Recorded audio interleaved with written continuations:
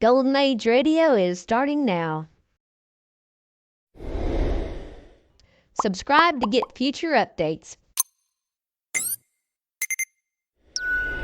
Saddle up and hang on to your 10-gallon hat. Get ready to ride off into the sunset with pistols a-blazing for this exciting lineup. Starting with the Lone Ranger, Gunsmoke, Have Gun Will Travel, Wild Bill, and then the Texas Rangers, followed by Dragnet, Calling All Cars, Richard Diamond, Secrets of Scotland Yard, and Black Museum.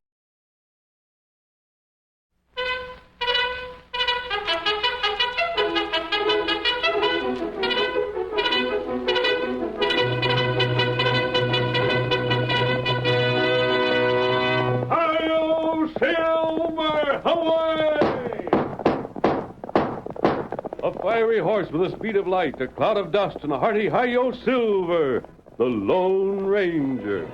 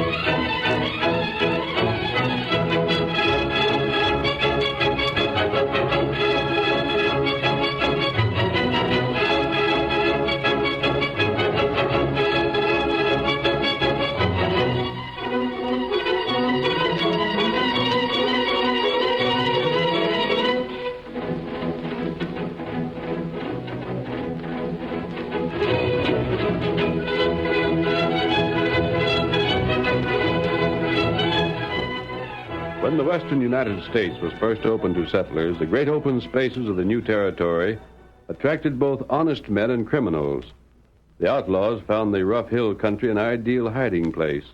After one of their daring raids, the local sheriffs were unable to follow them, and their careers of crime might never have been checked if it had not been for the masked rider of the plains. It was he, more than any other man, who brought law and order to the frontier, and the memory of his deeds will remain as long as the memory of the early West itself.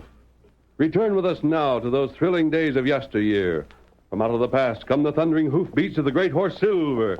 The Lone Ranger rides again. Come on, Silver! We're on the trail of Missouri Mike! Hi-yo, Silver! Away!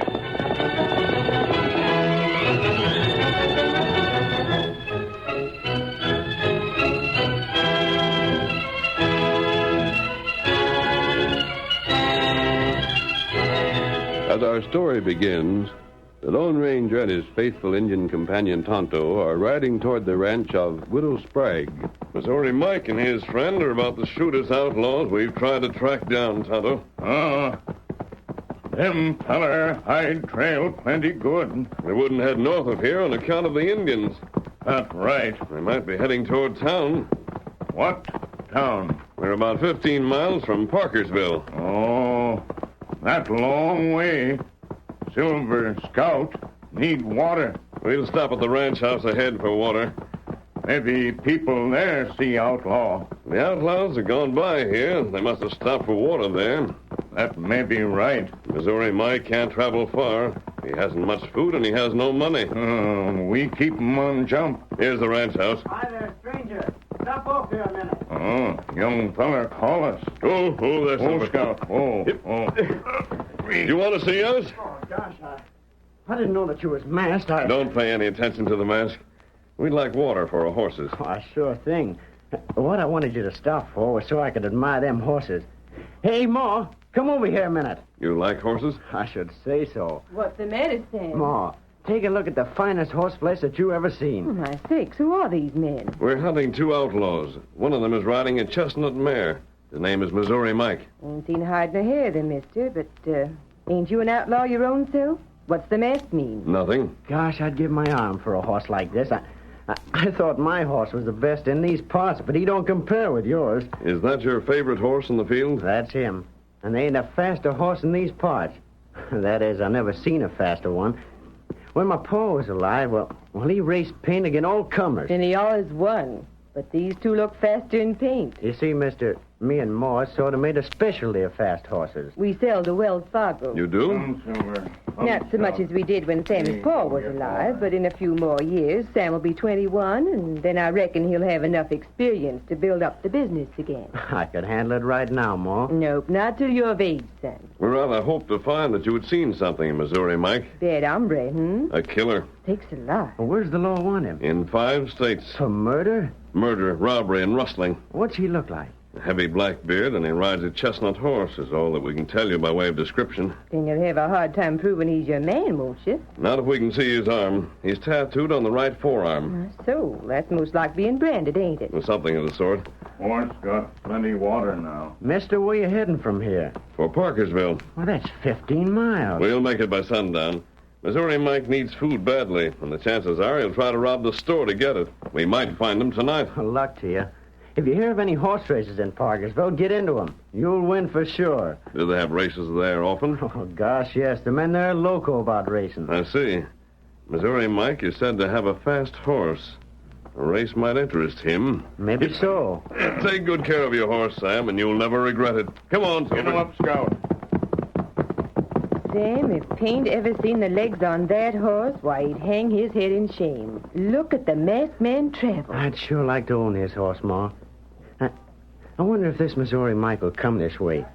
Maybe if I could capture him, there'd be a reward for him. Forget it, son. You're too young to deal with outlaws. You just forget Missouri Mike and tend to caring for our ranch.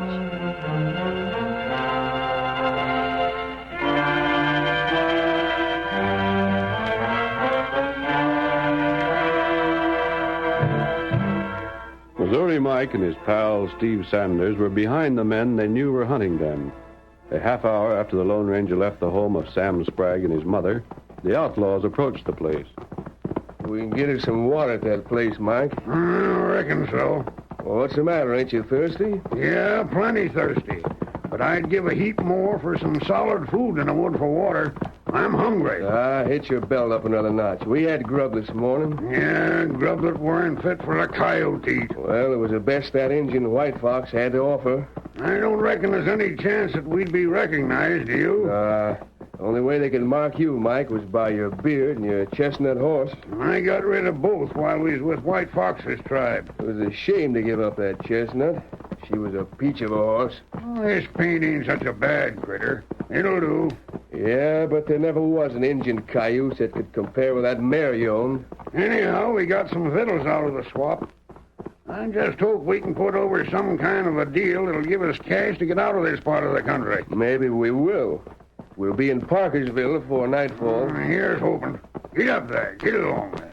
You aim to stop at the ranch house, don't you? We gotta. We need water, and so's the horses. Yeah. Here we are. Oh, there. Oh, there. Oh, Mike, keep your sleeves rolled down. That tattooing you got, the same as branding on cattle. I know. Hey, anybody to home? Howdy, stranger. Could you spare a mite of water for a couple of pilgrims? Help yourself, stranger. There's water aplenty. We're trailing a couple of outlaws that come by this way. Ain't seen 'em, have you? Outlaws? Sakes alive, you're the second two that's rid by here hunting outlaws. Are you hunting Missouri Mike, too? Yeah. I reckon that's what he calls himself. What's he look like? Well, he rides, Chestnut horse. That what you heard about him, kid? Yeah, but he has a black beard, ain't he? That's right. Seen anything of him? Nope, but I'm keeping on the lookout. What was this other couple you said rid by here? One of them was masked. The other was an Injun. Yeah? We're behind them, Mike. Shut up, Steve. I never seen a finer horse than the white one the masked man rode. I thought mine was the best in these parts till I seen him. You got a fast horse? Fastest around here. Excepting, of course, the white one I just mentioned. Ever raced again Injuns? Oh, their horses ain't fast. And that's an Injun horse you got there, ain't it? Might be.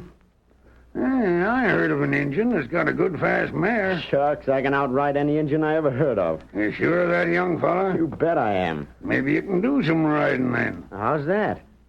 What do you mean, stranger? Go on in the house. I'll come in as soon as I get freshened up with a mite of water. I got an idea that maybe you might be interested in. Come on, Steve, let's get us a drink. Go on in, son. Mike, what you fixing to do now? Listen, Steve. White Fox has got my chestnut, ain't he? Yeah? So what about it? That chestnut's downright fast. If we could arrange a race between the chestnut and the kid... pump some water for me, will you? Yeah. Well, what good would a race between a chestnut and a kid do? Well, there'd be a lot of money bet.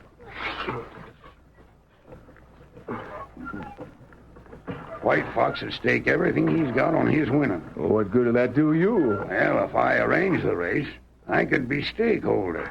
Here, I'll pump for you. Mm-hmm. White Fox would put up plenty of cash, and the men in town would like us not covered. Me holding the stakes, you savvy? Well, not yet, I don't. Then we get into that race and either ride away or just disappear with all the cash. Mike, you think we could get away with that? Don't see why not. Come on inside now. Let's talk the proposition over with the kid.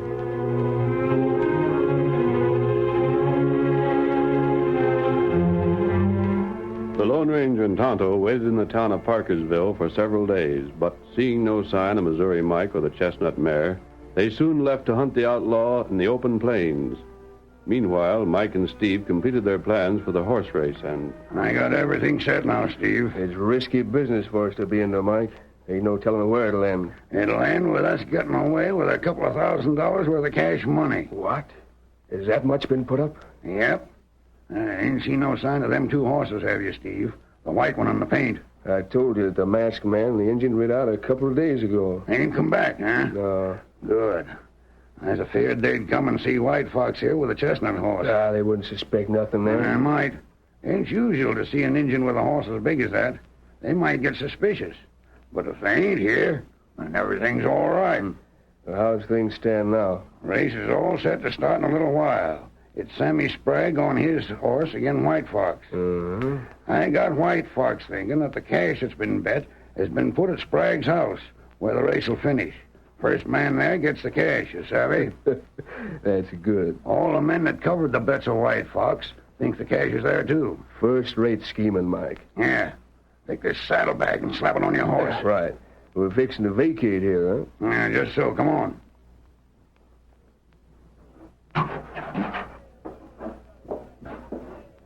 They're ready to start the race down yonder, then. Yeah, here's the horses. We head in the other direction, huh? Right. Get aboard. There ain't nobody paying any heed to us. There's the sheriff down there starting the race. When White Fox don't get the cash at Sprague's place, he'll think Sam has double-crossed him. Let the kid take the blame, you savvy? There they go. They're off sure enough. And all the men are riding after him to see who's the winner. What if the kid wins? Then he'll figure White Fox stole the cash. Each one will suspect the other. But the kid won't win. White Fox is on my horse, remember that. And let's us vamoose. Yeah, get up there. Get up there. Get off.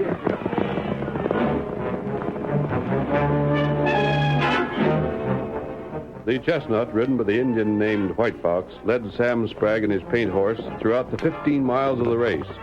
Then, when Sam's home was reached, the Indian drew rein. Dead bad, all the Indian win. Me win race. Me win 'em. Oh, there. Oh, The engine wins. Dead rat the luck. It cost me $50. I done my best. That chestnut ain't the horse I figured White Fox would ride. Me win 'em money. You pay. You'll get your cash all right, White Fox. It's a fair enough race, I guess. Ain't no use crying about it now. I'm sorry, gents. You done your best, Sam. We ain't holding it again you. We already won a plenty in old paint. I reckon he's too old for racing mares like that one. Where money? Where is it, Ma?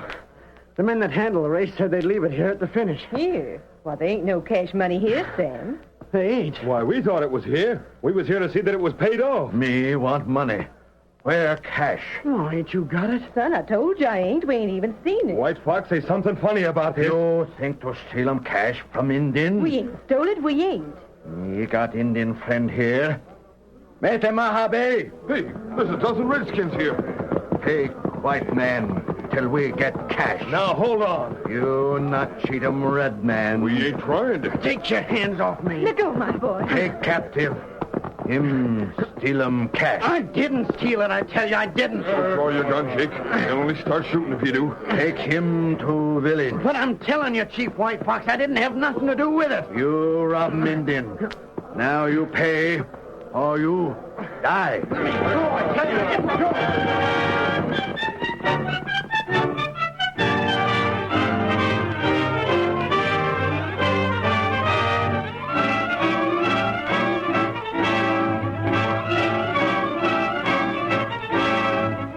The curtain falls on the first act of tonight's Lone Ranger drama.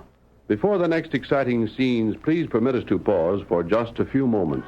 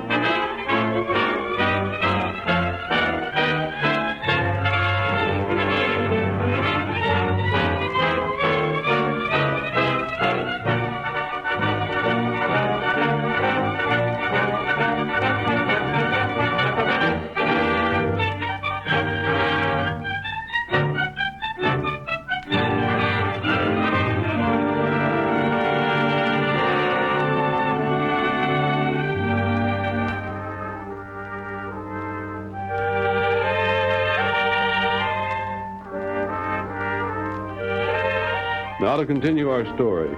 The Lone Ranger and Tonto, hoping to pick up the trail of Missouri Mike and his companion Steve, rode across the plains until they reached the top of a slight hill. Whoa, Silver. Oh, Scout. Oh.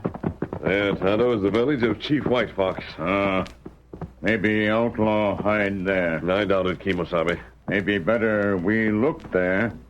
Tonto know White Fox. It won't do any harm to look there, but if Missouri Mike was going there, he'd have stopped by long before this. Maybe. He's a long way from here now, unless he's doubled back on his tracks. Maybe that what him do. He might. He'd figure that we'd ride straight ahead. Not by doubling back, he'd get behind us and be safe. You look. There go Indian into village now. Tonto, isn't that one horse a lot larger than the others? That not Indian pony. It's a chestnut. It plenty big horse. And White Fox is riding it. That looks as if it might be the horse Missouri Mike had. We go see? Come on, Get Silver. him up, Scout. White Fox got prisoner. Yes, men are holding a white man in ropes. Come on, Silver. That fellow we know. The boy from the Sprague Ranch. Not right. Get him up, Scout. Help me, stranger. These redskins got me. White Fox. You, wait. Stop here. Tonto, good friend. Oh, Silver. Scout. White Fox, what does this mean? White man steal money from Indian. But you not take 'em prisoner? That not good. Not good. Steal 'em bet. Kimosabe. Him and me had a horse race, stranger. The men that arranged it stole the cash, and White Fox thinks I'm the thief. White Fox, what are you planning to do with this man? Hold him. Till him pay him White Fox cash. I ain't got the cash. Wait a minute, Sprague. My friends will attack these redskins. They'll fix your White Fox for capturing me. You wait and see. That's just the point. This might lead to an outbreak of war between the red men and white. Now, White Fox, listen to me. Me want fair play. That all. Where did you get that horse you're riding? Make 'em swap with white man. You did? Who was that white man? Me not know. Tonto, examine the tracks of the chestnut horse. Me see 'em. And what about them? Them Same track. Made by horse of Missouri Mike. And Missouri Mike was in this village. That's right. White Fox, what sort of a horse did you swap for this one? Me want money. Me win money fair. And perhaps you'll get it, if we can straighten out things first. Yeah. There come white men. Yeah, they're coming to rescue me. White Fox, they'll clean you and your whole tribe out for running off with me. White Fox, Sam, listen to me. We've got to act to prevent killing and to find the outlaws. Then get back the money White Fox won. Want 'em cash soon? Help me, White Fox, and you'll get that cash. You friend Tonto. Tonto friend White Fox. Me friend. Me friend with you. Good. There they are. Tonto, cut those ropes holding Sprague. Hurry. Me fix them now. There's the masked man with them, too. Sam, listen to me. Tell them you're not a prisoner. Tell them just what I tell you to say.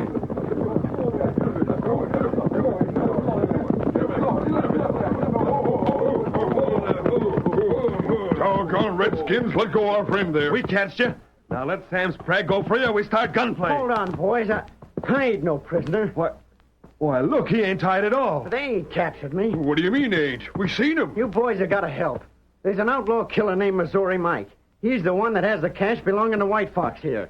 He schemed the whole horse race. Missouri Mike, you say? Yeah, and this masked man here is hunting him. You gotta help him. You gotta listen to what he tells you. You mean to sit there, Sam Sprague, and say that White Fox didn't take you away from home? That was all a mistake. It's all straightened out now, boys. Now take it easy. And listen to what the masked man tells you. We've got to find Missouri Mike. Find him, find White Fox money, or Indian make 'em plenty trouble. We can find him, but we'll need the help of both red men and white. Now listen to me, all of you.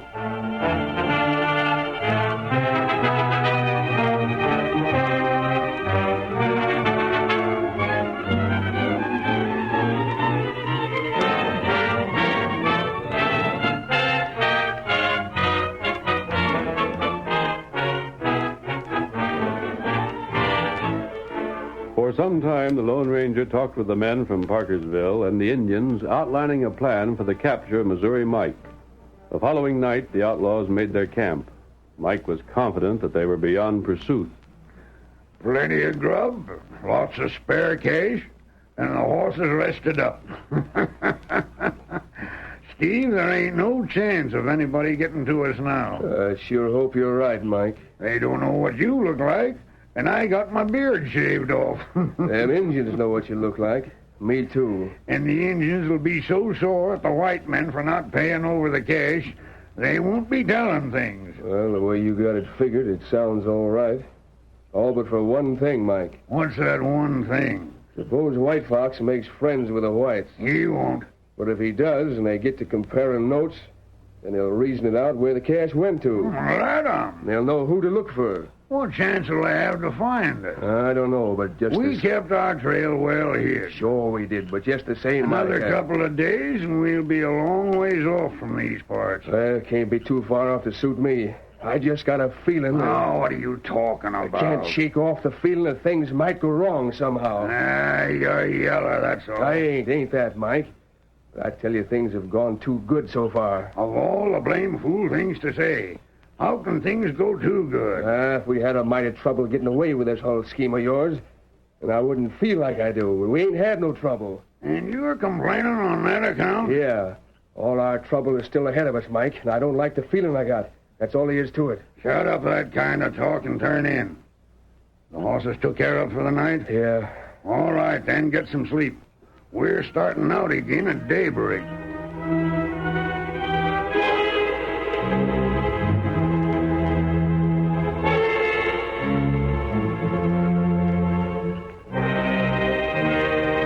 The men from Parkersville and the Indians rode through the night. Divided into groups, 3 white men and half a dozen Indians in each, they swept the plain. The Lone Ranger, Tonto, and Sam Sprague rode at the head of one of the groups. I think we're nearest to them, Sam. I'd sure like to be the one that gets to him, mister. When we passed Brooks Corners, we found that a man answering Missouri Mike's description bought food there. You can sure cover a lot of ground in the hunt the way you got it worked out, mister. How many groups like this are riding? 8. And each one inquiring at every store they pass about the men that stopped by recent? Yes. And of all the groups, we're the only ones that located a store that sold to them, too. I don't know about that, Sam, but I hope we have the right pair of men ahead of us somewhere. Like finding a needle in a haystack, though. There's 1,000 good hiding places for every mile in this broken country. That's why we brought the Indians along. I don't savvy. You were busy talking with your friends when I outlined the plans. I reckon so. Remember this. Missouri Mike is riding an Indian pony. Uh-huh. And they're as strong and husky as a Missouri mule. His pony has spent years among the other ponies that red men ride. I still don't savvy. You will, Sam. What are you stopping for? By this time, the outlaws must be in camp. Now we'll call on the Indians and their ponies to help us. White Fox. Me here. Well, then, with money. White Fox, you said that you could make your pony do what you wanted him to. You ready now? Yes, now. We'll stop every 15 minutes and have your pony call.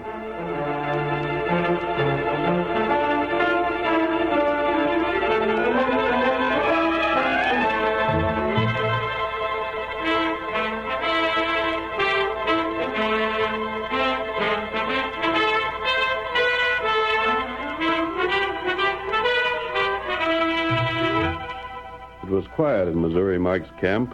The only sound was the chirp of crickets. The fire had been put out, and both men were asleep when there came a distant whinny. What the heck? Hey, Steve. You awake? Huh? There's Sam here. Did you hear it? Hear what? That's a horse somewhere in the distance. What ails our horses? Go get them quiet. That clattering might be heard by somebody. Yeah. Steady there, drat you. Steady. Make the critter stand still. That's this horse of yours, Mike, that's making the trouble. Mine stand quiet. Blasted cayuse. That might be heard. That's an Indian pony, don't forget. That's why he's raising the rumpus. We gotta do something about this horse before he lets folks know that we're hid here. I was afraid something would happen. Shut up, Steve. We don't know who it is over there. It may be just be a couple of Indians. Blast you, cayuse, keep still. Steve, give me a club. A club? What are you going to do? I'm going to keep this critter quiet, that's what. I'll club him till he learns he ain't to clatter around and whinny like that. Mike, then what do you do for a horse to ride? We'll worry about that later on. Meanwhile, we got to keep hid here. Hey, there's somebody coming this way, Mike. Then get out your gun. Now, blast your horse, or I'll show you. Mike, look out. The critter's rearing to fight you. I'll teach him. I'll learn that Indian cayuse. Mike, we'd better get ready to ride out of here. I hear someone coming full tilt. Get me a club, I said. How do you expect me to keep this critter quiet? Cut him loose. That's all you can do now. Cut him loose. Let's get out ourselves. We gotta hide. Somebody's coming fast. Yeah, that's all right for you to say. You got a horse that'll carry you. But this critter, what in blazes can I do now? Ride him, Mike. Ride him. That's all you can do now. I reckon we'd better ride, Steve. Yeah, he's loose now, and don't stop for the saddles. Get aboard. We gotta travel. There they come. Open fire on them. Get them up, Scout. They've got us, Mike. They've got us. Head out the other way. Here, that feather. No. Don't shoot. Don't shoot. I'll throw down my gun. You too, Mike. Drop your shooting irons before we open fire. We got you now. Your Indian pony showed us where you was hid. All right, you got me. But I ain't Missouri Mike, and no man can prove I am. We'll soon see about that. That'll build up a fire. We'll just see if this man's arm is tattooed. Mike, he's got you. Shut up, you blame fool. Keep your trap shut. Now, me take look for cash. Get away from me, you dratted redskin. You fella swap horse with White Fox. And you're the coyote that arranged that race, and then run out with the cash. You didn't figure the Lone Ranger would make friends between me and the Indians, did you, Missouri Mike? Here, Cash. Me got money. Look, now you got your cash. Let us go. We ain't got no more things belonging to you. But you've got a lot to answer for, Missouri Mike, in 5 different states. Yeah, and if you hadn't been so doggone crooked that you couldn't even hold the stakes in a bet honest like, you might never have been caught. I knowed something would happen. I knowed it all along. White Fox, you have the real thief of your money now. And Sam, you and the other white men here can handle Missouri Mike from this point on. Come on, Tonto. Get him up, Scout. White Fox got money now. White men take crooks. You bet we will. Thanks to the Lone Ranger. Hi-yo, Silver, away!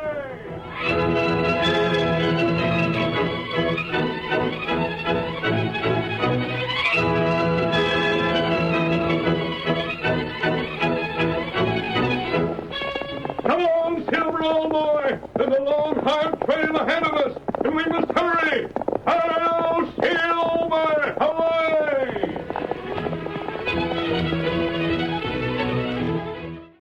Thank you for visiting Golden Age Radio, rumble.com/C/GAR. Please support our veterans by visiting veteransradioministry.com. Together we can honor their great sacrifice. Thank you.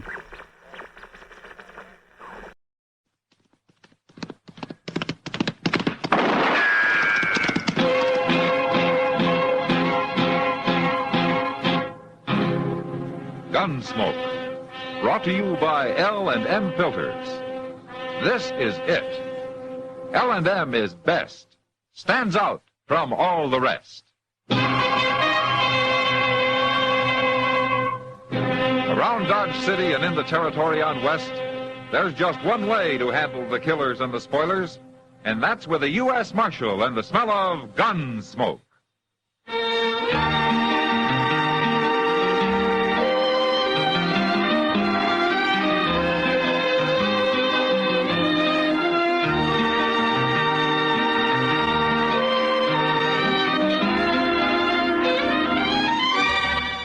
Gunsmoke, starring William Conrad. A transcribed story of the violence that moved west with young America. And the story of a man who moved with it. I'm that man. Matt Dillon, United States Marshal. The first man they look for and the last they want to meet. It's a chancy job, and it makes a man watchful. And a little lonely.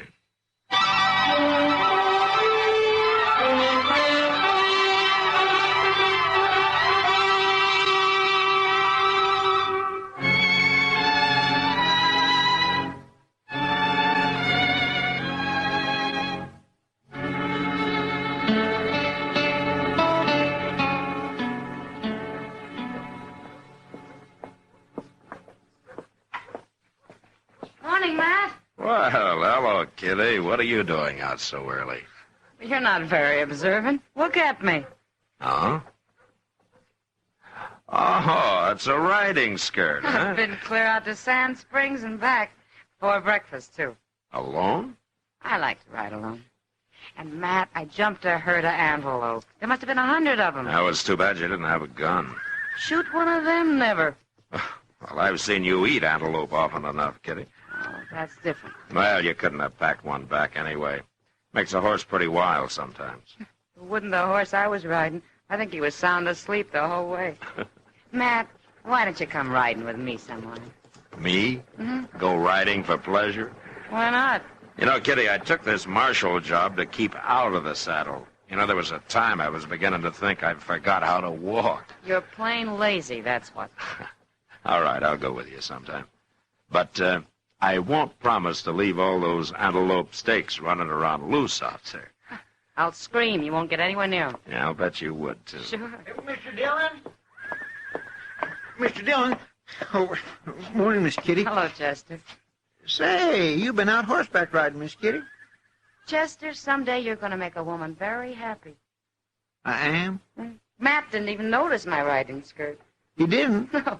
Well, you came up here in a big rush, Chester. What's it all about? Oh, it's Earl Haney, Mr. Dillon, the fellow that banks the faro table over at the Long Branch. Yeah, I know him. Something happened to him, Chester? It sure did. Sam Noonan went out back when he come to work this morning, and he found Haney laying there. Somebody's busted his head open. Is he dead? Not yet, but he don't look good, according to Sam. Well, is Doc there? No, sir. Doc went out to the Tewksbury Ranch. He left a note on his door saying he won't be back till afternoon. Sam come to the office and told me about it. You better go see him, Matt. Yeah.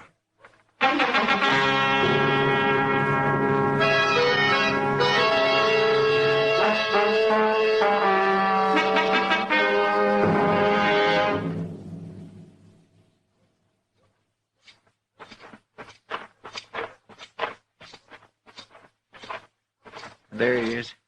End of the alley, Mr. Dillon. Well, at least Sam put a blanket over him.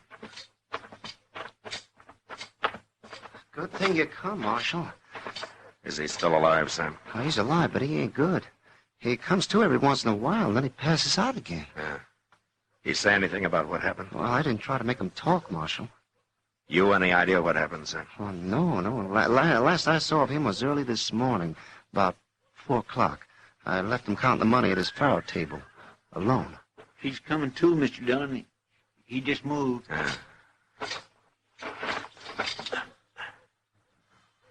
Haney?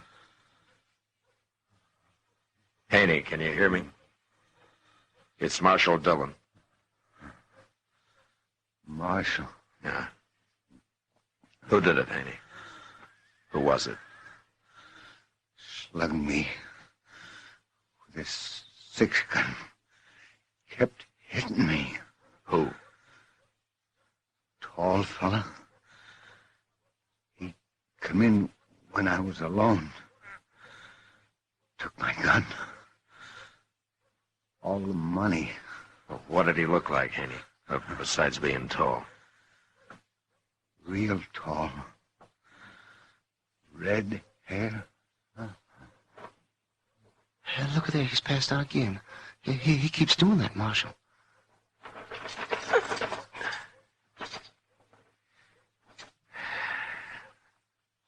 Tall man with red hair. I don't know who that'd be. Jim Bostic's got red hair. Who? Bostic. I think I know him. Yeah, sure you do, Mr. Dillon. He's always sitting around gambling over at the Alfraganza. Day and night he's there. You stay here with Sam, Chester. All right, sir. I'm afraid there's not much you can do for Haney except watch him die. I'm going after Jim Bostic.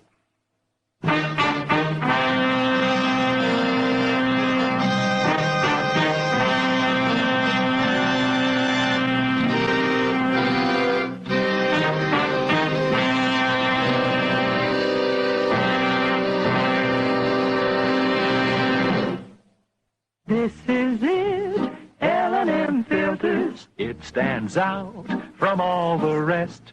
Miracle tip, much more flavor. L&M's got everything. It's the best. Yes, filter tip smokers, L&M is best. Stands out from all the rest. L&M stands out for flavor. Flavor. Flavor. Flavor. The Miracle Tip draws easy. You enjoy all the taste. And notice how mild it is. L&M stands out for effective filtration. Filtration. Filtration. Filtration. No filter compares with L&M's Miracle Tip for quality or effectiveness. L&M's got everything. L&M, light and mild. America's best filter tip cigarette.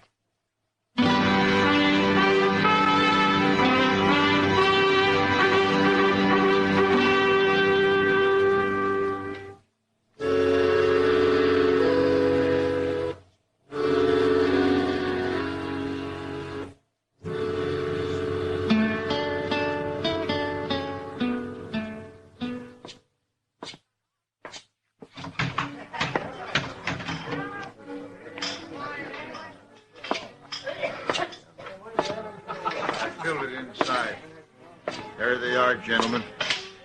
King High Straight. My pot. Who can make it? Well, hello, Marshal. Take a hand. No, thanks. I want to talk to you, Bostic. Now? Yeah. What about? Come over to the bar and I'll tell you. Sounds important. It is. Okay. Deal me out this hand, gentlemen. Okay, Bostic. All right, gentlemen. That's for the deal. Hope this don't break my luck, Marshal. It's been running good the last couple hours. All-night game? Oh, he started just after midnight. Ah, then you've been sitting with those men ever since midnight, then. Just about, Marshal. What'd you want to see me for? You know Earl Haney, Bostic? I ain't proud of knowing him. Oh? I got no use for him. It's nothing in particular, Marshal, but I never did like him. I see. Well, what are you asking me about him for? He was, robbed and slugged this morning. He was? Well, you don't think I had anything to do with it, do you? He said it was a tall man with red hair. And you're the only red-haired man I could think of. Oh, he's lying. He's trying to put it on me because we're enemies. You think he'd do that? Of course he would. Ain't he do anything to get me in trouble? He's dying, Bostic. That'd be going pretty far, wouldn't it? Not for Haney, you wouldn't. You know, there's something I don't understand. What? You're making a big argument about Haney lying to get you in trouble. Well, there are 4 men sitting over there to alibi for you. Well, I wasn't in the game the whole time, Marshal. I left for about an hour. What time? It was about, 4 o'clock, I guess. It was, huh? Oh, that's when Haney got it. That's when he got it. You're going to be disappointed, Marshal. What? I still got an alibi. Well, you better have. Who is it? Doc Adams. Doc? Sure. I got a stomach cramp real bad, so I left the game, went over to Doc's and woke him up. He fixed me some stuff in a glass, and then we sat and talked. He said he had to get up early anyways. Well, I'll say one thing, Bostic. You don't think straight, but you think fast. Mr. Dillon? Yeah, what is it, Chester? It's Haney. He come to again and started asking for you. Says he's got something to tell you. You'd better hurry. He's awful serious about it. I'll go, Chester. But first, I'm going to take your gun, Bostic. What? What for? Give it to me. Here, Chester, you hold it. Yes, sir? You're under arrest, Bostic. Under arrest? Taken to jail, Chester. Well, no, look here, Marshal. All you got to do is ask Doc. He'll tell you. Doc's not here. He won't be back till afternoon. Well, I can't wait that long. I'm starting out for Coldwater in an hour. I want to be there tomorrow. You're not going anywhere till Doc gets back. Probably not then. All right, lock him up, Chester. Yes, sir.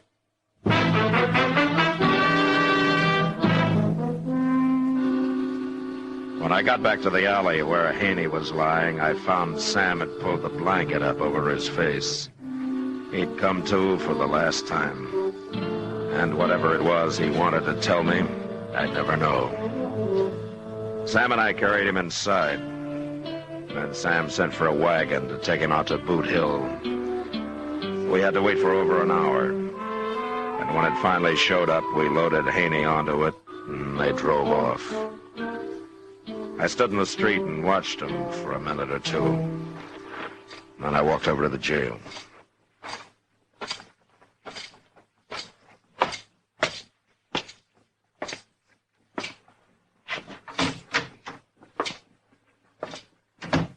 Hey, who's out there? Hey, come back here. I'll be back. Mr. Dillon, come out here. For mercy sakes alive, I didn't think you was ever coming. He had a gun hid out, Mr. Dillon, and he got the drop on me just as I was locking him up. He made me get in a cell here, and then he closed the door on me and left. I've got a key. Well, I should have held his gun on him the whole time. I had it stuck in my belt, though. Who'd have thought he was carrying another gun here? All right, Chester, come on out. Swear I've been yelling myself for it. You'd think somebody would have heard me, wouldn't you? He's got over an hour's start on us.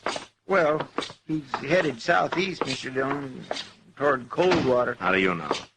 That's where he said he was going. Yeah, I know. I heard him. Yes, sir, but he told me again when he left. He said he knew you was going to be awful mad at him, but he'd planned to be in Coldwater tomorrow, and besides, it wouldn't make any difference once you talk to Doc. Well, he kind of decides things for himself, doesn't he? Well, he is a pretty independent fellow, Mr. Dillon, but Doc will be back in a couple hours, so there's nothing to worry about. Nothing to worry about. Well, I mean, as soon as Doc tells you Bostic was with him this morning, then he'll be clear, won't he? Bostic tried to use Doc for an alibi just to stall for time, Chester. But he didn't know Doc was out of town. You talk like you think he's innocent. Well, didn't Haney tell you he was only trying to get him in trouble? And he was dead when I got there. Oh. Well, me and Bostic was talking about it on the way over here, and we figured that's what he was going to say. I reminded him when he ran off, but he just wouldn't wait for you to come back. He said he'd had all he could stand to dodge, and he wanted to get out of here right now. Like I said, he's kindly independent. He didn't run because he's independent, Chester. He ran because he's guilty, the way any murderer would. While we're standing here jawing about it, he's out there covering miles. Oh, but a couple of hours won't make so much difference, Mr. Dillon. We can go after him if Doc says he was lying. We'll get started now. But if he didn't do it and we waste time chasing him, the real murderer will get away. I want Bostic, and I don't want any more talk about it. The man's going to break out of this jail and ride off like he owned the country. I'm going to get my horse and go after him before I get so mad I can't see the track. You can stay here and talk your head off if you want.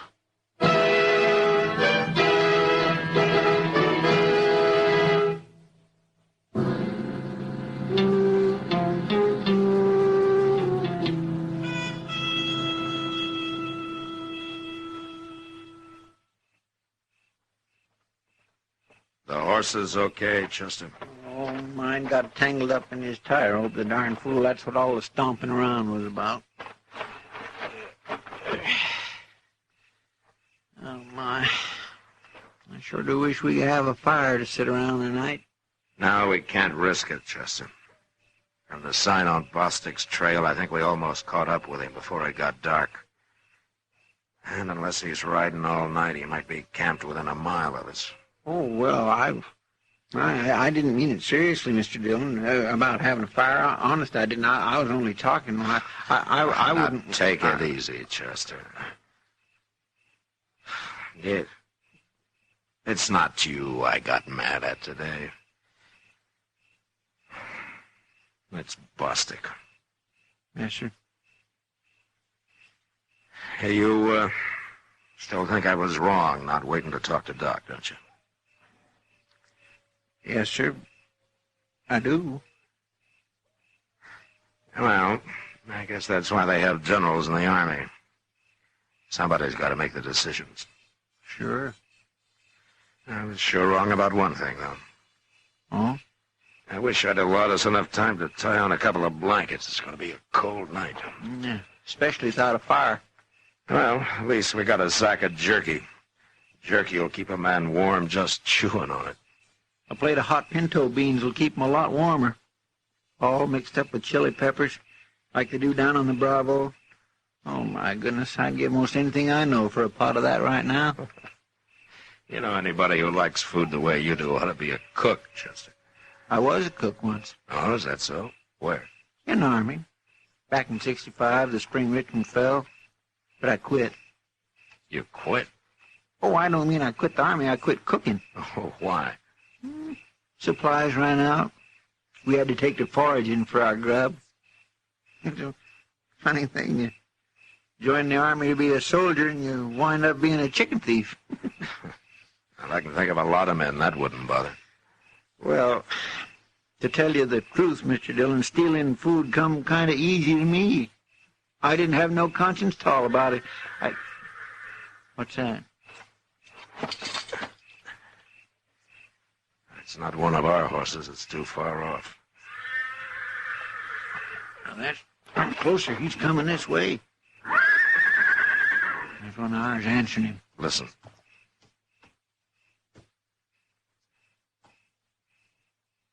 Now, that horse is hobbled, Chester. Come on. There, I see him. Right out there. Yeah, he's seen us, too. He's standing still. I wonder how far he's come like that. Easy now. Don't scare him. Oh. Steady, boy. Oh. Yeah, he couldn't have come very far with those hobbles. Not more than about a mile, I'd guess. How do you figure that? Well, it's been dark an hour and a half. Whoever was riding him unsaddled about then. Let's tie him up, Chester, and we'll go back the way he came. You're thinking it's Bostic's horse? And I'm sure hoping it is. I'd hate to surprise an innocent man into a shooting out there.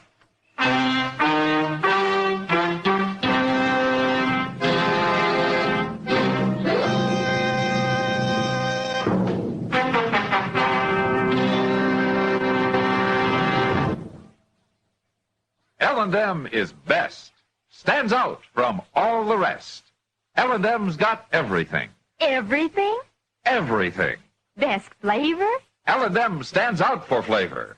The miracle tip draws easy. Lets you enjoy all the taste. Best filter? L&M stands out for effective filtration. No filter compares with L&M's pure white miracle tip for quality or effectiveness. Best tobaccos? Highest quality tobaccos. Low nicotine tobaccos. L&M tobaccos. Light and mild. Every way. L&M is best. Stands out from all the rest. How easy they draw. How mild they are. L&M's got everything. King size or regular, L&M is America's best filter tip cigarette.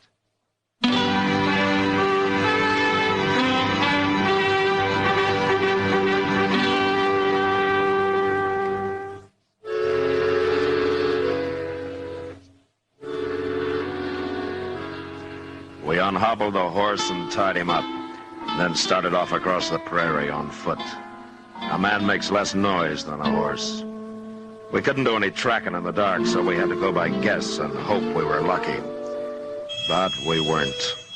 And after wandering over the prairie half the night, we gave it up and found our way back to camp. There was only one other thing to do. And a couple of hours before dawn, we led the horse back some distance the way he'd come, hobbled him again, and hid ourselves in the high buffalo grass. And then we waited a long time. What if that horse starts back for our camp, Mr. Dillon? Then we're in trouble, Chester. Mm-hmm. Anyway, this beats stumbling around in the dark. I like to broke my neck a couple times last night. And I was hoping we'd be lucky. If we'd found him asleep, we could have taken him without a fight. And doggone him. He probably slept the whole night, all cozied up in a blanket, too. Shh. Quiet, Chester. Yeah. Maybe that's him. He's whistling for his horse. Well, he's wasting his breath. That horse isn't going to move. How are we going to take him? You stay on your belly. I'll stand up first. Quiet now. Dang animal, how'd you get so far from camp? I'll tie you up next time. Hold still now. I'll get these hobbles off here. Stay down now, Chester. All right, throw him up, Bostic. You're up.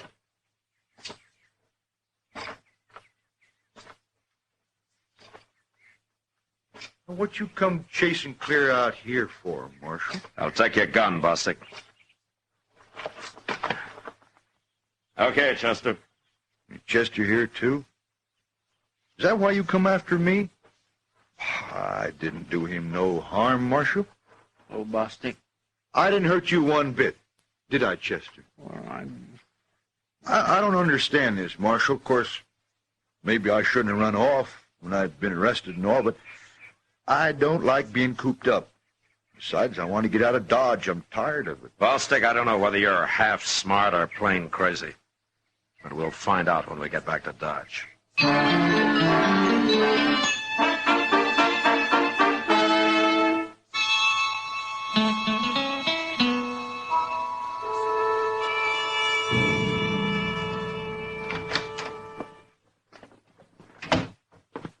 Doc will be down in a minute, Mr. Dillon. He's finishing up an autopsy. An autopsy on who?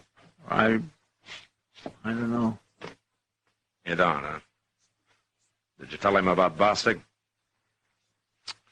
Yes, sir. Well, what did he say? Well, Mr. Dillon, I'd rather Doc told you himself. What's the matter with you, Chester? You're not even looking at me. Hello, Matt. Hello, Doc. Well, I've got a feeling Chester left it to me to tell you. To tell me what? Ken Scholes got killed, Matt. Well, who's he? He's the faro banker that was hired to take Earl Haney's place. Oh. He got killed and robbed the same way Haney did, Matt. Same time, everything. Any idea who did it? He didn't live as long as they tell me Haney did, but Sam got a few words out of him. He said the bandit came up behind him, so he never saw his face. But before he hit him, he started bragging about how he hadn't planned to push his luck again. But with you out of town, it was easy. He said he was riding off right away and never coming back.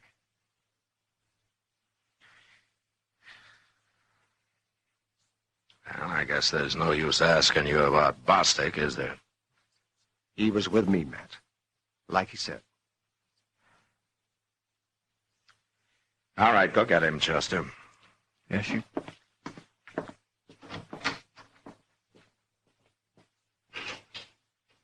Now, Matt. It's okay, Doc.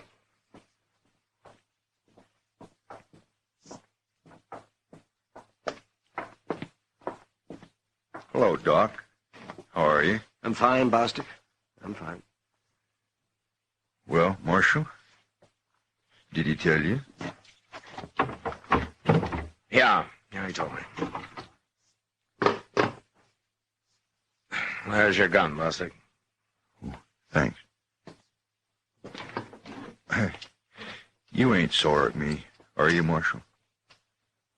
A man's been killed because I lost my temper yesterday, Bostic.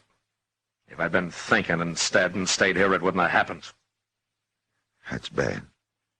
That's real bad. Yeah. Marshal, you ever get to Coldwater, I'd like to buy you a drink. You would? Anybody can make a mistake. But it's a rare man that don't try to weasel out of it when he does. Well, I'll be going now. So long, Marshal.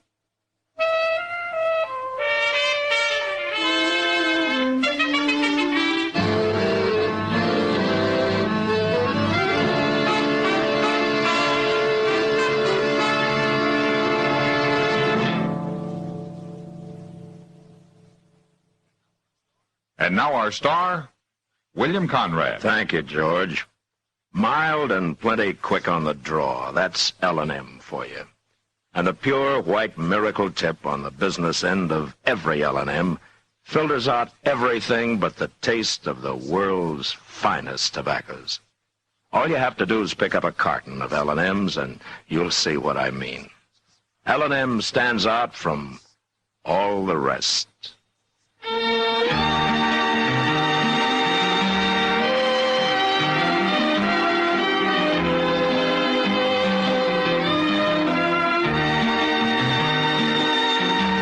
Gunsmoke, produced and directed by Norman Macdonald, stars William Conrad as Matt Dillon, U.S. Marshal. Our story was specially written for Gunsmoke by John Meston, with music composed and conducted by Rex Corey. Sound patterns by Tom Hanley and Ray Kemper. Featured in the cast were John Daner, Luke Krugman, and James Musser. Harley Bear is Chester, Howard McNear is Doc, and Georgia Ellis is Kitty.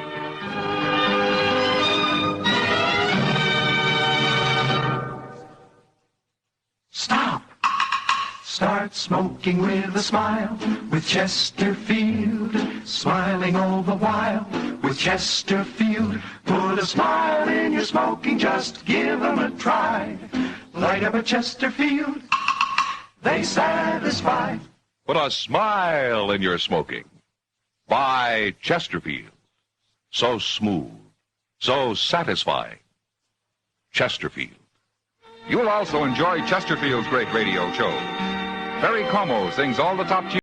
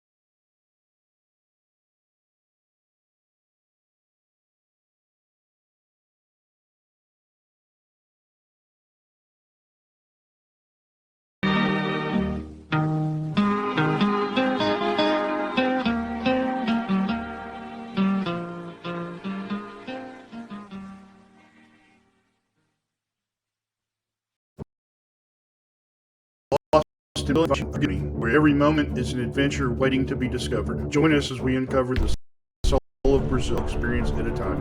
Click on the link in the description and embark on the ultimate Brazilian odyssey.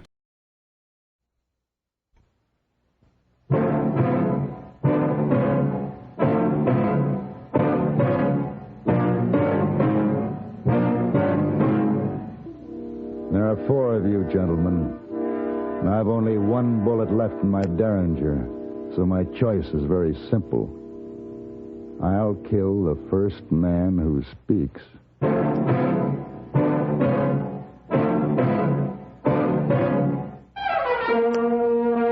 Have Gun, Will Travel. Starring Mr. John Daner as Paladin.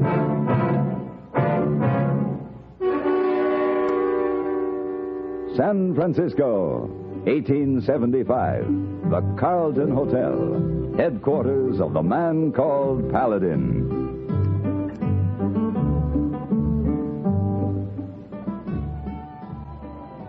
Mr. Paladin! Mr. Paladin! Over here, hey boy. Oh, yes, sir. Bank almost closed. Here the money. $1,000. Good. Thank you, hey boy. Now bring the saddlebag along, will you? Wait, you go? I go. You just come back from going. I go again. Oh, I see. A lovely lady with long blonde hair who lives in suite is... It's just a bit too purposeful for my taste at the moment.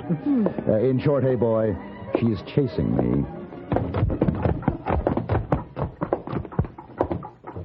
Oh, very, very persuasive lady, Mr. Paladin. And less apt to persuade me to marry her if I'm not around. Give me the bag. Oh, yes. Absence make the heart grow fonder. And it also makes the eye wander. Oh, yes. Especially a lady's eye. Easy, boy, easy.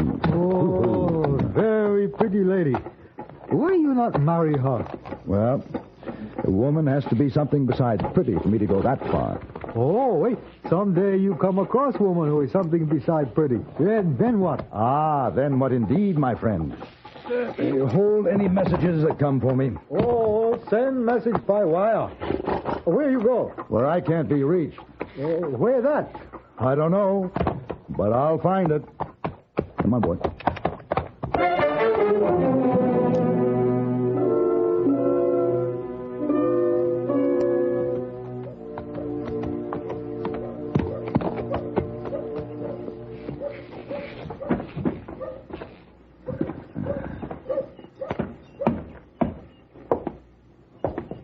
Howdy. Hello. Passing through? I haven't made up my mind yet. What's the name of this town? We call her Bluebell. Looking for a job? Just a drink. And they'll give you one in there if you can pay for it. Thank you, Sheriff.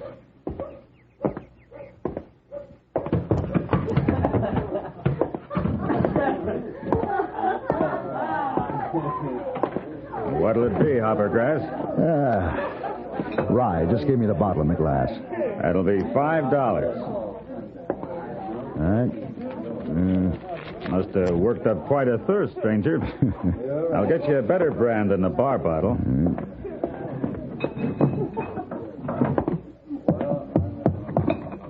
Anything else? This'll do. Yeah, it oughta.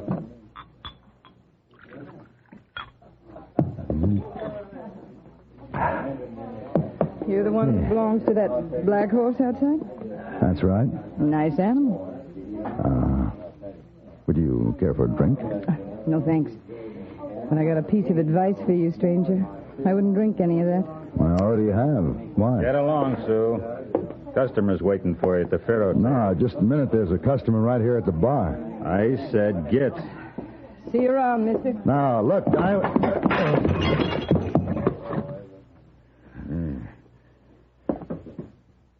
You're kind of careless, stranger. Yeah. What was in that drink? Whiskey, mister. That's all they sell. Look, I asked you a question. And I'm giving you an answer. Who are you? That's who I am.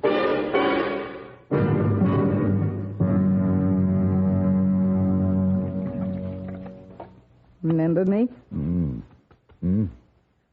Oh. Girl in the saloon. Right. You're in my place. Remember what happened? In a way. You slipped enough drugs in your drink to kill a horse. Here, can you sit up?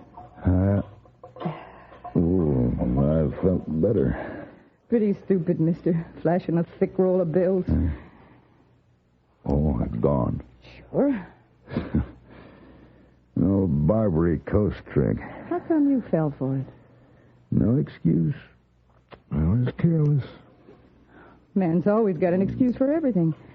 Every one of you is handsome and clever. Been everywhere, broke 100 hearts. You've all got the same high opinion of yourselves. Well, that's the... Ooh, my ribs. He tried to finish you off with his boot. Who did? Saul Goodfellow. Saul, good. I'll remember.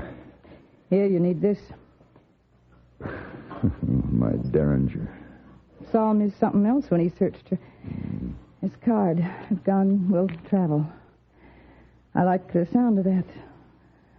Will you kill him?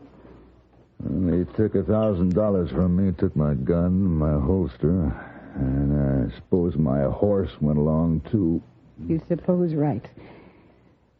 Will you kill him? Would you care? I felt Saul's boot, too. You know, I have a lot to thank you for. You can thank me by letting me go with you. It's the only way I can leave this town. What's your name? Sue Tyler. Sue? You can pack whatever you want. I'll take you as far as Wickenburg.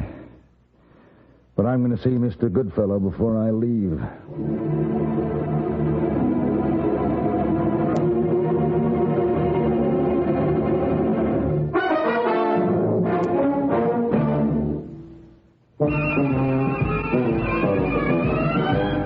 Of all leading filters, cigarettes, Kent Filter's best. Kent Filter's best. It makes good sense when you smoke Kent. Kent Filter's best. Of all of the brands of cigarettes, Kent tastes the best. Kent tastes the best. A richer taste than all the rest. Kent Filter's best.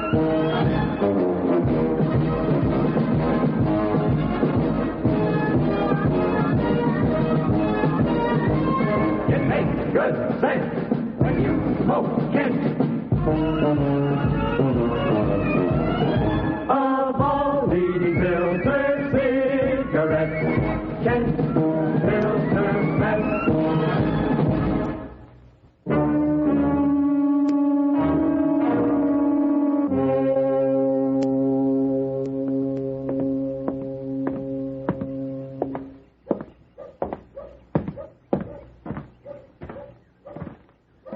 Still in town, stranger? Sheriff, when I came here this morning, I had a horse, a gun, and $1,000. I intend to leave the same way. You saying somebody stole your money? What's his name? Saul Goodfellow. I just can't go along with that. Just tell me where I can find him. That won't be hard to do. You just called my brother a thief. I'm Jack Goodfellow. Next thing you'll be saying is that Cousin Jim there doctored your drink. Howdy. Or that maybe our Uncle Ed over there has your horse and your saddlebag. Howdy, mister. Seems to be your town. Sort of a family affair, but... Saul? Saul, come here. What? Fella here's making a complaint against you. That's the truth. I'll trouble you for my gun and my money. What are you talking about? That gun in your holster. Money in your pocket. Saul, ask him why don't he just take him. That's the gun you say I took, mister? That's the gun. I'll tell you what. I'm going to take 5 bullets out of this here gun, see? Then I'm going to throw them away, like this.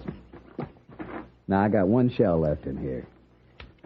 And I'm going to kill you with this 1 bullet if you try to take his gun.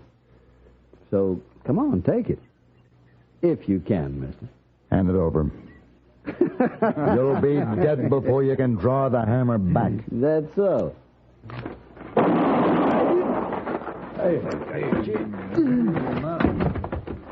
Where'd you get that Derringer? Come on, stay back and hold 2 shots. Now who wants the second one? All right. I'll take my gun. My money. There's only 200. I see you each took a share. Drop your gun belts. Don't do it.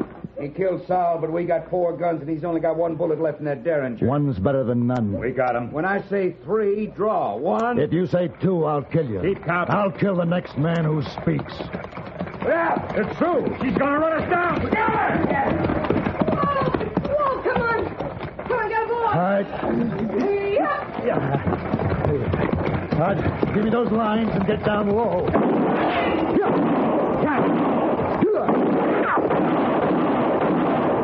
Thanks.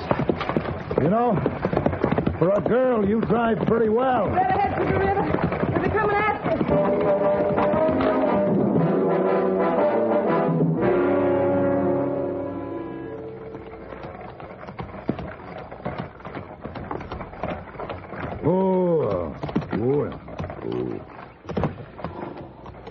Yeah, we'll stop here.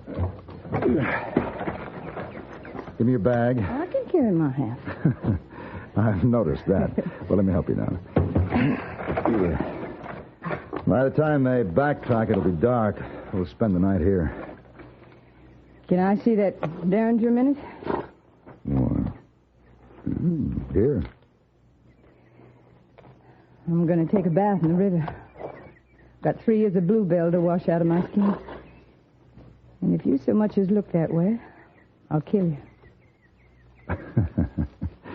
You pull that trigger and you'll show 4 rifles our hiding place. Come on, give it to me. Come on. Thanks. You have your bath and... All right. I'll try to find some supper.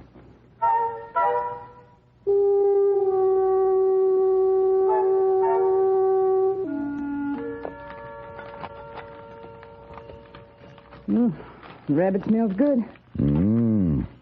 Ain't you afraid of showing smoke? You. Dry mesquite doesn't smoke. Oh. I'd help you cook supper. I washed my clothes. They're dry, and I got to stay in this blanket. Sit down. Any sight of them when you was out catching the dinner? No. How come we spend the night here? Seems darkness might be the best time to run for Wickenburg. You know, the moon rises in an hour. It'll be almost as bright as day. So? I want them to tire their horses searching for us tonight. See, ours will be fresh in the morning. We may be able to outrun them, but we sure can't outfight them with 1 bullet. Ain't got no other reason in mind for us staying here? No. Where do you go after Wickenburg? Back to San Francisco. Paladin. Do you have a wife or anything? No. Take me with you. I'm pretty. Dressed up right, no man would be ashamed of me. I'm healthy and strong. I'm no lily-handed lady that expects more than she's willing to give. I'm not asking for the center cut of your life. Go as you please and do as you please. Just say something nice to me now and then. That's all I ask. Just think about it until we get to Wickenburg. You're something besides pretty. What does that mean? I'll tell you in Wickenburg.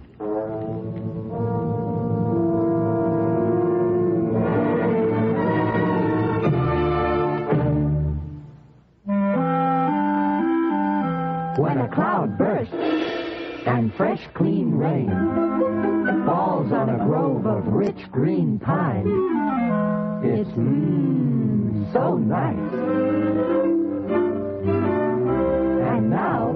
that same clean scent of pine is in new pine-scented Lysol. Right. Now the one and only genuine Lysol brand disinfectant comes in a new pine scent. It disinfects, deodorizes, as nothing else does, kills disease germs on contact.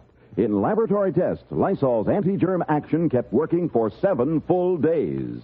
A bottle costs as little as 29 cents, and it's so easy to use. Just add new pine-scented Lysol to your suds when you clean in bathroom, kitchen, nursery, sick room. Use pine-scented Lysol because Lysol deep cleans. Make your home Pine sweet from Lysol clean. You can still get regular Lysol, too.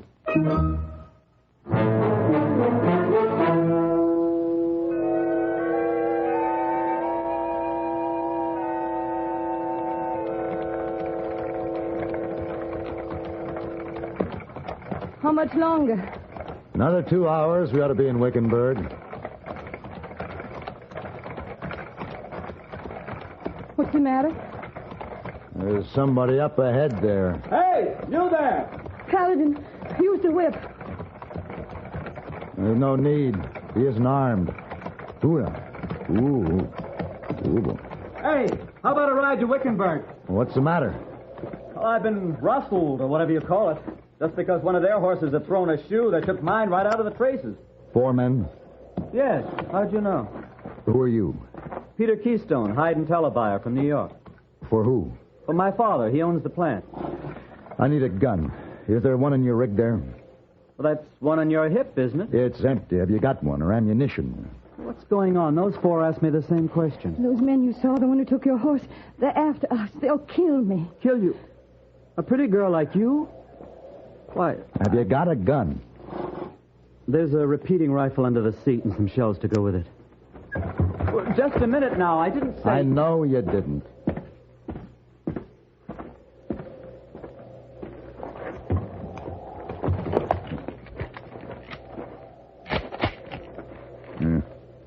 This'll do.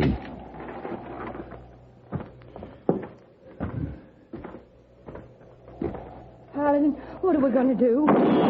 Get down.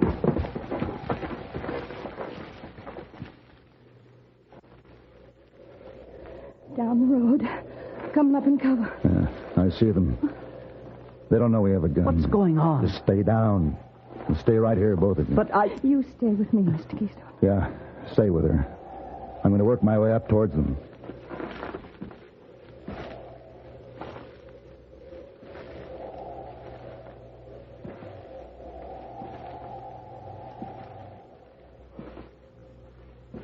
All right, Paladin. We got you cut off. Ain't no sense in trying to fight us with one bullet. What are we waiting for?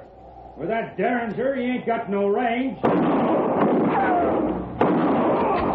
Get him! He's got a rifle! Oh, no!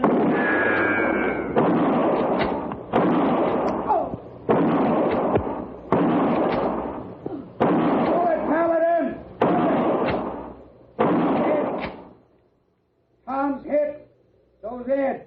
They need a doctor. Come out with your hands up.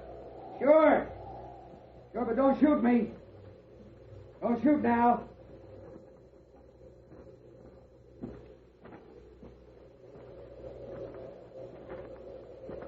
That's far enough. Now, get the rest of my money and throw it on the ground.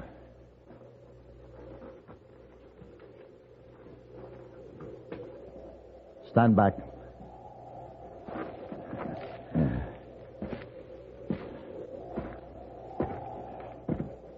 What are you going to do to me? You go get my wagon and drive it up here and load those wounded men on it. Your wagon's gone. What? Her and that other fella took off in it. All right, Mr. Goodfellow, hitch one of your horses onto his rig. It's better than nothing. I want to get to Wickenburg.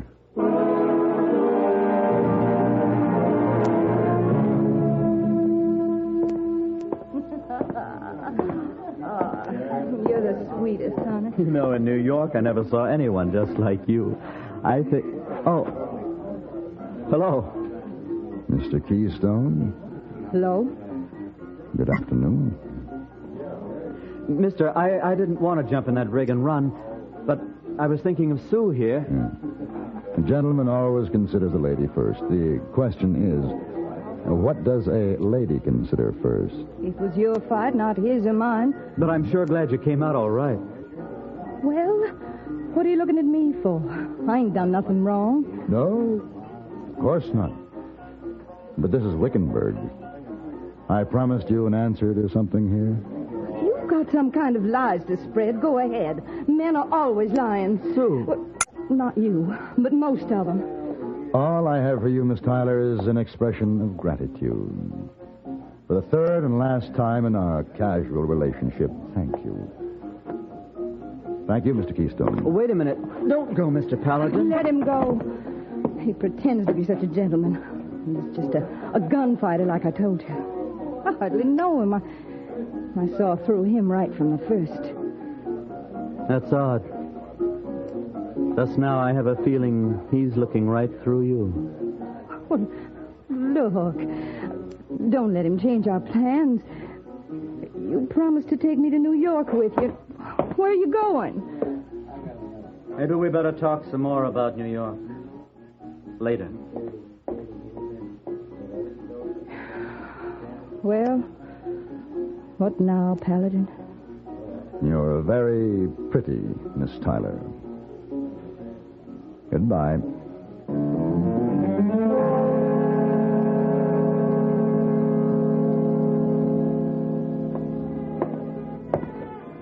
Oh, Mr. Paladin, welcome back to San Francisco. Thank you, hey boy. I think maybe you've gone a long time. You're not gone so long at all. No.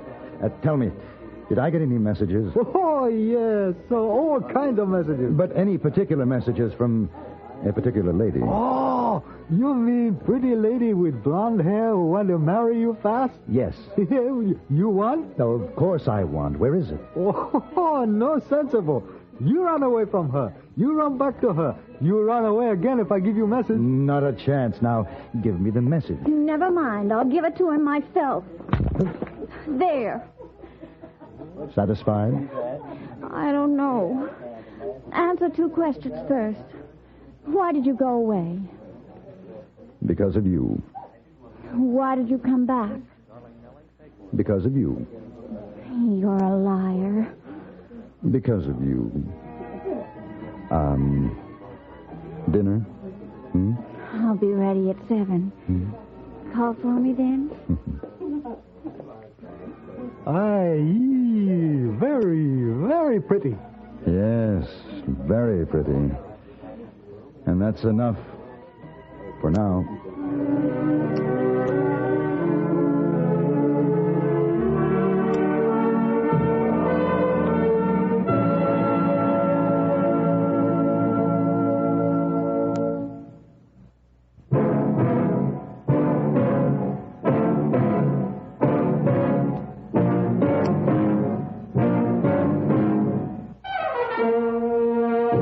Have Gun, Will Travel. Created by Herb Meadow and Sam Rolfe, is produced and directed by Norman McDonnell and stars John Daner as Paladin with Ben Wright as Hayboy.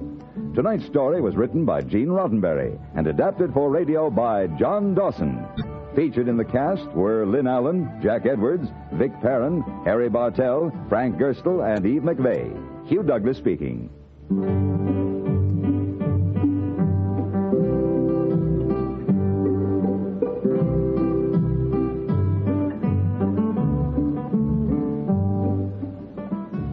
Join us again next week for Have Gun, Will Travel.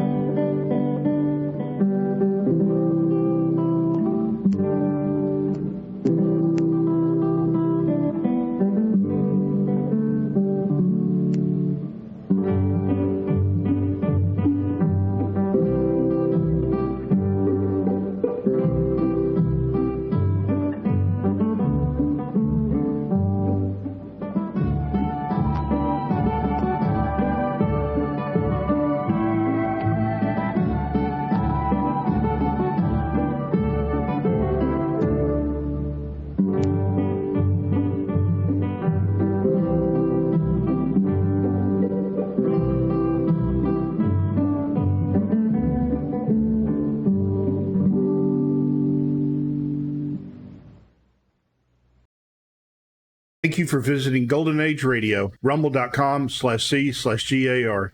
Please support our veterans by visiting veteransradioministry.com. Together we can honor their great sacrifice. Kellogg's, the greatest name in cereals, presents Wild Bill Hickok!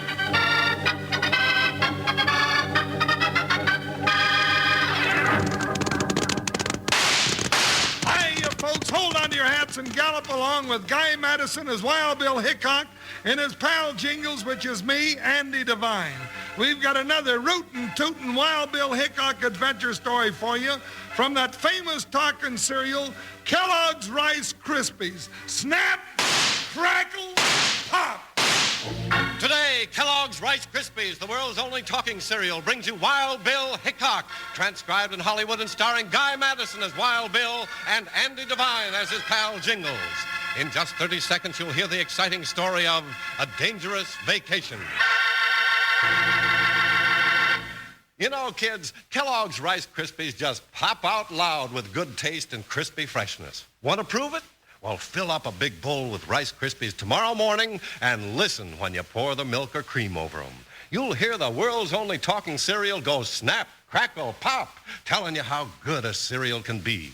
And when you eat Rice Krispies with fruit on them, the fruit seems to taste better than ever. Tell your mom for me that she can get Kellogg's Rice Krispies at her store anytime for you.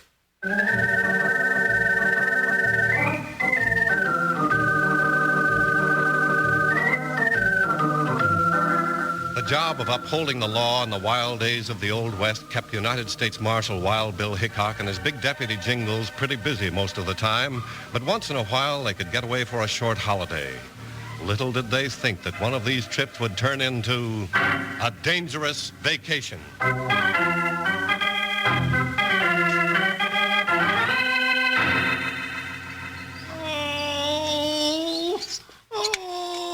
Oh, Bill, I hurt. Where do you hurt most, partner? Oh, right here. Where? Oh, my stomach, my head, my back, and my chest.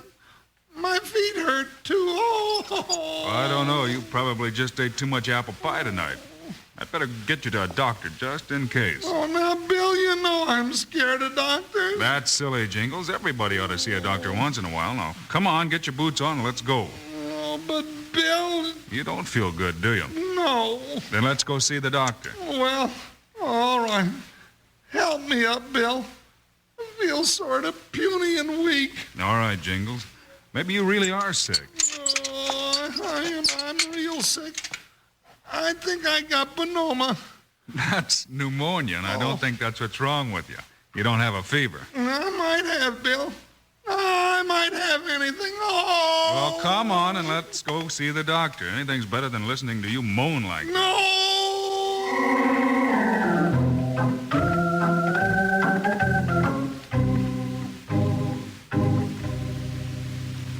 All right.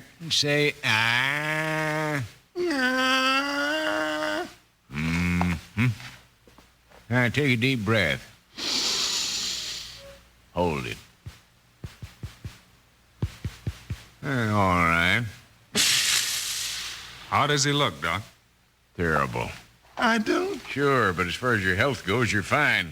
Put your shirt on. You mean I ain't gonna die? Not unless somebody shoots you or you get in the way of a cattle stampede. Oh, why did I hurt so much? You got a nervous upset. I have? That's right. But I ain't off my feet. Oh, I'll say you're not. Tell him what you had for dinner, Jingles. Oh, just what I always eat. Meat and taters and biscuits and gravy and, a couple of scrambled eggs and some pork chops. And, just a little snack like that. What about the apple pie? Oh, well, that, I only had 3 pieces. Yeah, but each piece was a whole pie. Oh, they were just little pies. Nothing wrong with your appetite. It's your job. You and Bill go busting around the country like you do. There's too much excitement. Sometimes we have to get into some exciting spots, Doc. Well, that's all right. It's a good thing for the West we got men like you and Jingles, Bill, but you can't keep it up all the time. Jingles needs a rest. Take him away for about a week and just let him relax. Am I that sick, Doc? You're not sick, but you need a vacation. No excitement for a whole week. Just take it easy or you're liable to have a nervous breakdown. That's pretty bad, ain't it, Bill? Not yet, but it could be. We'll take ourselves a vacation, Jingles. Just go fishing and keep out of all excitement for a while. How's that? Hey, that sounds wonderful. Should have come to see the doc sooner. That'll be $1.06. $1.06. Oh, I knew this was a catch in it someplace. But Bill, have you got $1.06?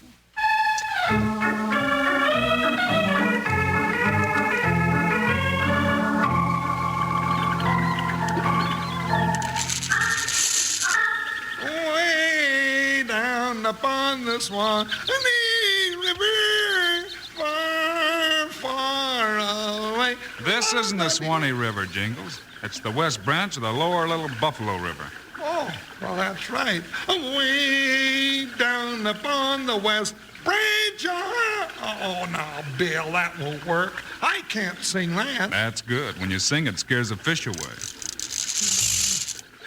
Bill, if the fish stay away, I can relax like the doctor said. If a big fish should grab at my line, I'd have to jump up and try to land him, and I'd get all excited and maybe have me a nervous breakdown. I don't think there's much danger of that. You haven't had enough excitement since we started our vacation to keep you awake. And that's the way I like it. Just like the doctor ordered. No excitement. I think I'll just take me another little nap so I'll be more relaxed. What'll I do if you get a fish on your line? Huh?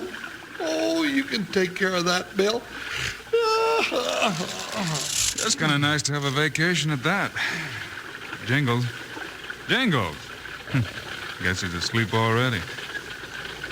What's that noise? Jingles, are you snoring again?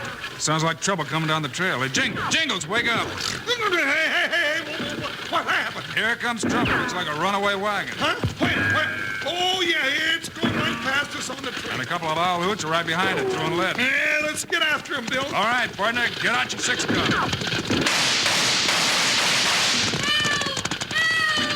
Bill, there's a girl driving that rig. Dust off those 2 varmints chasing her. Right. I'll teach you, you yellow polecats. Get on, Jingles, they're coming back. Yeah, they're shooting at us. Bill, I'm getting excited.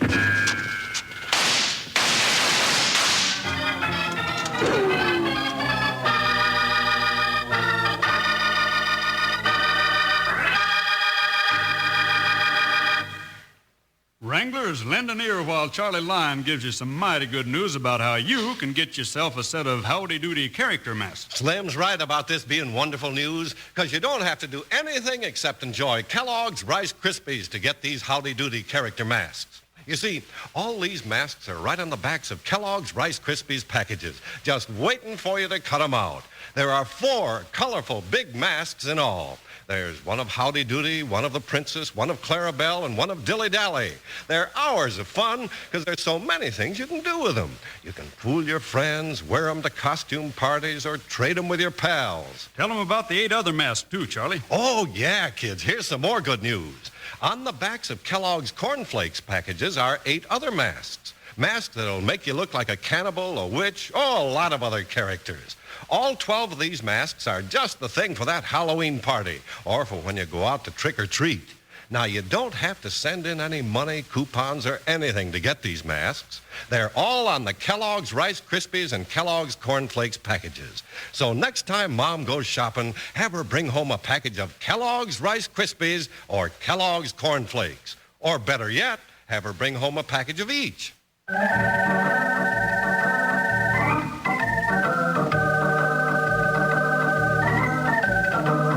Wild Bill and Jingles were enjoying their vacation when down the trail came a runaway buckboard pursued by 2 gunmen.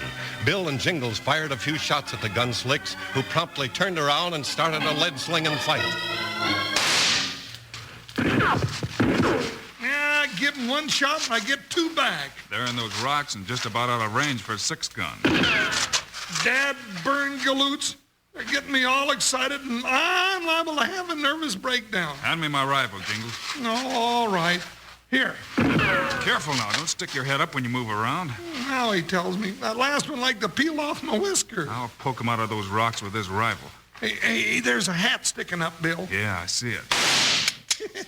One hat gone, I'll bet he don't try that again. There's a piece of red shirt sticking out.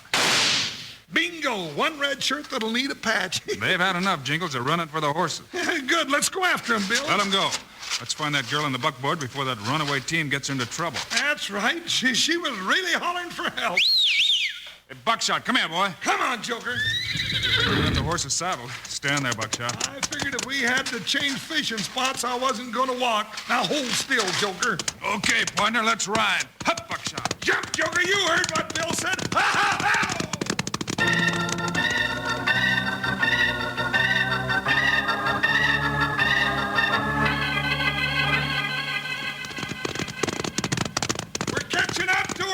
Yeah, you try to grab the horses, Jingles. I'll see if I can get her off that buckboard before it piles up. All right, go, Joker. Hiya, Buckshot. Get over there, boy. Help me. I can't stop them. Hold on, miss. I'll grab the horses. Jump when I tell you to. I'll never make it. Whoa, you critter. Ho, ho, ho. You'll have to jump. Jingles can't hold the horses. We're coming to a turn, Bill. Get her off of there, quick. All right, jump or you're going to be killed. All right. Hurry, Bill. I can't stop these spooked up bags. Oh! All right, jump. Gotcha. Whoa, Buckshot. Whoa. Jingles, get out of the way. Oh, Joker.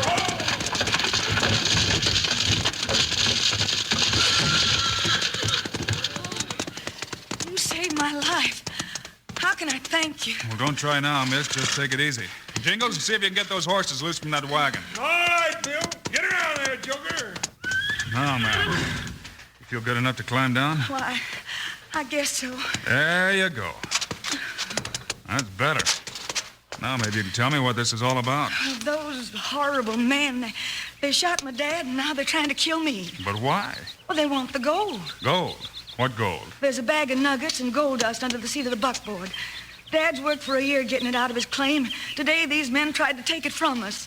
Well, Jingles, you get that bag out of the wagon. Okay, Bill. How about your dad? Is he hurt much? I don't know, but I'm afraid he is. Well, where's his claim? Maybe we better head back there. Well, it's up in the hills about 5 miles. I ran to the barn and got the buckboard and started for town. I figured I could take the gold to where it'd be safe and bring back help for Dad. But those awful men chased me. If it hadn't been for you, they might have killed me. Well, here's the sack, Bill, and both the horses are all right. That's good, Jingles. Jingles? I know who you are now.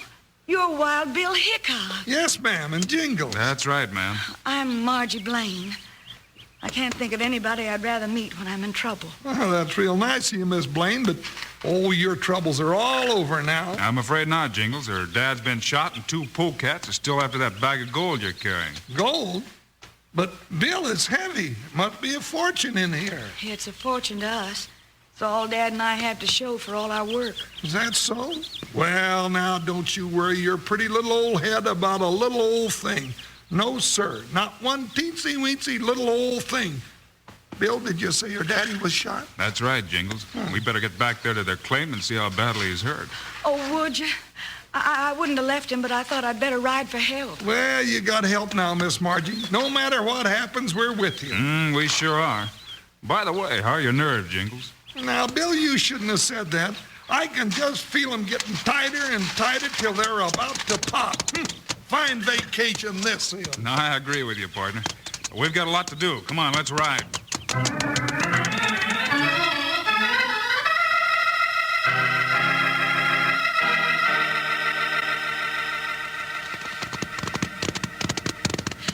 Here we are, Bill. Dad was inside the shack when I left. We'll go in and have a look. Whoa, Buckshot. Whoa, Joker, whoa. Ooh, we sure pounded that trail getting here. Hurry, Bill. I hope we're not too late to help Dad. Leave the horses, Jingles, but bring that sack of gold along. All right, Bill. And hurry it up. All right, I'm hurrying. Right this way. There he is.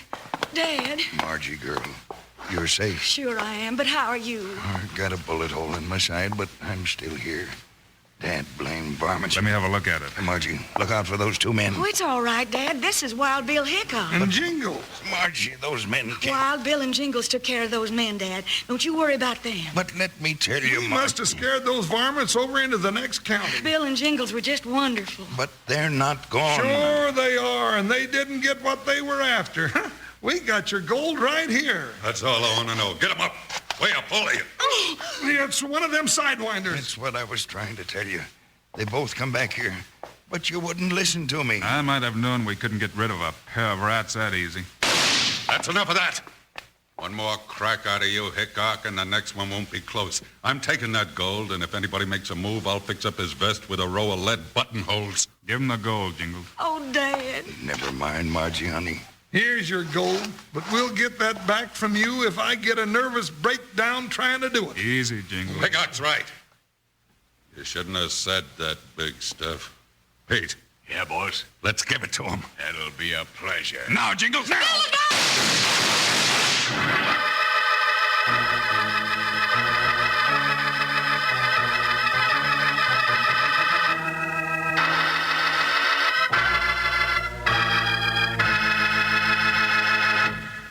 Come on, Wranglers, it's roundup time. And Charlie's just about to explode with the biggest news that's hit the ranch since I stepped on a hot branding iron in my bare feet. Yeah, and this is news, kids. It's all about the brand new, fascinating Snap, Crackle, Pop rings that Kellogg's Rice Krispies have made up especially for you. You never saw anything like them. Each ring is made to resemble one of those wonderful little characters, Snap, Crackle, and Pop. And listen, you make the face on the ring wiggle and squirm in all sorts of funny ways just by turning a special knob. And the band is adjustable to fit any size finger. If you could only see one of these... Oh, come on, Charlie. Quit your jawing and tell us how to get one. Well, I just got a little excited, Slim. Now, listen, kids. Here's how you can get one or more of these terrific rings. Fill out the coupon on the back of a Kellogg's Rice Krispies package, regular or large size. Check the ring or rings you want, Snap, Crackle, or Pop. Enclose 25 cents in coin on a top from a Rice Krispies box for each ring you want, then mail to Kellogg's address on the coupon. That's all. Just 25 cents in coin and one Rice Krispies box top for each ring you want. Your ring or rings will be mailed to you promptly. Well, sir, now we know what to do, don't we, gang? So long, Charlie. I'm on my way to the store to get my box of Rice Krispies. And how about you, kids? Why don't you try to be the first one in your neighborhood to have a Snap, Crackle, Pop ring to have fun with? Tell your mom about it. She can pick up a package of Kellogg's Rice Krispies at her store today. Tell her either the large or regular size.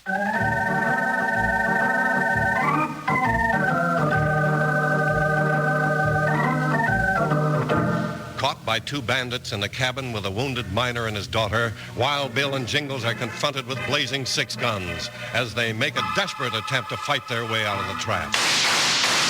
He's getting away, Jingles. After him. There he is. I'll get him. Missed him, doggone it. Back in the house, Jingles. We got one anyway. Sit right there, Peter. I'll finish the job. Oh, I ain't moving, Hickok. You like to tore my arm off with your first shot. Who's your partner? That's my boss, Blackie Stone. You won't catch him for a while. Maybe not, but we're sure gonna try. Jingles, stay here and watch this coyote. I'm going after Blackie. But Bill... Save your breath, Jingles. He's gone. Yeah, and I ain't with him. No telling what'll happen to my nerves while I'm sitting there worrying about Bill. Maybe you can help me do something for Dad. Sure.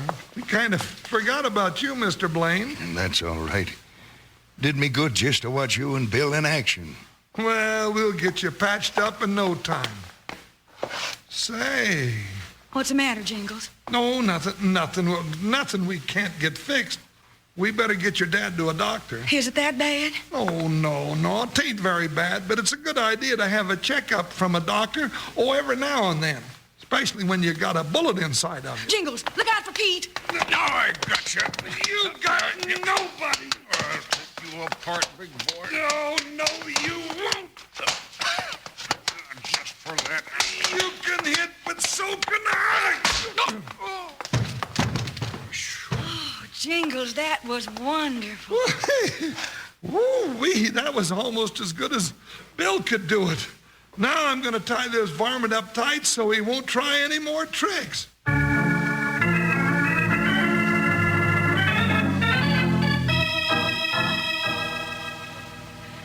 really did a job on Pete, Jingles. He's still out. Yeah, I sure could. Hold it right there, you big moose. Blackie. That's right.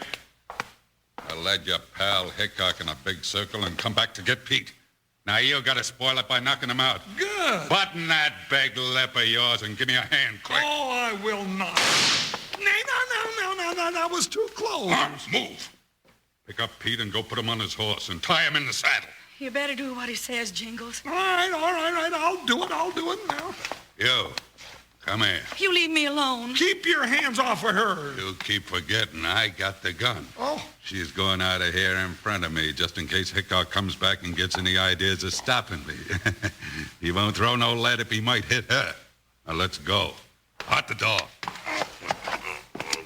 This guy's heavy. Get a move on. I'm a moving now. I wonder where Bill is. Stop worrying about him. Put Pete on that horse. And you, stay right in front of me. Can't do anything else. You got a gun in the back. All right, Blackie, don't move. Bill! Where is he? Coming down. Hey, Margie, Bill was on the roof. Give me that gun. Let go of it. You're breaking my arm. Drop that gun. All right. That's better. You ain't taking me. Full of fight, huh? Well, I've had enough.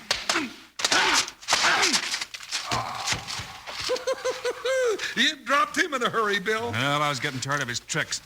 Tie both of them up, Jingles. We'll take him to jail and get Margie's dad to the doctor. That's a good idea. Maybe the doctor better look at me, too. I've had an awful lot of excitement for a man who's on the edge of a nervous breakdown.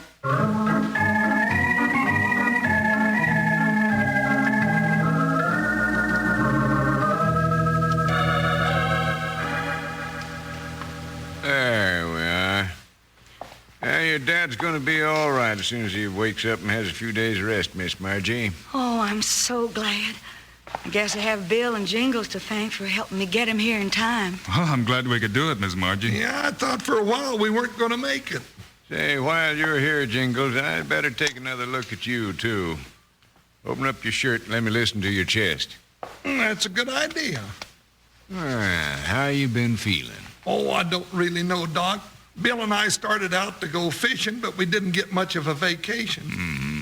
Take a deep breath. Exhale. That tickled. Mm-hmm. How does it sound, Doctor? You hear any noises like a nervous breakdown? Not a thing wrong, Jingles. You're in perfect shape. Just goes to show what a little bit of quiet living will do to a man. That'll be $1.06. $1.06? Bill, you got $1.06, Dad burned doctors. Take it easy, Jingles. Just relax. Relax nothing. Bill, if living as quietly as we have been lately don't give me a nervous breakdown, nothing will. I'm going out and get me a big dinner and have 3 more apple pies for dessert.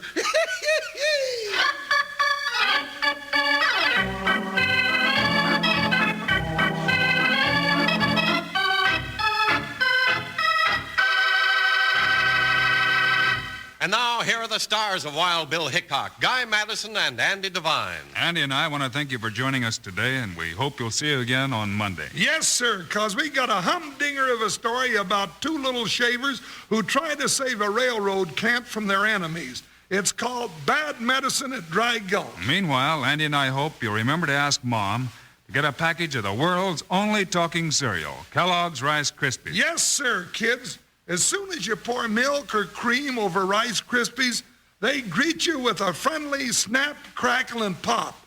That's to let you know how fresh and crisp they are. Sure tastes wonderful, too, don't they, Andy? Sure as I'm standing here talking, they do. So long, kids. See you Monday.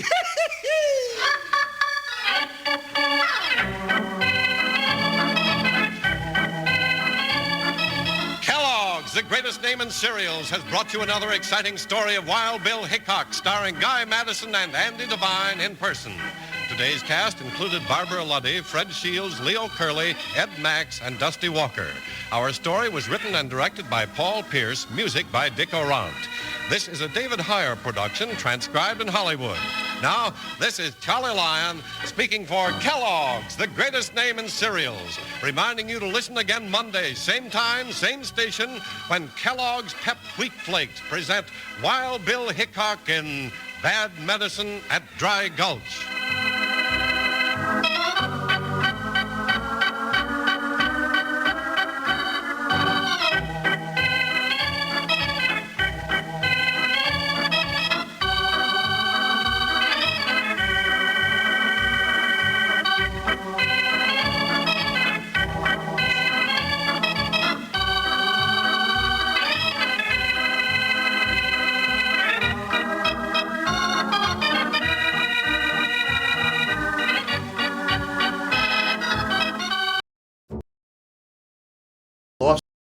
Unforgettable journey. The moment is an adventure waiting to be discovered. Join us as we uncover the soul of Brazil, one incredible experience at a time. Click on the link in the description and embark on the ultimate Brazilian odyssey.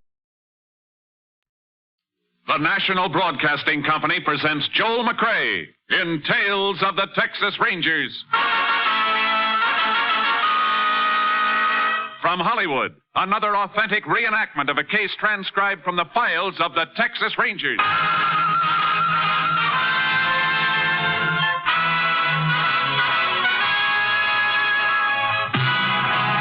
of the Texas Rangers, starring Joel McCrea as Ranger Jace Pearson. Texas, more than 260,000 square miles, and 50 men who make up the most famous and oldest law enforcement body in North America.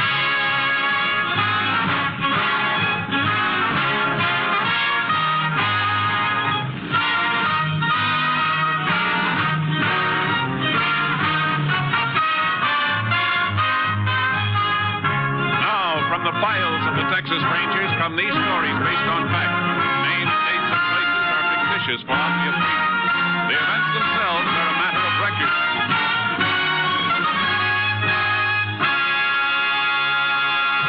Case for tonight, play for keeps.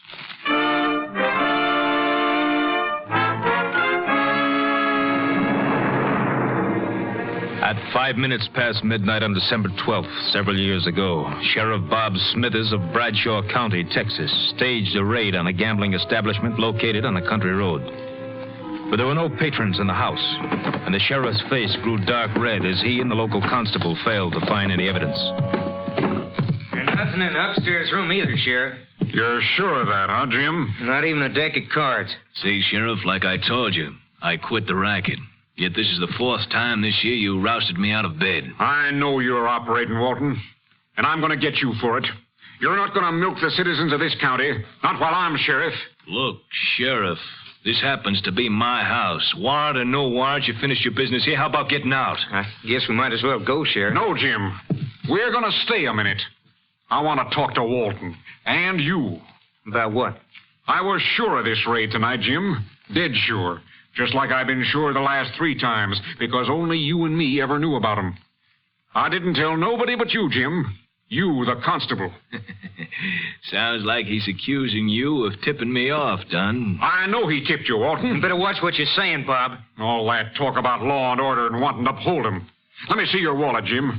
Take it out and let me see it. Now, wait a minute, Sheriff. You shut up. Come on, Jim. I want to see if you're carrying the kind of money an honest man gets for being a peace officer. What I carry on me is my own business. Why, you cheap two-bit snake. Nothing cheap about a few hundred once in a while. Be smart, Sheriff. Get a few for yourself. Why don't you listen to him, Sheriff? He's talking sense. Come on, both of you. I'm taking you in. You can't make anything stick. Maybe not. But I'm going to make this county too hot for both of you. I'm going to run you out of it. Keep your hands off me, Sheriff. You're under arrest. Grab him, Walton. I got it. Now, just hold him, fool, while I get his gun. I got it. There. Now. Dunn, you killed him. No, you killed him. You grabbed his gun and killed him. He was after you, Walton. I got a gun of my own, and I'm the constable. You set me up for a frame? Not necessarily, Walton. It's up to you. His body could be moved out of here. What's your play? What do you want? No more chicken mash. 50% of your take. You can go right on operating. With him dead, you crazy fool? You're forgetting something, Walton. I'm top dog now. And investigating this murder will be my job until a new sheriff is appointed. But I don't think I'm going to be able to solve it.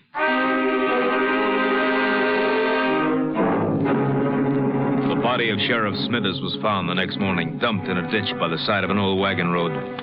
During the next few days, Constable Jim Dunn conducted a seemingly honest but fruitless investigation, even following the efficient peace officer's routine of making use of the state lab facilities at Austin. But citizens of Bradshaw were not satisfied, nor was the editor of the Bradshaw Times. Clippings of his editorials were on file with Captain Stinson of the Texas Rangers, and the captain sent for Ranger Jace Pearson. You want to see me, Captain? Yeah, Jace, sit down. There's no acting sheriff appointed by the court of Bradshaw County here, Jace. I think you better take over. About the killing of Sheriff Smithers? Mm-hmm. I'd like to. I knew Smithers. Say, that's right. You worked with him about 5 years ago. When he first took office. Cleaned that county up in 3 months and cleaned it good. Well, it doesn't look like it stayed clean, Jace. Not according to this editorial clipping from the Bradshaw Times. I've read it. It's going to be a tough one, Jace. No clue to the killer, and the trail has had a couple of days to cool off. Well, then I better get going before it gets any cooler. You'll hear from me. Jace? Yeah, Captain? I just want to remind you, whoever did it doesn't hesitate to kill a man wearing a badge.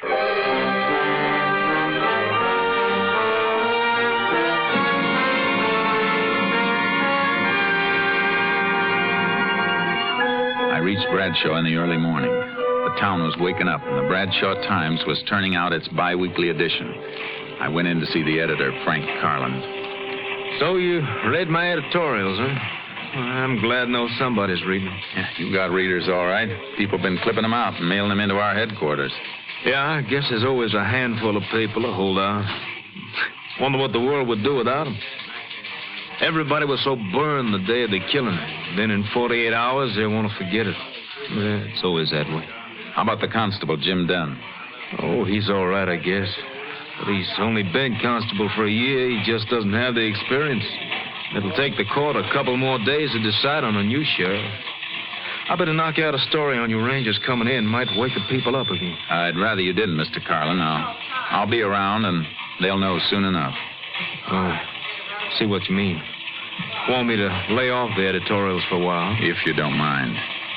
You know, the sheriff and I are on different sides of the fence politically, but he was an honest man, and I liked him. I got a headline back there, all set and gathering dust. It says, Sheriff's Killer Caught. Ranger, give me a chance to use it.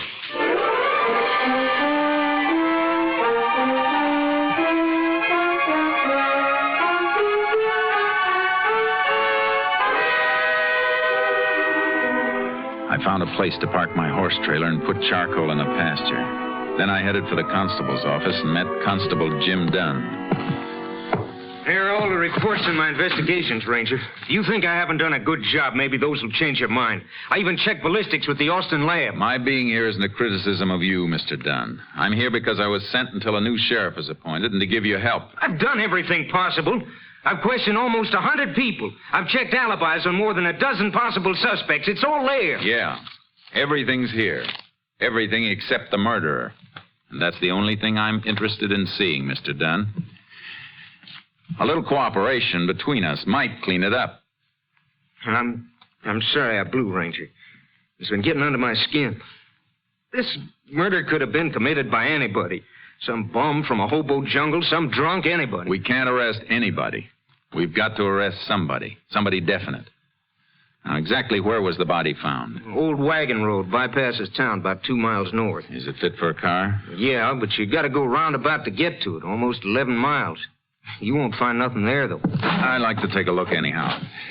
Can't we cut cross-country on horses? Yeah, shorter if you want it. I want to. My horse is in a pasture. I'll meet you at the edge of town in 5 minutes.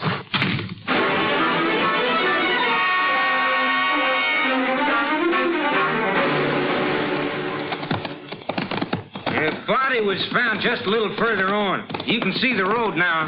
Not much of a road left. No use for it anymore. Sheriff must have had some reason for using it if he came way out here. Here we are. Oh, boy. Oh, charcoal. Oh, boy.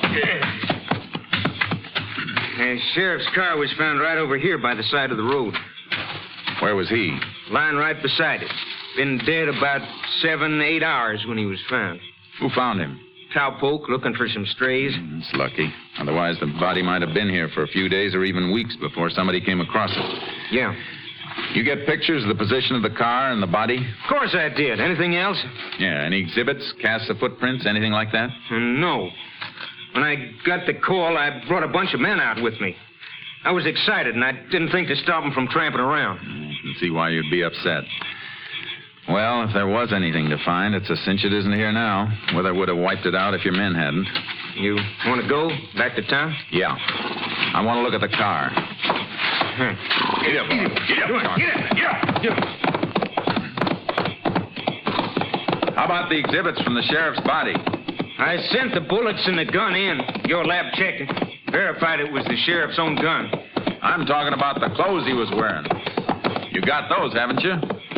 Sure I got them. I got all the evidence there was. You should have sent it all in. I want to look at that stuff, too. Well, let's step it up. Come on, Charlie.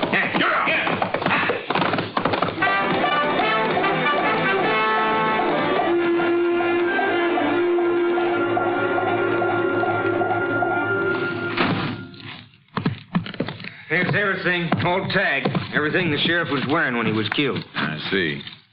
Is this the shirt he was wearing? You see the blood and bullet holes, don't you? Yeah. How come your lab didn't find any prints on the gun when I sent it in? Didn't even have the sheriff's own prints. It was wiped clean. Well, this is kind of odd. What? Well, the sheriff was shot twice, and they dug one slug out of him. The other one passed clean through. Yeah, according to the coroner's report, one slug hit his collarbone. That stopped it. Yeah, that's what I mean. The course of the bullets. Both shots fired into the left side, just above the kidney. But the one that came through came out the right side of his shirt collar here, right through his neck. What about it? It's a funny course for a bullet to take, unless the man who fired the gun was lying down and fired up at the sheriff. Yeah, that's what I figured, too. They must have had a fight for the gun. He got it, but the sheriff knocked him down and... No, that isn't the way it happened. How do you know? Because the sheriff wouldn't half turn his back on a man who'd just taken his gun. Besides, these powder burns show the gun was being held right against the shirt when it was fired. What do you think happened then? Well, the sheriff must have been in some position where he was bent over forward, which he wouldn't be unless somebody was holding him in that position. Here, stand in front of me for a minute. Now, you're back toward me. What are you going to do? Slip one hand under your arms and then up behind your head in a half Nelson and twist your other arm behind you in an arm lock. Then bend you over forward like this. The sheriff was held like I'm holding you now. The bullets were pumped into him. See what I mean? Now that's just a guess. It's a guess I'm going to back up. And if the sheriff was held in a half Nelson and an arm lock, it tells us something else. That there were two men in on the murder. Unless the killer had three hands and used the third one to fire the gun. That's pretty smart figuring, Ranger. Only because it's the kind of figuring I've been doing for a long time. Are these the photos that were taken at the scene? Yeah, the sheriff's body and the car. The body moved any before these were taken? Nope. Car was right there, with the sheriff flat on his face beside it. And less than 2 feet away from it. His right side toward the car. Yeah. The bullet that passed through the sheriff came out on his right side. That means it should have hit the car. But there's no mark. I don't see that. That helps us any. It helps plenty, Dunn. It tells us the sheriff wasn't killed out there. He was killed someplace else and brought out there.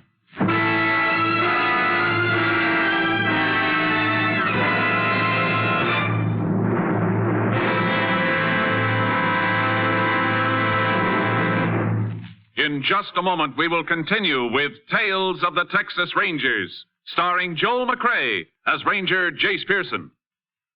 It's the Silver Jubilee on NBC. Tonight, enjoy 90 minutes of great entertainment on The Big Show featuring Jimmy Durante, Ethel Merman, Fred Allen, and your unpredictable hostess, Tallulah Bankhead.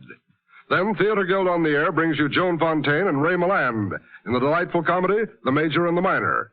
Later, enjoy the sparkling premiere performance of The Eddie Cantor Show, featuring recorded visits with such great show people as Al Jolson, Ted Lewis, Sophie Tucker, and Bill Robinson. Tonight, it's The Big Show, Theater Guild on the Air, and The Eddie Cantor Show. Hear all three on NBC. We continue now with Tales of the Texas Rangers, and tonight's case, Play for Keeps, an authentic story from the files of the Texas Rangers.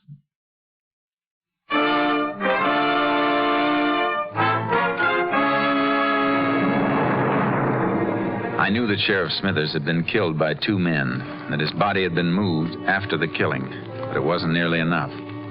It was evening before I figured out my next move, a move I didn't like to make.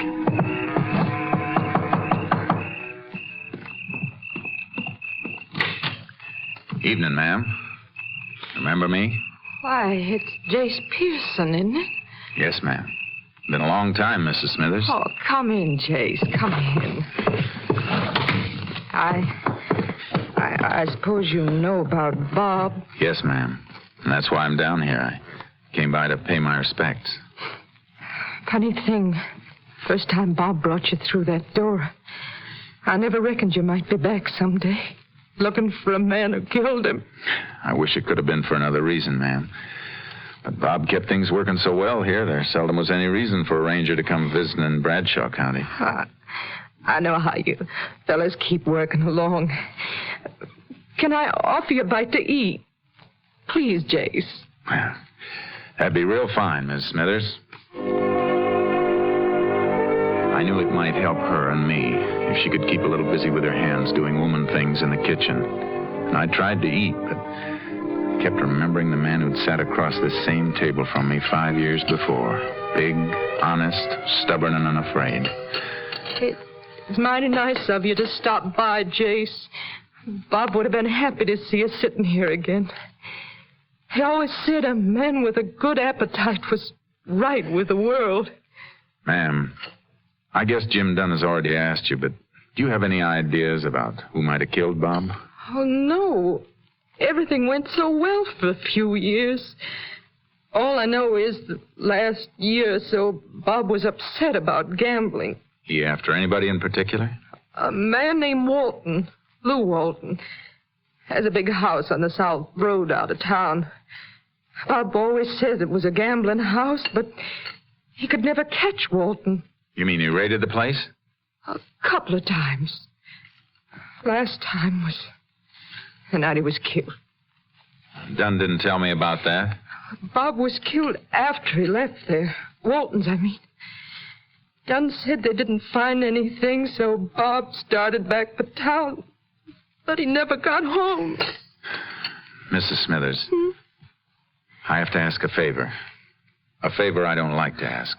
I want to help, Jace, every way I can. I want your permission to have Bob's body exhumed for further examination. Is it necessary? I'm not satisfied with the examination that was made here.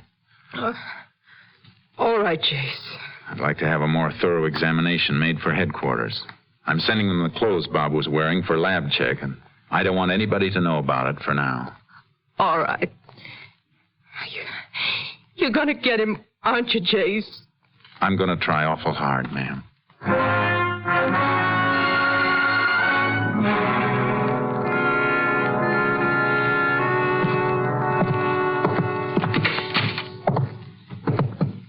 Well, howdy, Ranger. I've been waiting for you. Thought maybe you might have turned in for the night. I'm going to in a few minutes. I just came back to pick up the clothing exhibits. Well, I locked them away again. I'll dig them out. I want to send them on to Camp Mabry for lab tests. Well, all right. I'll give you a receipt for them. Okay. Don? Yeah? In those reports of yours, I didn't see any mention of a man named Lou Walton. Why should there be? I understand that Walton's a gambler and that you helped Smithers raid his place the night Smithers was killed. Now, here are the exhibits. You're thinking way out of line on Walton. His alibi's airtight. According to who? According to me. I was with him all night, after Smithers left the place. You didn't come back to town with the sheriff? No, I stayed at Walton's. Why? Because the sheriff asked me to stay there. We didn't find anything, but the sheriff figured if I hung around, somebody might show up or call up looking for a game. And I'd be able to get him some evidence in. Anything else you want to know? No. I guess that lets Walton out. I'll take these things. Sure. Go ahead.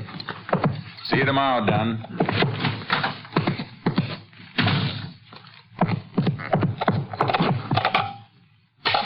Number, please. Oak Hill, 243. Moment, please.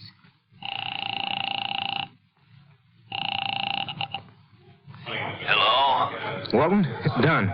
Now get those people out and shut down. Why? What's wrong? That ranger's too smart. I tried to make things look good for myself, and, well, I guess I made him look too good. Well, how much does he know? All he's gonna know. And you just close down and stand pat until he wears himself out.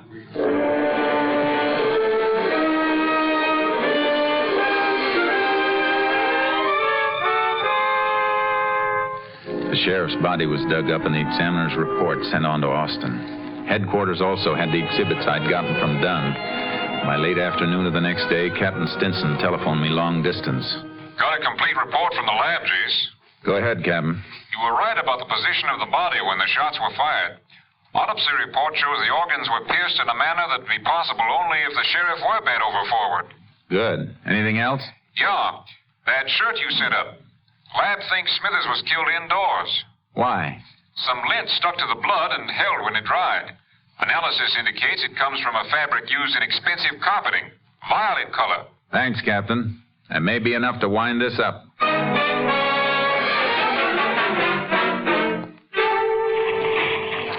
Then you're convinced that Walton was running a gambling joint, Mr. Carlin. Was and is. I'd swear to it.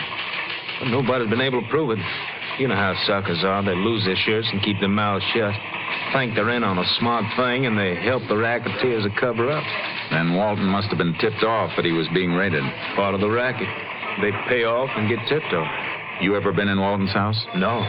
You know anybody who has been there? Well, it's no secret the newspaper men gamble more's good for him. My linotype man plays horses, I know. Pete. I'll be there in a minute. Howdy, Ranger. Howdy. Pete, you ever been in Lou Walton's place?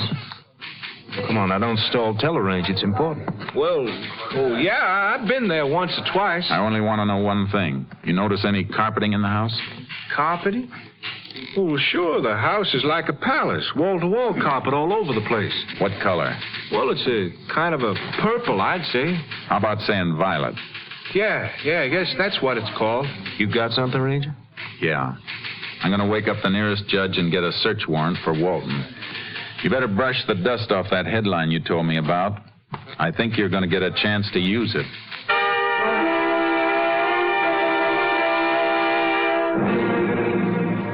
I was wondering when you get around to me, Ranger. Seems like everybody who wears a badge just loves to poke his nose into my life. I wouldn't worry about your nose, Walton. If you want to be smart, watch out for your mouth.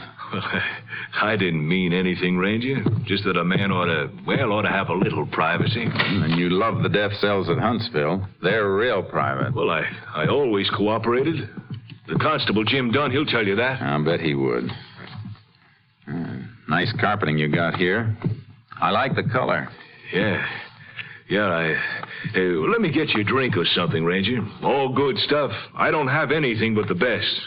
You know the old saying, the best is none too good. Walton, there's been a strong cleaning fluid used on a piece of this rug.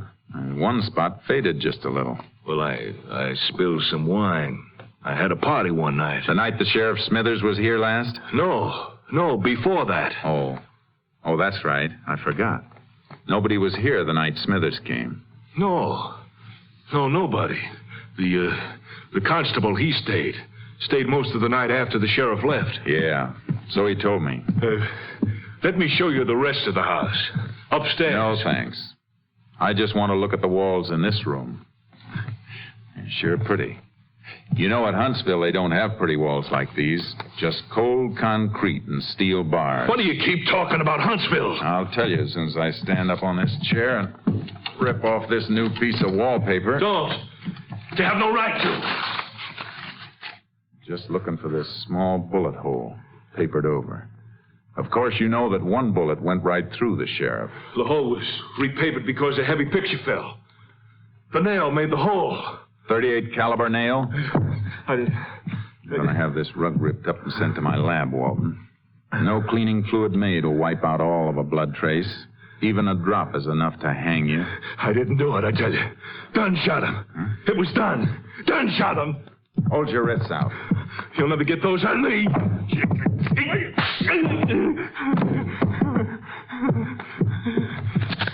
You bet wrong this time, gambler. Now get up. I'm taking you in.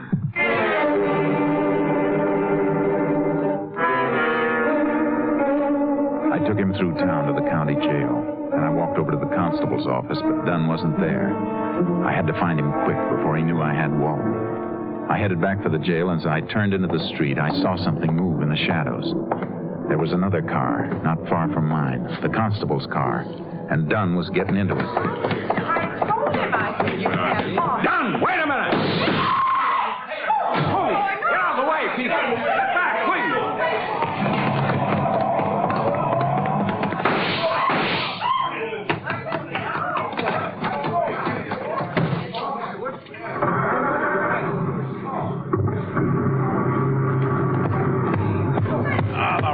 Punctured my tires.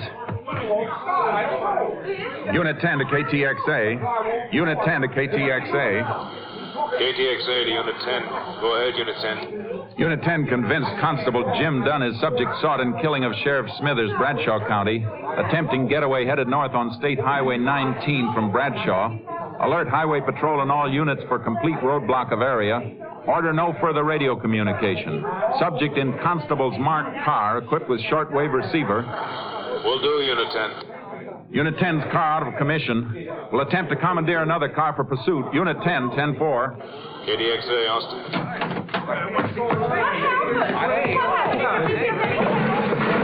out of the way, please. Step back, please. Step back. Come on, Charcoal. Let's hope Dunn heard that call. Come on, get up. Get up! Get up, Charcoal! Come on, get up!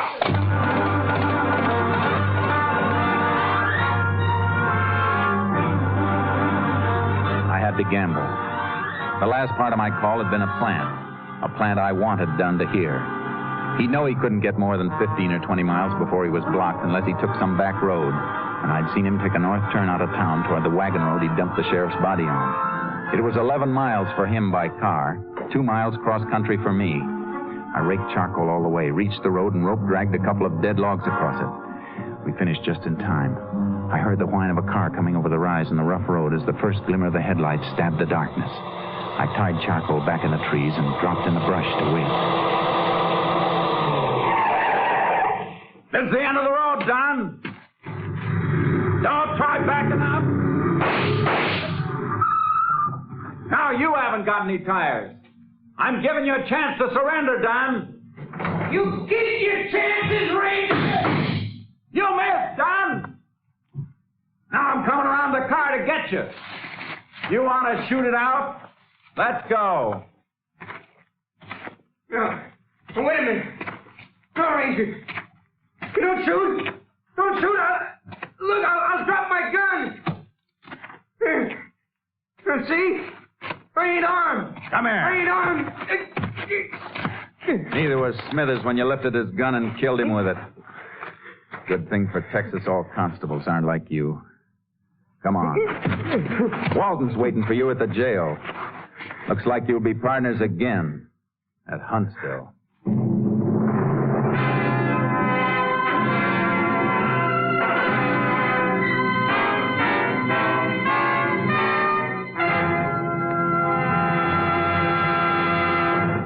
The following week, the headlines of the Bradshaw Times read, Sheriff Killers Caught.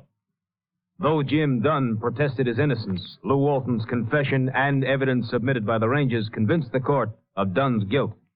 Both were sentenced to life imprisonment at Huntsville. Next week, Joel McCrea in another authentic reenactment of a case from the files of the Texas Rangers. Joel McCrea is currently seen starring in the Universal International Technicolor production, Cattle Drive. The cast included Tony Barrett, Tom Holland, Byron Kane, Peter Leeds, and Gene Bates. Technical advisor was Captain M.T. Lone Wolf Gonzalez of the Texas Rangers. This story was transcribed and adapted by Joel Murcott, and the program was produced and directed by Stacy Keach. Hal Gibney speaking. Next, it's The Big Show. All this and Tallulah Bankhead, too, on NBC.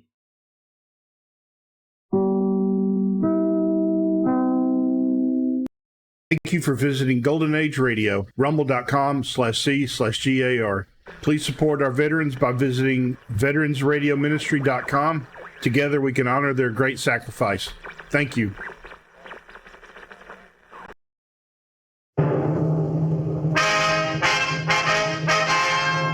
Sound off for Chesterfield. Chesterfield, the only cigarette in America to give you premium quality in both regular and king size, brings you Dragnet.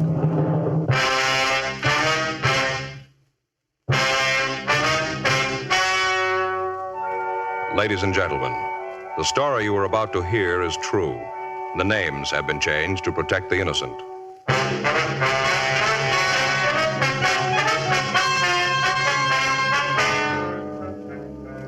You're a detective sergeant. You're assigned to homicide detail. You get a call that the body of a man has been found in an alley. He's been strangled with his own necktie. The body has been robbed. There's no lead to the killer. Your job, find him. Thousands are changing to Chesterfield, both regular and king size, because Chesterfield is the first and only cigarette to give you premium quality in both sizes. That means king-size Chesterfield contains tobaccos of better quality and higher price than any other king-size cigarette. It's the same fine tobacco as in regular Chesterfield, and there's enough to give you more than a 1/5 longer smoke. Yes, more than a 1/5 longer smoke from king-size Chesterfield. So remember, Chesterfield is the only cigarette to give you premium quality in both regular and king size. Buy them either way you like them. Premium quality Chesterfield, and much milder.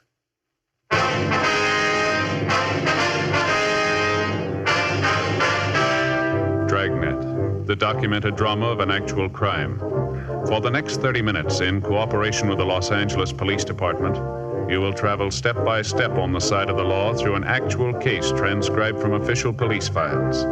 From beginning to end, from crime to punishment, Dragnet is the story of your police force in action. It was Sunday, February 10th. It was cold in Los Angeles. We were working the day watch out of homicide. My partner's Frank Smith. The boss is Thad Brown, chief of detectives. My name's Friday. We'd gotten the call at 8:36 a.m., and it was 8:49 a.m. when we got to the corner of 18th and Winfield, the back alley. Must be it there. Yeah, there's Harper. Sergeant, back here. Hi, Friday, Smith. Harper, where is he? Back here. Who found him? The fellow gives his name is Alexander Jones. Where's he now? Al's got him out in the car. Figured you want to talk to him. Pretty bad off. Yeah. Must have had himself a real time last night. He's seeing things this morning. We picked him up just coming out of the alley. Stopped to talk to him. It looked like he was having a real rough time. Jones, huh?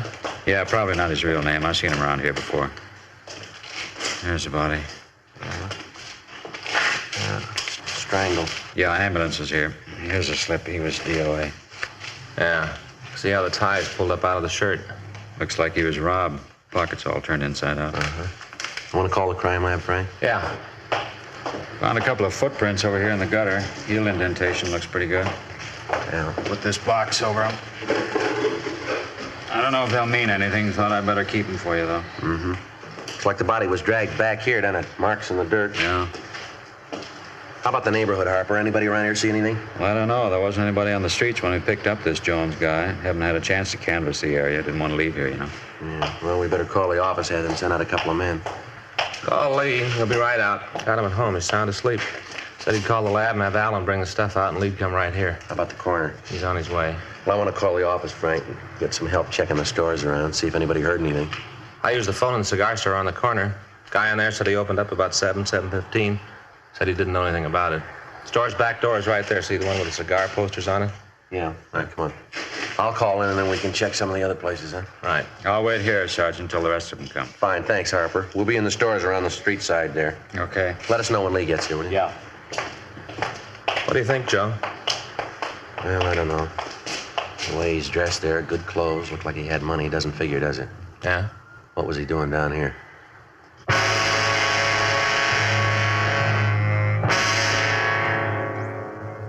9:12 a.m. I called the office and 2 teams of men were sent out to help us canvass the area. Frank and I checked with the owner of a liquor store who was getting ready to open for business. He told us that he'd come in early that morning to clean up his store and that he'd taken a load of trash out into the alley at about 8:25 a.m. But at that time, he hadn't seen the body. He went on to say, however, that it was possible that it might have been there and he just didn't notice it. 9:26 a.m. Sergeant J. Allen and Lieutenant Lee Jones from the crime lab arrived and began collecting the physical evidence. The body and the surrounding area were photographed. Photographs were taken of the footprints that Officer Harper had found. They were compared with the shoes worn by the victim, but they didn't match. The coroner went through the dead man's pockets but found nothing. Everything had been removed, all his personal effects, if any. The crew from the crime lab went through the alley and found a wallet behind the garbage cans at the rear of the liquor store. There was no money in it, but other papers hadn't been disturbed. Driver's license, social security card, and several business cards in the wallet bore the name of Arthur McKinley. The description on the license matched that of the victim. Comparison of the thumbprint on the driver's license with those taken from the body matched. McKinley's home address was listed as 9722 Willetta Street in Hollywood. The coroner removed the body. 10:52 a.m., Frank and I talked to Alex Jones, the man who had been in the alley where the body had been found. We had him take everything out of his pockets. I don't know what you're talking about. I didn't kill anybody. We didn't say you did. All we want to know is what were you doing in that alley? I went there to get away. From what? People. They're no good. None of them no good. You got a job? Yeah, I work. What do you do? Wash dishes sometimes. Pearl diver? No, sir. No pearl diver. I'm a bartender. I don't feel so good. You got anything to drink around here? You know better than that, don't you? No, I didn't mean booze. Something cold. Feels like somebody's closed a valve in my head. Feels like it's gonna blow apart. Isn't there something, anything, as long as it's cold? Like... How about a Coke? Yeah, be fine. I'll get it for you. Want one, Joe? No, thanks. Mind if I go with you? Kind of stuffy in here. All right, come on, we'll all walk down. You ever been arrested, Alex? Yeah, a couple of times. Picked me up for being drunk. What's your real name, Alex? Stafford. Alex Stafford, that's the truth. Where are you from? Kansas. Mm-hmm. What are you doing out here? Figured that when I got out of the service, I'd come out here and go to work. Yeah? Got out here, spent a couple of days looking for a job, had my muster and out pay about $400. Figured I didn't have to go to work right away. Just a second.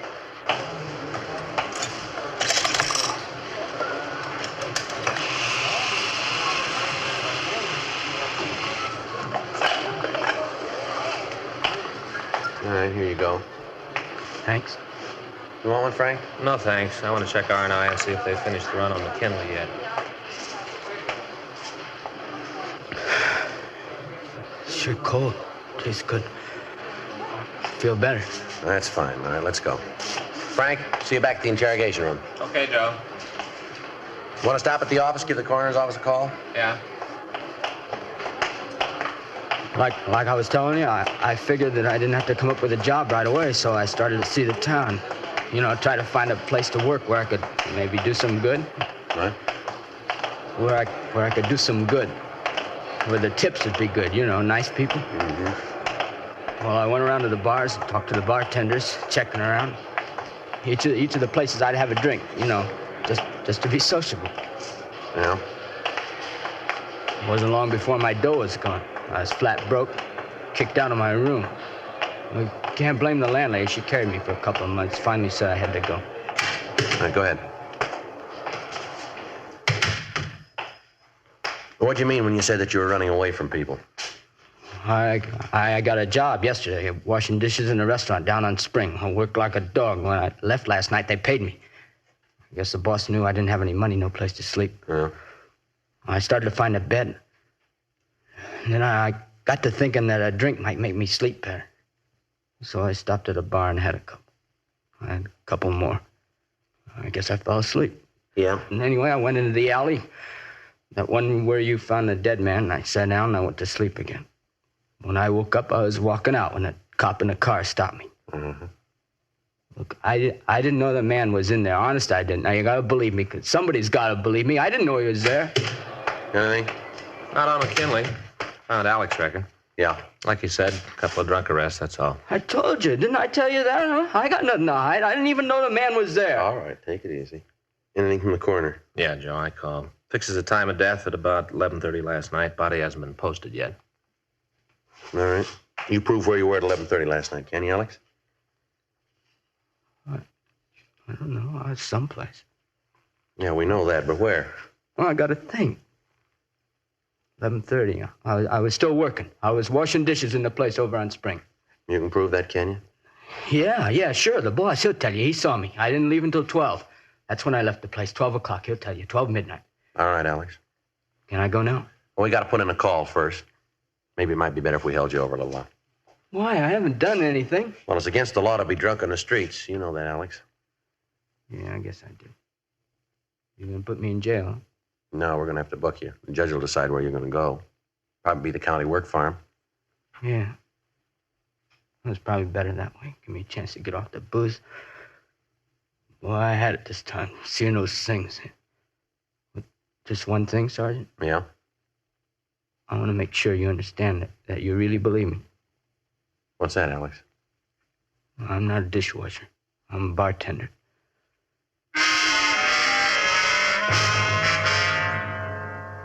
"12:18 p.m. We had Alex Stafford booked at the main jail on a charge of violation of 4127 LAMC, drunk. We called the place where he'd been employed and found that he'd been telling the truth about the time he had left the restaurant on Spring Street. 1:36 p.m. We drove out to McKinley's home in Hollywood. It was a small stucco cottage set into the side of a hill. In front of the house, there was a boy's bicycle and a smaller child's wagon. Frank rang the bell and we waited. Yes? Miss McKinley? Yes, that's right. What do you want? Police officers, ma'am. We'd like to talk to you. It's about Arthur, isn't it? Isn't it? It might be better if we talked inside, Mrs. McKinley. All right. Come on in. You have to excuse the way the house looks. I haven't felt like cleaning it up. I've been so worried about Arthur. That's quite all right, ma'am. Now, what is it you want to tell me about him? He's dead, isn't he? You don't have to lie about it. I know he's dead. I spent the whole night thinking about it. You can probably tell I haven't gotten any sleep. I don't want you to lie about it. I want the truth. Arthur's dead, isn't he? Yes, ma'am, he is. I'll have to sit down. Was something we can get for you, Miss McKinley? Water, something like that? No. Nothing. Why do you say you knew your husband was dead, ma'am? I just knew it, that's all. I can't tell you how. I can't put it into words, but I just knew it, that's all. When he called last night, I knew. What time was that, ma'am? About 6:30. Said he was just leaving the shop and that he was on his way home. It was his birthday. He's going to stop and get some beer and a couple of bottles of bourbon. Mm-hmm. We're having some people in. He said he was going to stop for some things. Then he said he'd be right home. Yes, ma'am. And the children waited up for him till 10 o'clock. That's way past their bedtime. I let them wait up. They had some presents they wanted to give their father. Arthur Jr. had made a wallet and handcraft class at school, all tooled and carved and everything. It's on the table there. Mm-hmm. Little girl got him an ashtray. She picked it out by herself. It's on the table, too. Guess maybe you'll never get it now. I wonder if we could call your family doctor, ma'am. You don't look like you're well. No. I just can't believe it yet. But I know it's true. That's funny, isn't it? I know it's true, but I don't believe it. I know it's true, and I don't believe it. How did it happen? Was it an accident in the car? No, ma'am. He was murdered. Arthur. Arthur, he was murdered? That's right, Miss McKinley.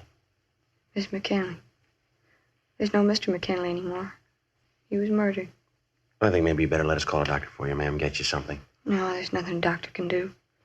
Nothing anybody can do. Nothing. Who did it, you know? You know who killed him? No, ma'am, we don't. Not yet. You said your husband called you from the shop, ma'am. What shop would that be? That's the florist shop. Our shop. We owned it. He called me from there about 6:30 and said he'd be home. That he was going to stop for some things and then he'd be home. But he wasn't. I knew it. I knew it all night. I thought of what I'd say, what I'd do, how I'd feel, but now none of it fits. None of it seems to matter. Nothing matters much. Nothing. He said he was coming right home. Who's your family doctor, ma'am? What'd you say? Your family doctor, ma'am. Who is he? Dr. Simpkins in Hollywood. Dr. Simpkins, Hollywood, 27083. Want to call him? Yeah. He said he was going to pick up a few things and come right home. My husband, Arthur McKinley. You know that, do you? Ma'am? There is no Mr. McKinley anymore, is there?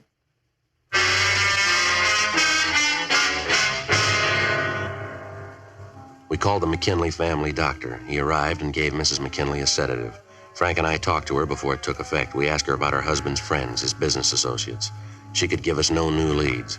She told us that her husband usually brought the weekend receipts from the store home with him on Sunday night so that he could make out the deposit slip for the bank. She said that he usually had about $300 to $400 on Sunday night. She gave us the name of the liquor store where he did business. 2:47 p.m., Frank and I drove out to the store. Gentlemen, what can I do for you? Mr. Kennedy? Night? Police officer, Mr. Kennedy. I'd like to ask you a couple of questions. Sure, anything to help the police. Nothing that I've done, is it? No, sir. It's about Arthur McKinley. You get home last night? Wife called, seemed pretty upset. Nothing wrong, is there? Was Mr. McKinley in here last night, sir? Yeah, he was. Let's see, I guess it's about 6:45. Come in, got a case of beer, a couple of bottles of bourbon. Was there anybody with him when he came in? No, there wasn't. Did he seem all right to you when he was here? What do you mean? Well, was he in good spirits? Did he act like anything was wrong? No, of course that don't mean anything. Sir? Well, even if there was anything wrong with Arthur, you'd never know it. Always laughing, always had a joke. He had a great one last night, real funny. Yeah? He told the one about the two musicians that were walking down the railroad track, and one of them said to the other, "Boy, this is the longest stairway I ever been down." Well, yes, sir. And then the other musician said, "I don't mind that, but these low banisters are killing me." Low banisters. Say, what's this all about anyway? Something happened to Arthur? He's been murdered, Mr. Kennedy. Arthur? Arthur McKinley? You sure? Yes, sir. We're sure. How about that? Only last night I saw him laughing away. He was killed. You know who did it? No, sir, not yet. How about that? Bet his wife's pretty upset. Do you know anyone who might want to kill him? No, not Arthur. Anybody in the neighborhood he had quarrels with? Any disagreements? No, not I can think of. Well, has there been anybody new, anybody you don't know hanging around the neighborhood lately? Anybody who could have known about McKinley's carrying that money around with him? Let me think. Yeah, come to think about it, there is a fella. Seen him around the last couple of days. Matter of fact, I saw him last night when I helped Arthur carry the beer out to the car. Sure, that's where I saw him. Sir? He was in the car with Arthur.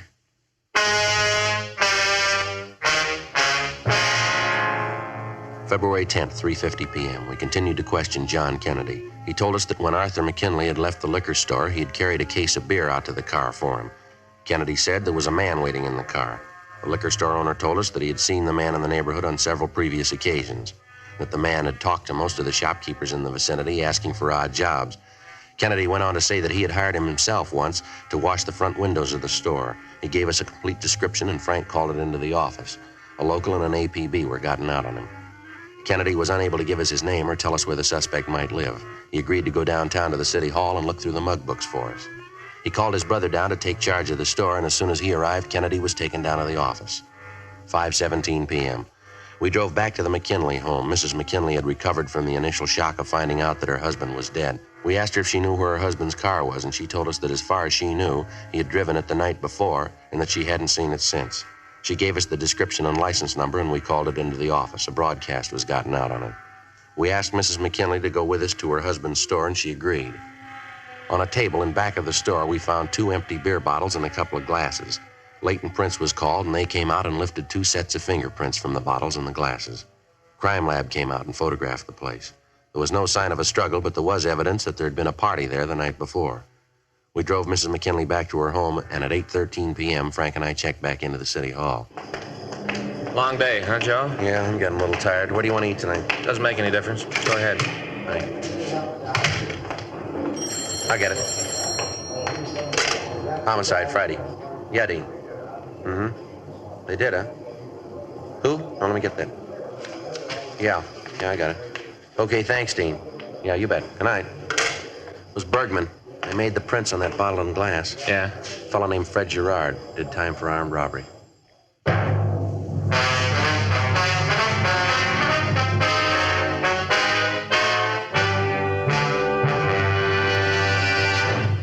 You are listening to Dragnet, the authentic story of your police force in action.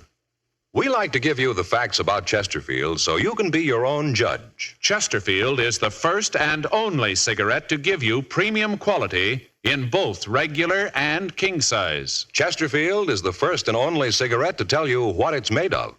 The world's best tobaccos, kept tasty and fresh by pure and costly moistening agents, the best that money can buy. And Chesterfield cigarette paper is of the highest purity. Now, Chesterfield is the first and only cigarette to present this scientific evidence on the effects of smoking. A medical specialist is making regular bi-monthly examinations of a group of people from various walks of life. 45% of this group have smoked Chesterfields for an average of 10 years. He reports that he observed no adverse effects on the nose, throat, and sinuses of the group from smoking Chesterfield. Either way you like them, regular or king size, you'll find premium quality Chesterfields much milder.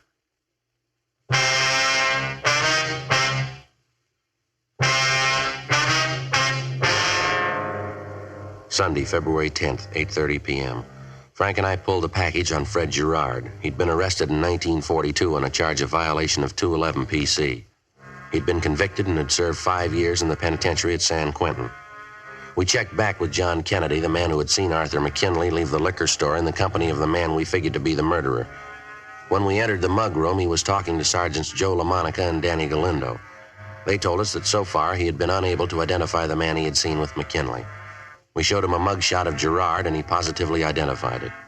Kennedy went on to say that as far as he was concerned, there could be no mistake, and that as far as he knew, Gerard was the last man seen with the victim before his death.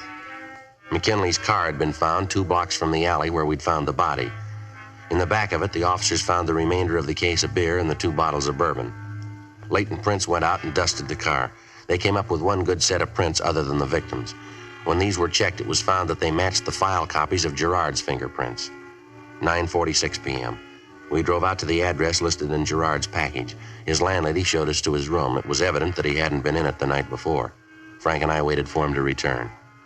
10 p.m. 11. 11:30. What are you doing here? You Fred Gerard? Yeah, that's right. Who are you? Police officers. Oh, cops. What do you want with me? You know a man named Arthur McKinley? Why? Do you know him? Yeah, I know him. Anything wrong with that? When'd you see him last? Last night. Where? At his store. I came by about 6:15. We talked for a while, and then he closed his store. He said he had to get home for a birthday party, something like that. We went down the street to Kennedy's to get some beer, and then he went back to the store. I heisted a couple, and then I left. What time was that? Well, I guess about 8:30 or so. I had to meet a guy out in Santa Monica, so I left. You left McKinley at his store? Yeah, that's right. So what's this all about? What are you giving me problems for? I haven't done anything. All right, take everything out of your pockets. Put it right down here. Look, you got no right to barge in here and tell me what to do. I'm clean. And you got no reason for not cooperating now, have you? Well, I suppose not. Then take everything out of your pockets. All right. Yeah. All right, keys. Your money in your wallet? Yeah. How much you got? I don't know. I have to count it. All right, count it. Let's see. 5, 6, 7, 8. $8 and 56, 7, 8, 9, 92 cents. Canadian penny. Was there anybody with McKinley and you when you were drinking? No, just went in the back of the store to have a beer, a little talk. We got along pretty good. He used to hire me once in a while, clean up a store, sweep out, things like that. Yeah. Was he feeling all right when you left him? I guess so. I didn't ask him, but he didn't say anything about it. Just said he had to get home for a party, that his wife would be hacked if he was late. Like I said, I left at 9:15. You might ask Stu Bennett. He might be able to tell you something. Who's he? Owns a little grocery just down the street from McKinley. You say you might know about McKinley? Yeah, he was there when I left. I was walking out, and when Mr. McKinley opened the door, Bennett was walking by. He said he had some things he wanted to talk to McKinley about. Uh-huh. And when I left, Bennett went in the store. What's this all about, anyway? Something happened to McKinley? He's been murdered. Oh, no, kid. You're a nice guy. You figured I did it, huh? That's the way it looked. Yeah. Well, I did some time. I won't try to con you. You'll probably know all about it anyway. I wouldn't kill anybody, though. I'm going straight. I've been working every day since I got out. Mm-hmm. I'll tell you, though. Yeah. You might talk to Stu Bennett. He was with him when I left.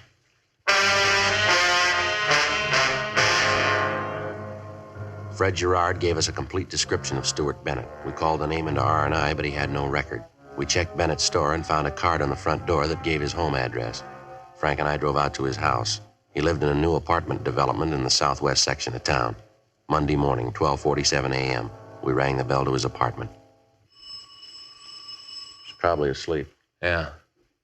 Want to try it again? No. Who is it? Like to talk to you. Just a minute. Yeah? Police officers. I'm Frank Smith. This is my partner, Joe Friday. How do you do? Want to come in? Right. Well, what is it you wanted to talk to me about? You know a man named Arthur McKinley? Do you? I knew you'd find out.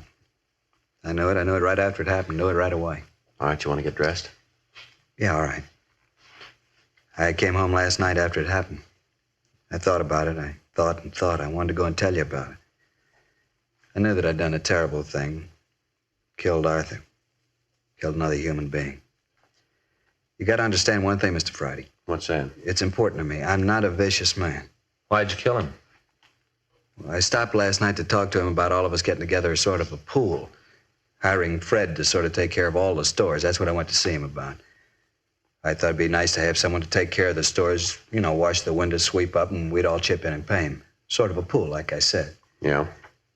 We talked. Arthur wasn't too much in favor of the idea. Said he'd been thinking about giving Fred a regular job in the flower shop. Said things were real good with him. He thought he'd take on an assistant. Things were going real fine for him. All right. You better get dressed. We'll go downtown. After I killed him, I took him out of the store and put him in an alley. Yeah? Now, I wanted to come and tell you about it. I went down to City Hall. I walked up the stairs on Spring Street. You know the big ones? Yeah. I was going to give myself up. I wanted to tell you about it.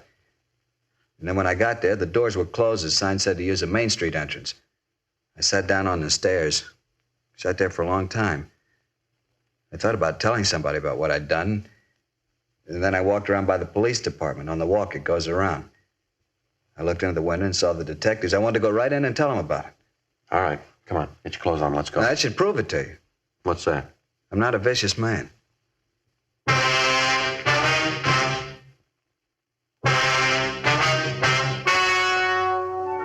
The story you have just heard was true. The names were changed to protect the innocent. On June 5th, trial was held in Department 97, Superior Court of the State of California, in and for the County of Los Angeles. In a moment, the results of that trial. Now, here is our star, Jack Webb. Thank you, George Fenneman. Friends, remember now, Chesterfield is first to present this scientific evidence on the effects of smoking. A medical specialist is making regular bi-monthly examinations of a group of people from various walks of life. 45% of this group have smoked Chesterfields for an average of 10 years. He reports that he observed no adverse effects on the nose, throat, and sinuses of the group from smoking Chesterfield. Either way you like them, regular or king size, you'll find premium quality Chesterfields much milder.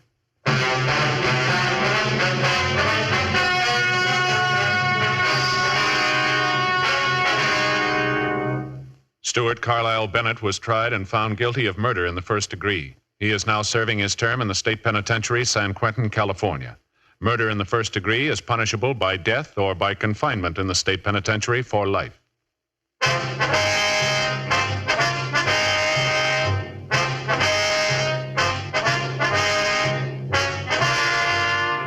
You have just heard Dragnet, a series of authentic cases from official files.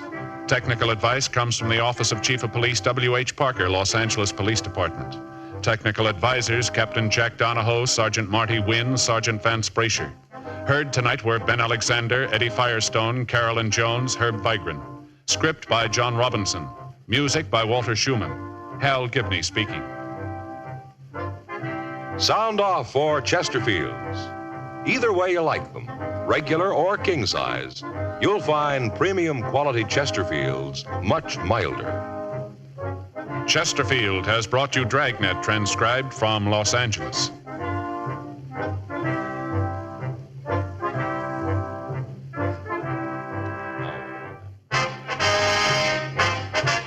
Tonight, more adventure with Barry Craig, confidential investigator, on NBC.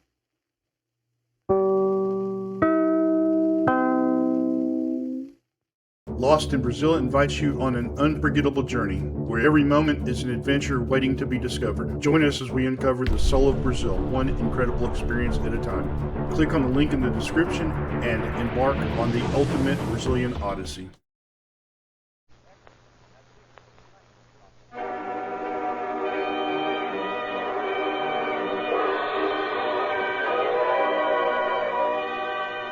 Calling all cars. The copyrighted program created by the Rio Grande Oil Company. Los Angeles Police calling all cars, attention all cars.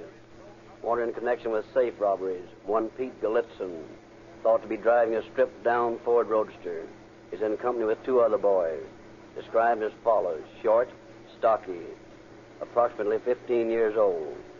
This boy is slippery. If found, arrest and hold. That's all. Rose and Quizzy.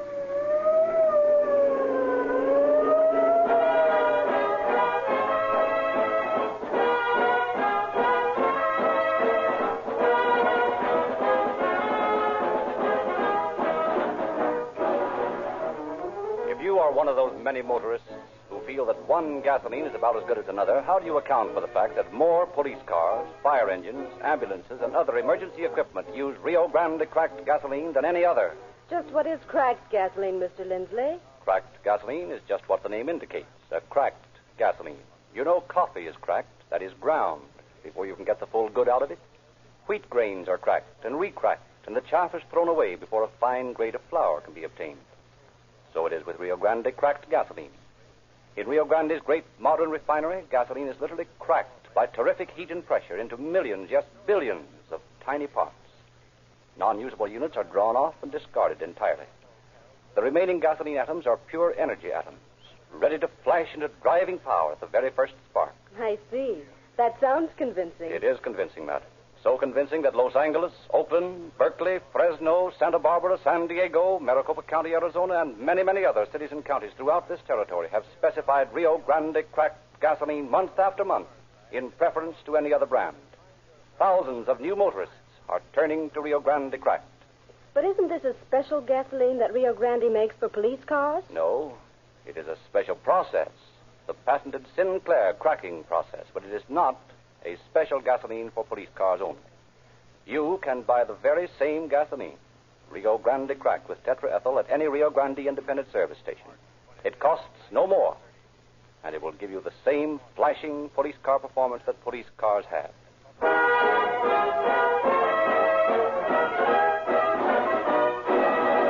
It is now our pleasure to present Chief James E. Davis of the Los Angeles Police Department.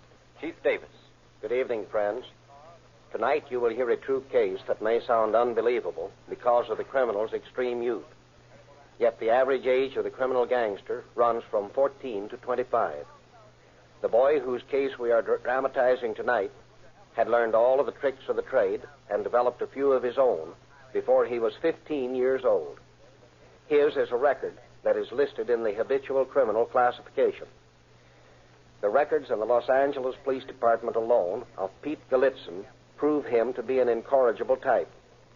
One who has no place in society, who belongs just where he is today, in the state penitentiary. Whether Pete was born with a criminal quirk, or whether his constant association with an older man with a prison background was responsible is hard to say. But no matter what made him do it, it is a fact that this boy, barely in his teens at the start of his crime career, was one of the meanest, hardest criminals ever to pass through our hands.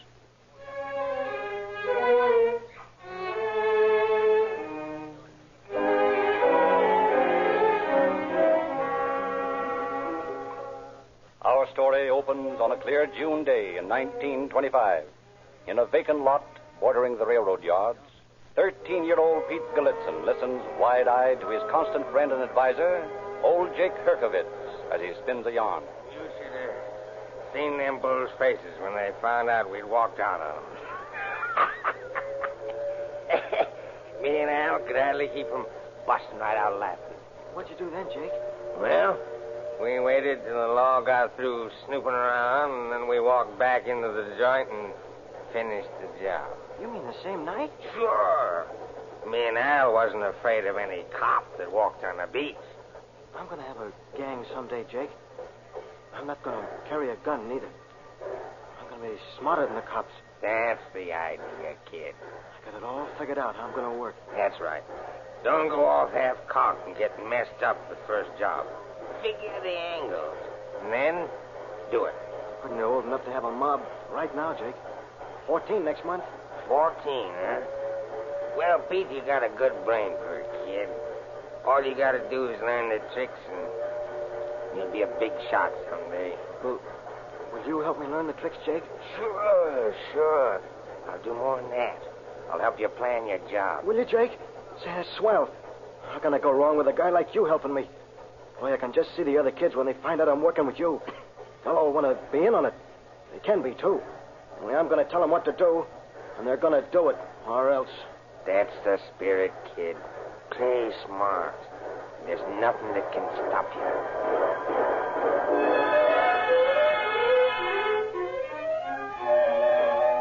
Thus, the prelude to 14-year-old Peter Galitzin's crime symphony. On his birthday, Pete and a few picked pals celebrate by making a round of the stores, lifting a ring here, a spotlight for his Ford there. And that night in the garage behind his father's home, Pete lays his plans for the future on the table, forms his first embryonic crime organization.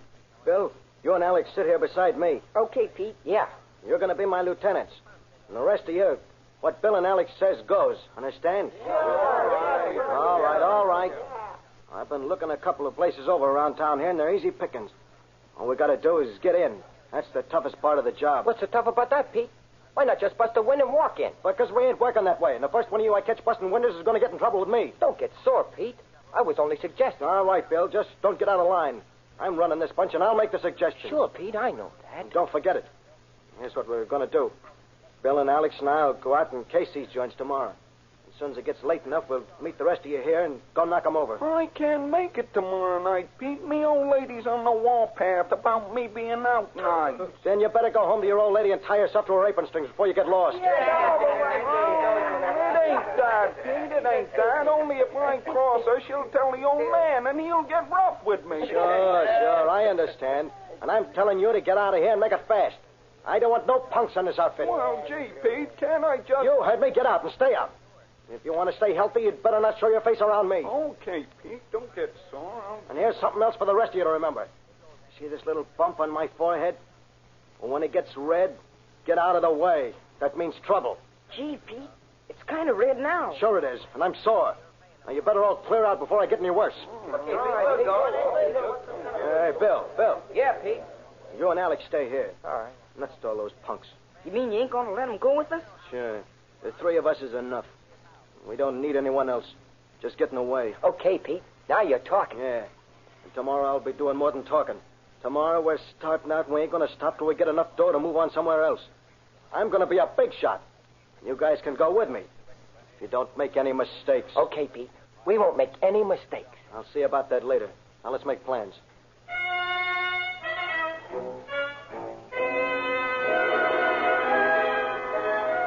So Pete, Bill, and Alex sit around a small table, make plans for the morrow. And the following night, at a little after 11 o'clock, they stand in a small alleyway running behind an auto rental sales room. How are we going to get in, Pete? Easy. There's a little window in the washroom that opens out on this alley. Yeah? When I was in there this afternoon, I unhooked it. Pretty smart, Pete. Sure. Ain't that what I told you? You gotta be smart in this racket. Are we all going in through the window? No. You stay out here and keep watch. Me and Alex will go in. If anything goes haywire, let us know. Yeah, but why do I get to rap and stay outside? Why does Alex get the break? Now listen, Bill, you stay here because I told you to, see? See, I see, Pete, sure. All right. Come on, Alex. Give me a boost up to the window, and then I'll pull you up. Okay, Pete. And don't make no noise. Don't worry, I won't. Now hold it, Alex. Hold it, mate. Till I get this window. Okay. I got it. Now. Here. Now give me your hand, then I'll pull you up. Here you are. All right, easy now. Get your legs through and I'll help you down. Yeah, I got it. There. Yeah.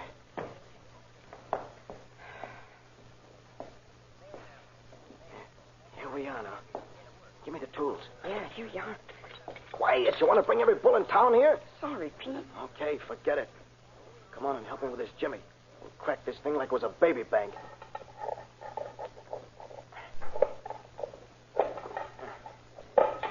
There. Yeah, that's got it. Now. Gee, look at the dough.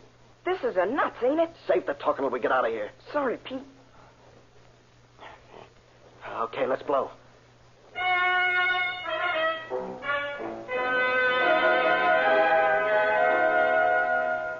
Four times that night, the three safecrackers sneak into auto shops.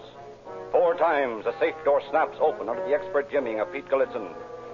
And as Monday morning comes, 4 different store proprietors get a shock as they gaze at their broken safes. One after the other phones a frantic plea to the police department.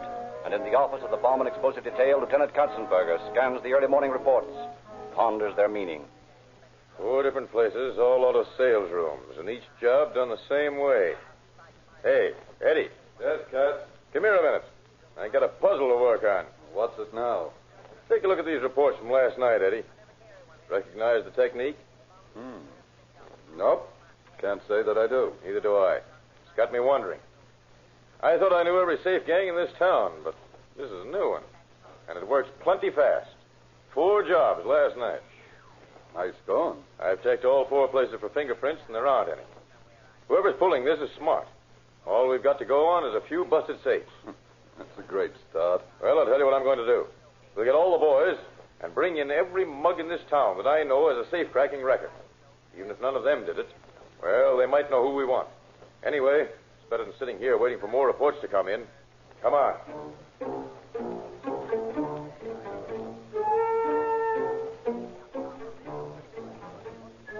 But Lieutenant Katzenberger's Dragnet brings no results. And after talking to more than 20 known criminals, he finds he has learned absolutely nothing. Nowhere can he find even the slightest lead as to the unknown bandit's identity. The following morning, 3 more jobs are reported. And the next night, 5 more. In each case, the method is the same. And in each case, there is no clue.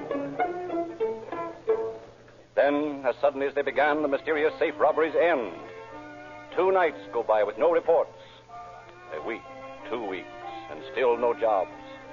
Lieutenants Katzenberger and Slaughter breathe easier. Hope that whoever has been doing them has left town.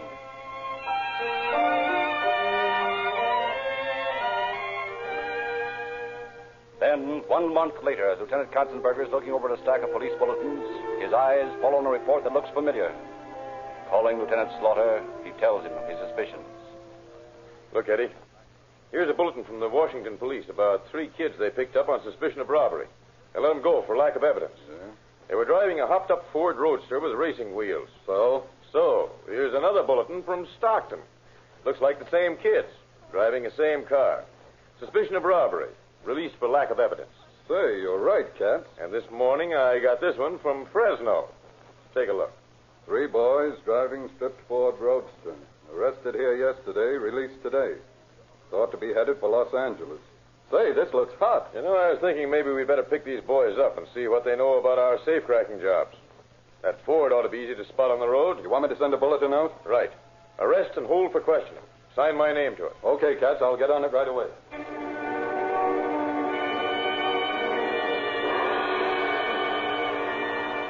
Instantly, word flashes out over the police teletype system to all points. Wanted, 3 boys driving Ford Roadster, racing wheels. If seen, arrest and notify Los Angeles police. Katzenberger. And late that afternoon, on the state highway leading into Los Angeles, a cruising police car spots the Ford, arrests the 3 youthful occupants, brings them to Lieutenant Katzenberger. All right, boys, sit down. I want to talk to you. And what's the idea of the coppers dragging us around? We ain't done nothing. You're sure of that? Sure, I'm sure. Well, I'm not. In fact, I've got a pretty good idea that you and your pals have been pulling quite a few little jobs around town lately. We ain't been in L.A. For how long? Over a month. That's just what I thought. What do you mean? It's been just a little over a month since the last job was pulled here in Los Angeles.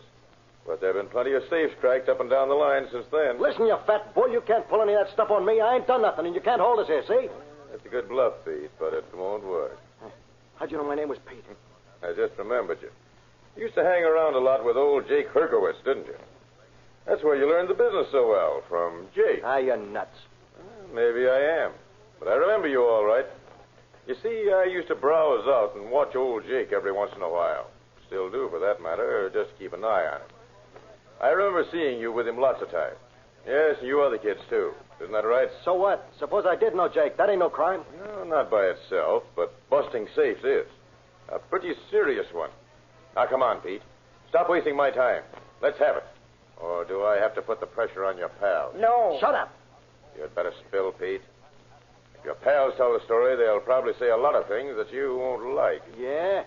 Then we'll get out of here healthy. Oh, you're a tough punk, eh? I ain't no punk, but I am tough. Plenty tough. All right. I'm glad to know it. Well, we'll put you away where you can't hurt anybody, while I talk to your pals. Sergeant. Yes, sir? Put this lad somewhere to cool off, and watch out for him, Sarge. He's a tough one. I know how to take care of that kind, Lieutenant. Come on, Sonny. All right. Wait a minute. Send this flat foot away and I'll talk. You can't keep me in the can anyway. All right, Sergeant. I'll take charge. Yes, sir. Now, you and your pals cracked those safes in the auto rental joints here in Los Angeles, didn't you? Yeah. How'd you guess it? I didn't guess it. You just told me. Now, will you sign a statement to that effect? A lot of good it would do me to say no. Sure, I'll sign it. But I won't stay in no jails. No? I heard a lot of other fellows say that. Tons, too. And as I remember, they're all in jail right now. All right. Let's get the jawing over with. I don't enjoy talking to cops. Give me that statement and let's get it over with.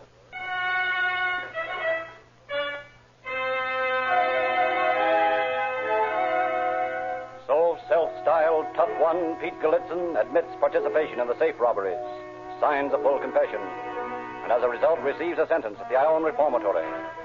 In custody of a transportation officer, he and his cronies start the trip to Ione in a police car. And as it stops in traffic for a signal... So long, copper. See you in a... Hey, stop. Come back here. No, you shout, Mr. Pete's the fastest runner in town. Pete disappears in the heavy traffic. And the bewildered officer, after losing valuable moments handcuffing the other two boys to the car, sends a hurried phone call to headquarters, reporting the escape. And late that night, in front of Pete's home, Lieutenant Katzenberger and Slaughter stand in the shadows, watch the street in front. I may be wrong, Eddie, but if I know that kid, he'll come home. He's just smart enough to figure that we wouldn't look here for him. It's a funny way to figure things, but maybe you're right. Hey, here comes the car. Keep down. Stopping in front, kid. Yeah. Watch it. Thanks, Leo. I'm seeing you. Speed, all right. He's walking right towards us. Let's go. All right. All right, Pete. Don't try anything. You'll get hurt. Oh, let go. Let go. All right, come here, you. Same way that you figured. I wouldn't expect it, huh? Now, cut it. Now, keep those arms and legs under control. Come along quietly, or I'll show you what we do to really tough customers.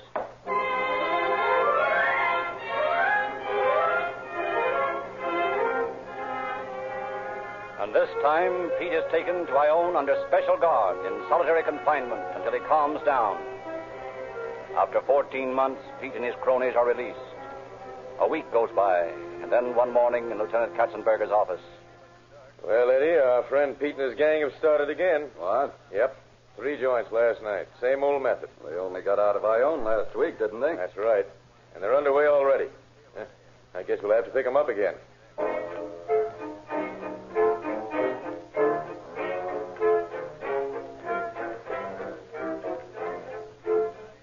But finding Pete proved to be a harder job this time, and after several days spent in staking out at his house, Katzenberger decides the gang has left town again. Acting upon this hunch, police circulars are sent to every town in the United States with a full description of the 3 boys and an order to arrest on suspicion of robbery. But months go by and no word comes. Pete Galitzin seems to have disappeared from the face of the earth.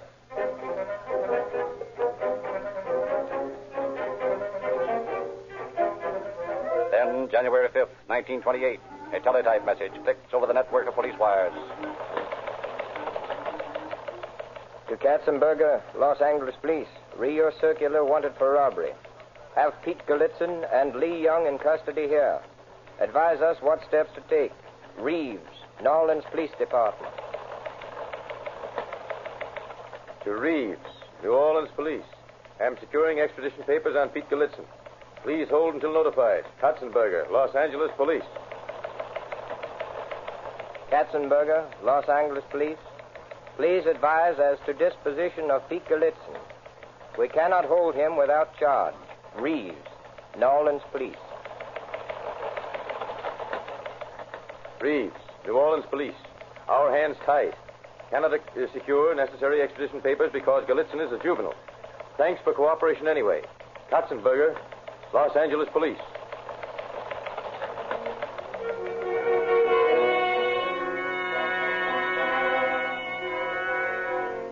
Thus, through a small technical matter of age, Pete Galitzin is released by the New Orleans police to continue his crime career. And he does. From New Orleans to Detroit, Detroit to Chicago, he leaves a trail of broken safes. Then, from Chicago, he starts a path back toward Los Angeles. In every city along the way, he cracks safes, laughs at the law. And at last, 6 months after his New Orleans arrest, Pete hits his old stamping grounds again, Los Angeles, where he wastes no time securing a new partner, Leo. And a few days later, he and Leo sweep through the business section of Los Angeles, cleaning 7 safes in one night. Then, to celebrate, they decide to take in a dance hall at Venice for a night's relaxation.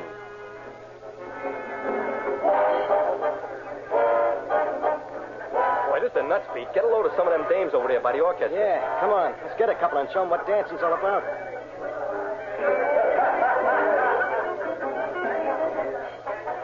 How's this, baby?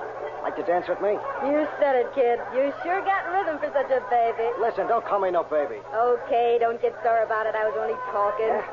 Let's stop talking and dance. Maybe afterwards I'll take you out and show you a good time, huh? Okay, kid. That sounds swell by me. Wait a minute. I got a better idea. Let's go over to one of those booths and sit down. It's dark over there. I don't like lights. Sure, why not? I think I'm going to like you. That's the idea. Come on, I'll tell you a few things that'll surprise you. I'll show you how much of a baby I am. When you hear what I'm going to tell you... Yeah, didn't expect to see me here, did you, Pete? Katzenberger. Sure, and Eddie Slaughter and Harold Collins, too. Sort of a reception committee. All right, beat it, sister. Say, what is this? Who's this guy anyway, Pete? Yeah, beat it like the man says, beautiful. I'll see you some other time. Well, I like that. Great guy you turned out to be, leaving me flat for a couple of cigar shoes. Ah, nuts. So back to Los Angeles goes Pete in company with the now familiar Lieutenant Katzenberger and his partners. And once again he is sentenced to serve a term in the reform school. But on the way from the courtroom to the jail... So they gave you the works, eh, Pete? You thought you were pretty smart. Sure, and they still do. They can't keep me in a reform school. That's what you think. You'll be there for a long time. And that's what you think. Hold on. Hey, stop that boy. Somebody stop that boy. Well, why don't you shoot at him? Yeah, take a chance hitting someone in the crowd. Get out of the way. Once again, Pete Galitzin slips his cuffs and makes a seemingly impossible escape. Leaves a bewildered and irate officer standing in the halls of the crowded building. And in less than a week, on the pike at Long Beach on Sunday afternoon... Chance busting in a joint right in front of all this mob? Not a chance in the world. This place is locked tight on Sunday. Nobody will be expecting a robbery. All we do is walk in the back way and help ourselves. Come on.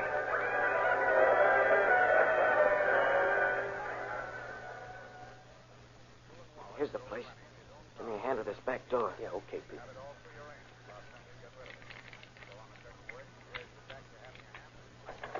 Boy, this gadget sure works slick. Yeah, Jake made it for me a long time ago. Old Jake sure knew his stuff. Yeah. Now, come on. Safe's in the front room. You mean the room we went by on the pike? Sure. But anybody that looks in can spot us there. So what? We're cleaning the joint. Here, take this rag, and when we get in there, look as though you're dusting. I'll bust the safe. Boy, you ain't afraid of nothing, are you, Pete? Nothing. Come on.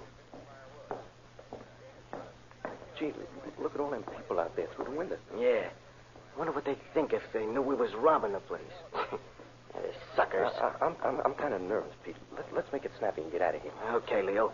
Keep looking as though you're dusting and stand between me and the window. I'll snap this thing open in a second. Yeah, okay. A couple of twists with this. And it's open.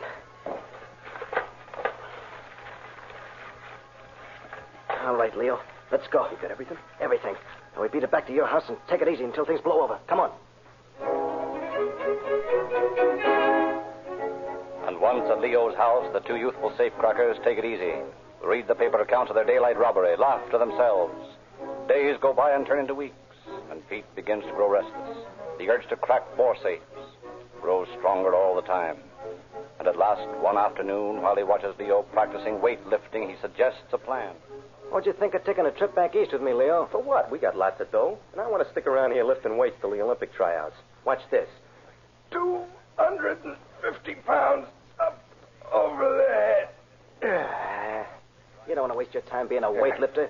We can make as much dough in a week back east as you'll make if you win the Olympics. Yeah, but I kind of like to take a crack at that title. I've been practicing every day out here. I'm getting pretty good at it, too. To hear you talk, you'd think you was a sissy or something. Why don't you buy some nursery rhymes to read at night? Ah, quit kidding me, Pete. I'm not turning softy. I just like to pretend I'm a champion weightlifter and that all the people are talking about me. All right, Pete. Stay right where you are. You too, Leo. Where'd you come Take from? any chances with you this time. I just blew in. One of your good friends told me I'd find you here.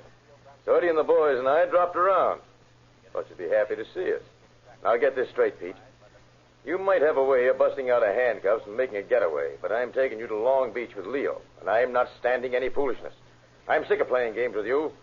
It wouldn't make me mad to have to bring you down with a .38 police slug for resisting an officer. Now, you coming quietly? Sure. But you won't be along all the time, and I'll bust down of any 2x4 jail you put me in. What do you think of that? I've learned from past experience not to laugh at it, Pete. All I say is, don't try it with me.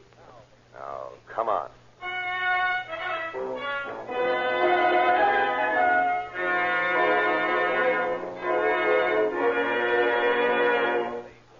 And amazingly enough, Pete Galitzin remained quiet throughout the long trial for the Long Beach robbery.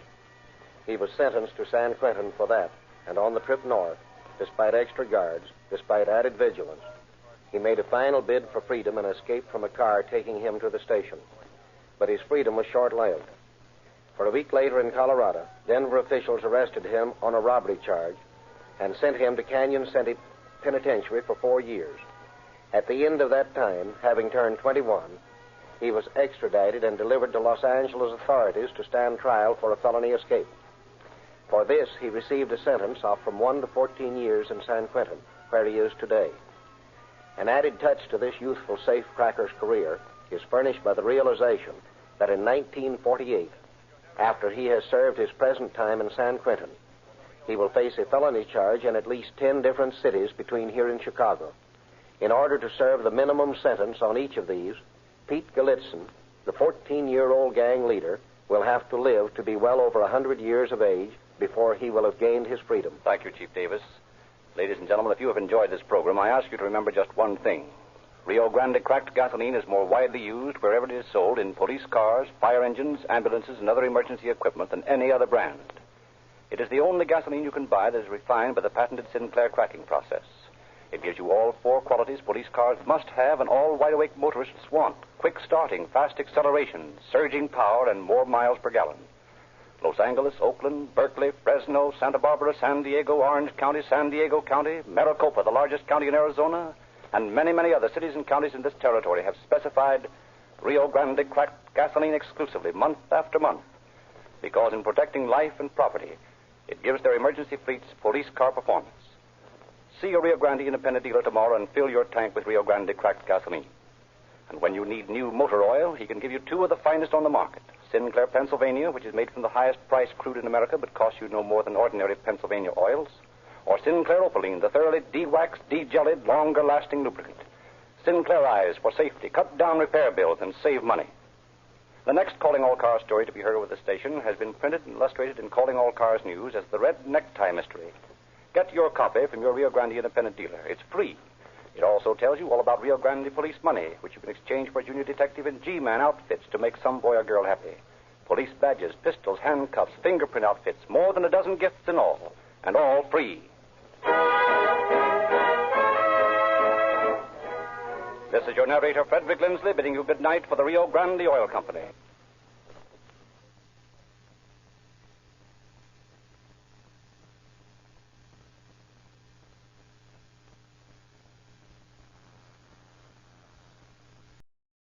Thank you for visiting Golden Age Radio, rumble.com/C/GAR. Please support our veterans by visiting veteransradioministry.com. Together we can honor their great sacrifice.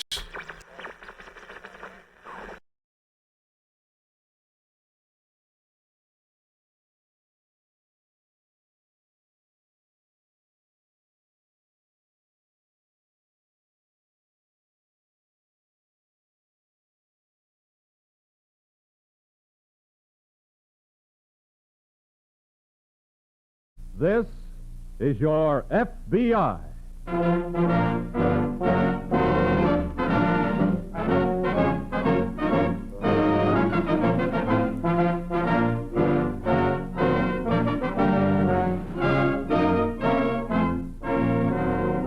This is your FBI, an official broadcast from the files of the Federal Bureau of Investigation, presented as a public service by the Equitable Life Assurance Society of the United States. To your FBI, you look for national security, and to the Equitable Society for financial security. These two great institutions are dedicated to the protection of you, your home, and your country.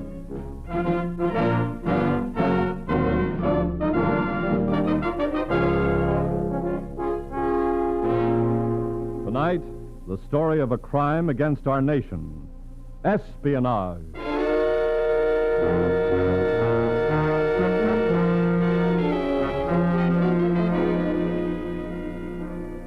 1939. That year, the continent of Europe already echoed the cries of people under aggression. On the continent of Asia, far beyond our western shores, was Japan. A dedicated nation, a dedicated people, dedicated to war upon the United States. But we did not know this yet. Within our western gates were more Japs, thousands of them. Were they dedicated to being good American citizens? Or were there among them some dedicated to our destruction? Here was a vital task for the FBI. The safety and security of America might depend on what they found out. A Sunday afternoon in 1939, two FBI agents from the San Francisco office stood on a pier at the San Francisco waterfront watching a Japanese cruiser warp into the dock. How big would you figure that crowd, Jim? Oh, I'd say, at least 1,000. Pretty excited for Japs, aren't they? Well, this is a big day for them, Larry. It isn't often they get a chance to pay their respects to a big shot from Japan. I know. Larry, is this Prince Suji a member of the royal family? Yes. They sure are giving him the Sunday bows, all right. Funny how they conform to that caste system of theirs. That first line that shook hands with the prince were all top bracket boys. I know, I've checked them off. Japanese Consul General, head of the Jap Association, leaders of the prefectural groups. Second line was a middle bracket bunch, bankers, nip businessmen. All they got from the good prince was a nod. Well, that's more than the small fry are getting now. Those housewives and farmers. They bow, and the prince doesn't even acknowledge their presence. Say, look at that bull-necked little man in the chauffeur's uniform. What about it? You notice something? He's not cringing or bowing. He's standing in line with his head up and shoulders back like a soldier. Oh, yes. Hey, did you see that? Yes. The prince bowed to him. I know. I don't like that, Jim. They don't play it that way in their league. Princes don't go around bowing to chauffeurs. Unless our chauffeur is a big shot back in Japan. Yes. That's something you and I better check on.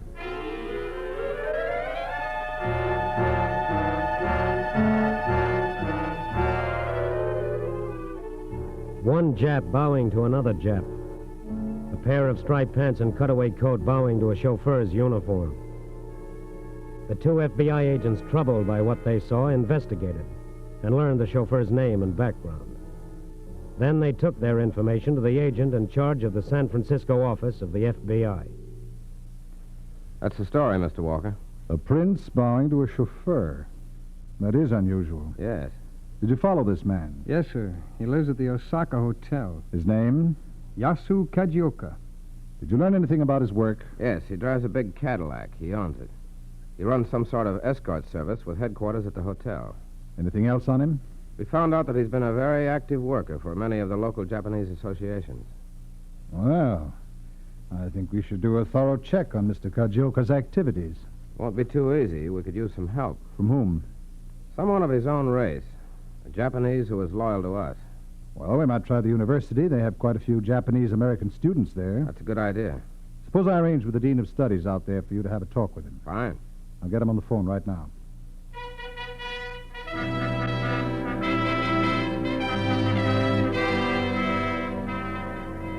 The two FBI agents spent almost an entire day with the Dean of Studies at the university. They pored over the personal records of many Japanese-American students and finally narrowed down their choice to one man, a student by the name of Tom Tanaka. His record showed he lived in the same neighborhood as the Jap chauffeur. Gentlemen, have you reached a decision? Yes, sir. This man, Tom Tanaka, looks good to us. Well, I think you've made an excellent choice. He lives in the same neighborhood as the man we want watched. If he measures up in other ways, that's a definite plus. I understand. You realize, sir, how important it is to us that we be able to trust this boy implicitly? Yes, I do. We've got to know if he's loyal, if he's a real American at heart, if he thinks and acts like an American. There are thousands of men and women who live here on the West Coast, Mr. Schuyler, who look Japanese and are the sons and daughters of Japanese. But I know them as true Americans. They're as loyal as any of us whose ancestors were German, English, French, Irish, or whatever. I say that this boy is an American just as you or I. Good. Can we meet him at once?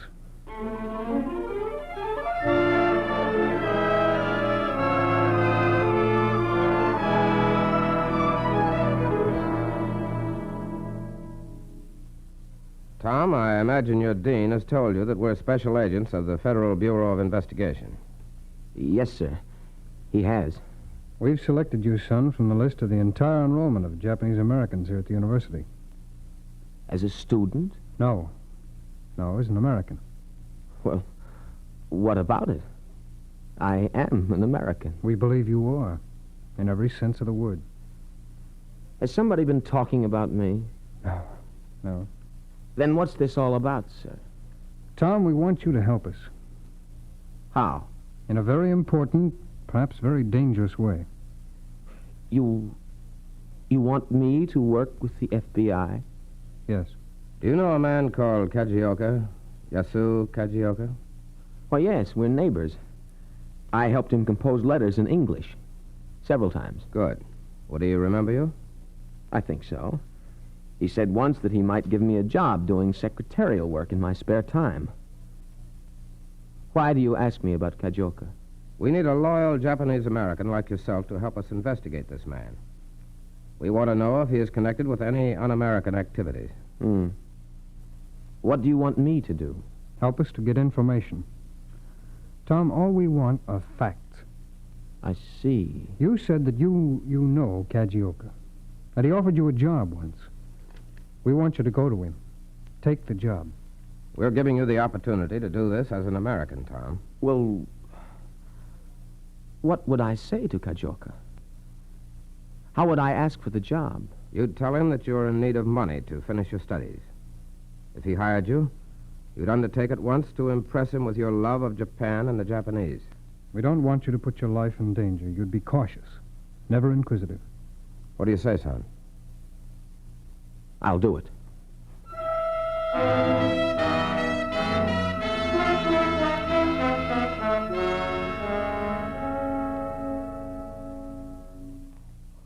No. What do you want, young man? I want to talk to you, Mr. Kajioka. What about, please? A job. Why? To earn some money. Why do you come to me, lowly chauffeur, if you need money? You told me someday you might give me a job. Oh, yes. Why you want to earn money? To keep up my studies. You got father, mother. I don't want to ask them. So, but you ask lowly chauffeur. Why? Everyone says good things of Kajoka.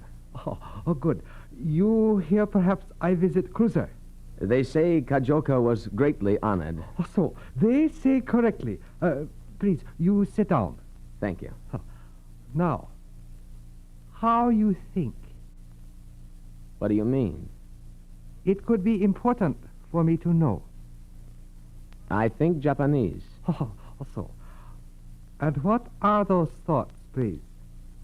I love my people. I love Japan. So, I think maybe you lie. Why should I? Who can read my thoughts? Oh, very, very good. Yes. Will you give me a job? Yes. You work for me now. Come every day. I try to read your thoughts.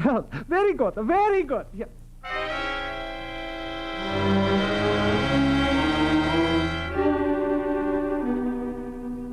Once the all-important inside contact had been made, many FBI agents took up the trail. They learned that Kajioka always drove Japs who were easily identified as high-ranking naval officers on vacation. They learned that he was the head of a secret Jap organization on the West Coast, the Hamushikai, boasting over 10,000 members, all eligible for military service in Japan. The society masked itself as a charitable one.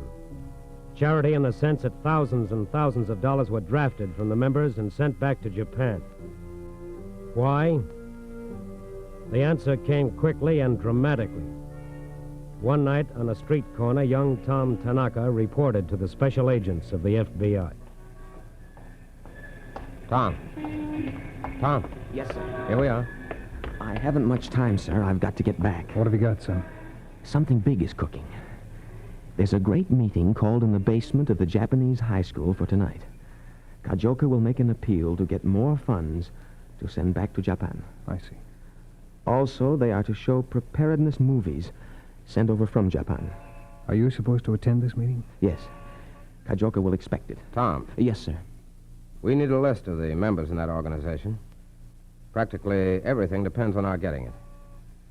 Do you think you could go to the meeting, get the list, and get away alive? Yes. The pictures may go on about 8 o'clock. I'll try and sneak out and meet you here then. Good boy. Good luck. We'll be waiting.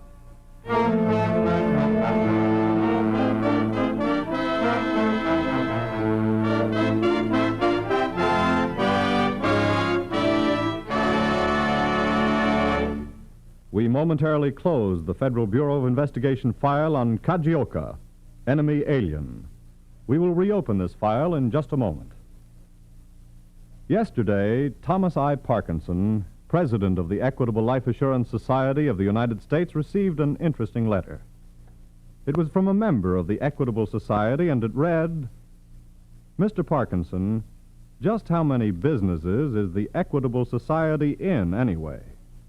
Our radio program talks about millions of equitable dollars invested in war bonds, and more millions in key war industries like shipyards and railroads, in oil, steel, and aluminum. Friends tell me how the Equitable Society helps keep kids in school and helps people own their own homes and farms.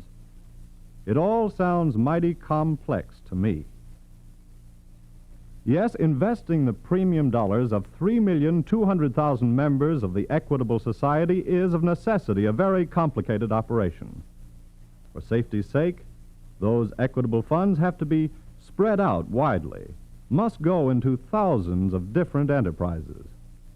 And yet all this is done to make it easy and simple for Equitable Society members to attain greater security for themselves and their loved ones. And so, you see, by employing its funds in all kinds of activities that are useful to the nation as a whole, the Equitable Society is able to offer sounder and safer protection to its members than any one member could achieve by his own unaided efforts. By serving its members, the Equitable Society serves America. And now, back to the file on Kajioka, enemy alien.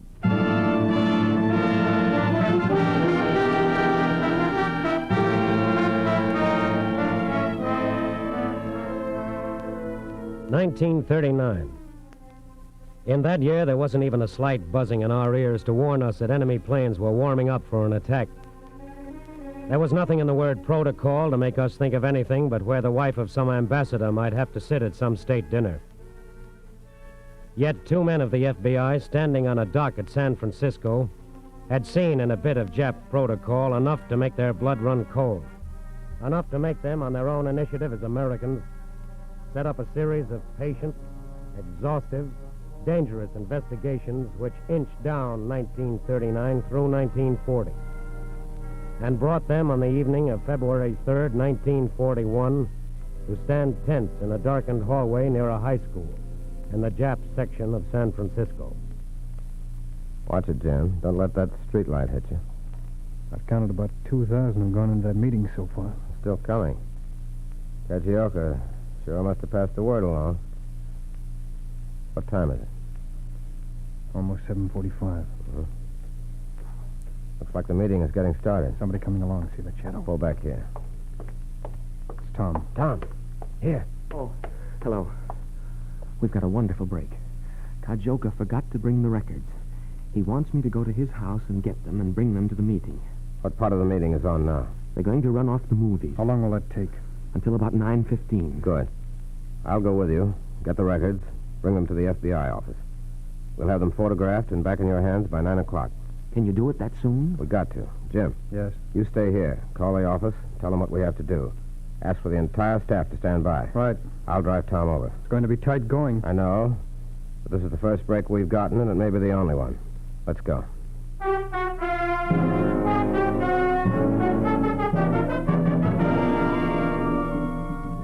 While the movies whipped the Japanese audience up with blatant pictures of Japan's armed might, while distinguished visitors sat rigidly straight in the front rows, their cropped heads marking them high officers of the Emperor's Army and Navy, while almost 3,000 sons of Nippon shared a new sense of oneness, of dedication to Emperor and country, an alerted FBI office, brilliant with lights, crowded with 100% staff, worked feverishly to photograph the secret documents and make the deadline. I don't think we can wait any longer, Mr. Logan. It's 8:54. I know. I've got to be back to the hall before the lights are turned up. We'll make it. 1 minute to deadline. How are you coming? 2 more sheets. The others are finished. Come on, men. Hurry it up. Please, you've got to give me the originals. I can't wait. The movie ends at 9:15. Let's start correlating pages in the original. You know how they go, Tom? Yes, sir. I'll grab them as fast as they're finished. Number 2 is finished. Come on, snap up on number 3 machine. Please, hurry. Hold an elevator. Right. Here you are. This is the final. Thanks. We'll put them together in the car. It's 8:55. Let's go. We'll just make it.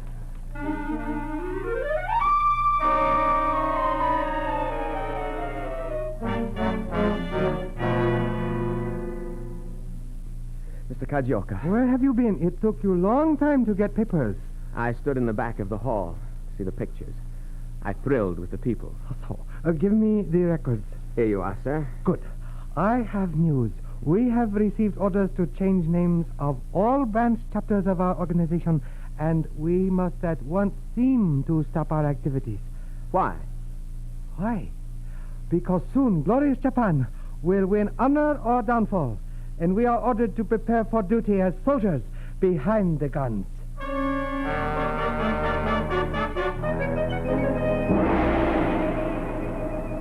The FBI had everything it needed now on Brother Kajioka. His position as head of the secret society. His activity as a chauffeur deluxe for visiting Japanese officers.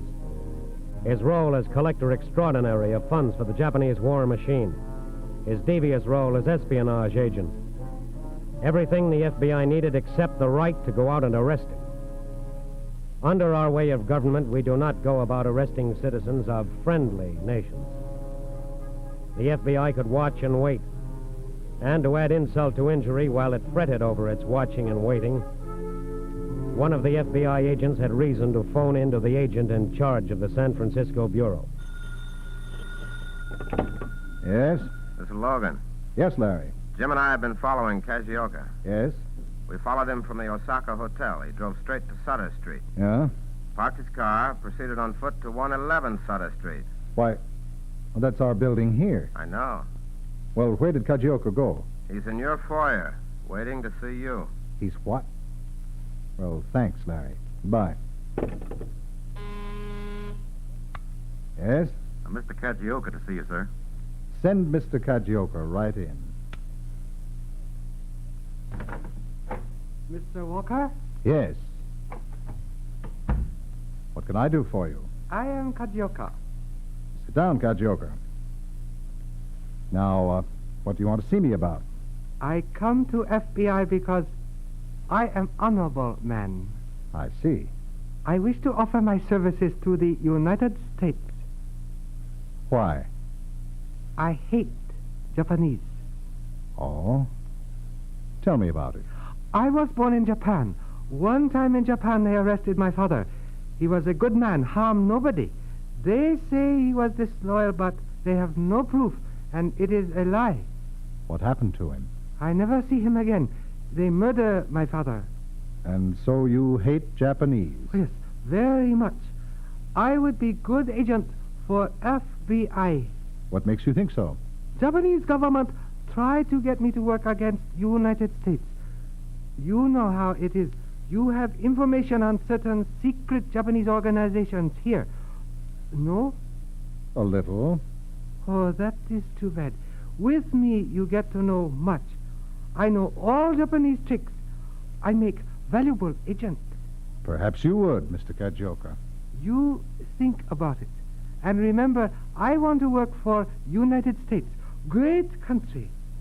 I work for FBI and kill many Japs. Well, we're not interested in killing Japs nor anyone else. Sometime it will be necessary. Then you tell Kajioka what to do, where to go. And he goes.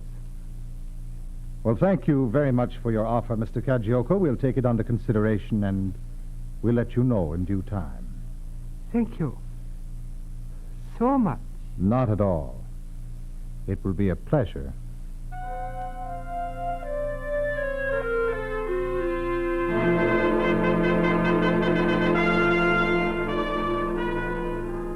Mr. Kajioka might have smelled a rat. That is, if a rat can smell himself. But his surprising offer was politely refused, and his intensified wanderings by day and night were as equally matched by the more intensified watching by the many electricians and workmen, laundrymen, truck drivers, cabmen, innocent motorists, who sent in their reports under the names of special agents of the FBI. Still, all they could do was watch. Watch and follow the little man who was dedicated, like his country, to the destruction of America. Then came December 7th, 1941. On that fateful day, the entire staff of the FBI was gathered in tense silence in each of the Bureau's offices.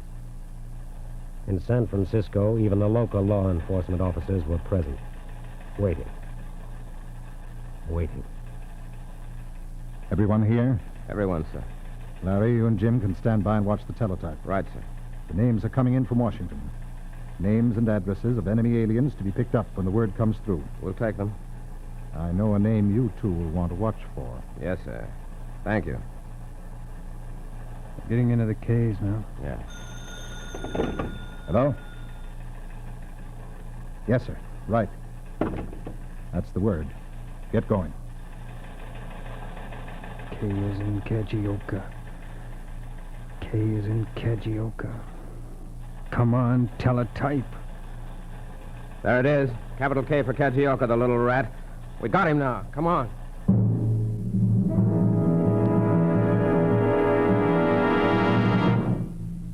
Otto, now you see who I am. Major Kajioka. Yes.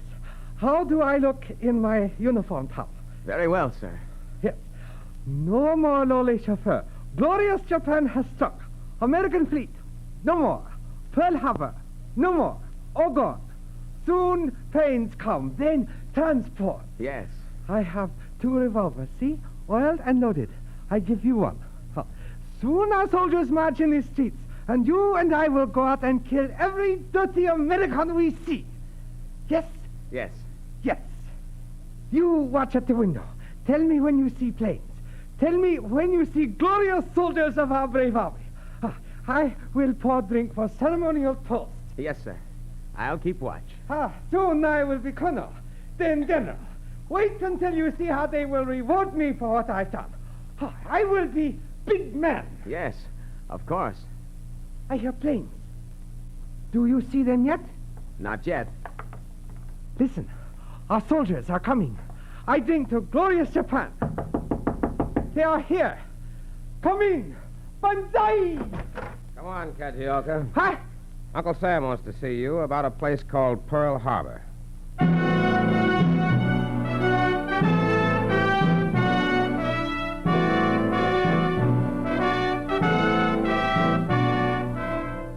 Kajioka was rounded up with thousands of his kind. Rounded up with the aid of a loyal Japanese American. Like the rest, Kajioka wondered how the FBI had known of his work. Does he remember that little incident back in 1939 when a pair of striped pants and a cutaway coat bowed to a chauffeur's uniform on the hard deck of a Japanese cruiser? Probably not. He wouldn't understand the things that make Americans tick. The American willingness of those who serve our country in the ranks of the FBI. No, Kajioka probably will never understand until it's too late. And how will he ever know that it was too late that day back in 1939?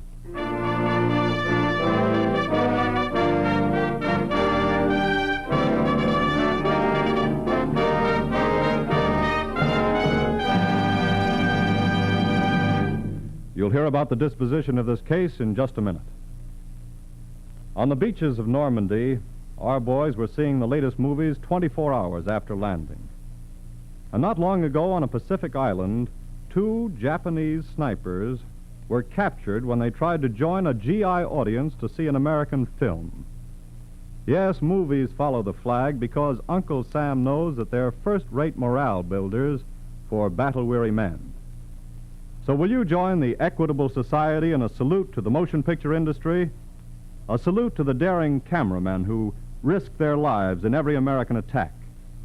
To the technical men who developed special equipment to photograph Tokyo from 45,000 feet in the air.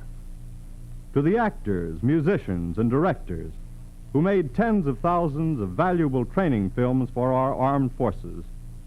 And to the 16,000 theater managers who have sold millions of war bonds in every drive.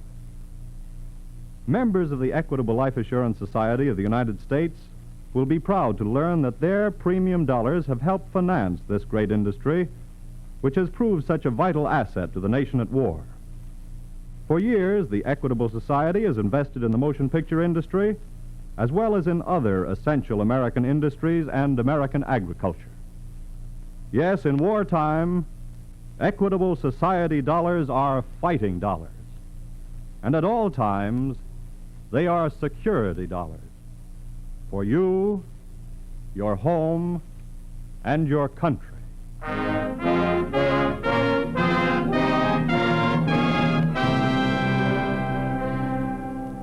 As an enemy alien, Yasu Kajioka was placed in an internment camp to remain there for the duration of the war with Japan.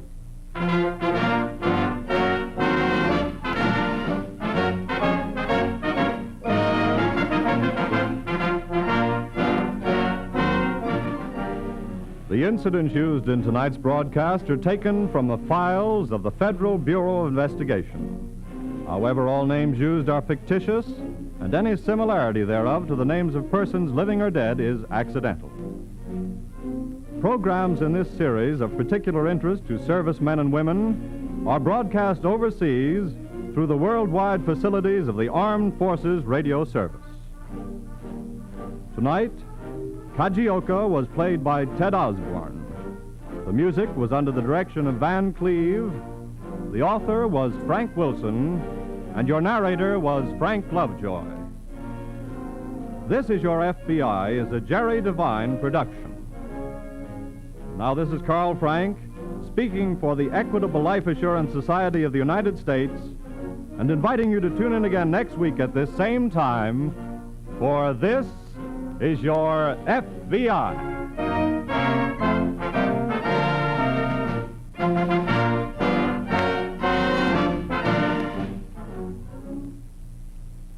And now the Equitable Life Assurance Society of the United States brings you a message from the Office of War Information. It may seem slightly ridiculous these hot July days to be thinking of winter heating problems. But actually, it's the most sensible thing you can do. The fuel situation is still critical, so don't put off your heating problems and forget all about them. Check your heating equipment now. Order insulation for the walls, windows, and doors of your home. Talk with your fuel dealer and take his advice. Fill your coal bin or your oil tank right away before the fall rush begins. This is the American Broadcasting Company.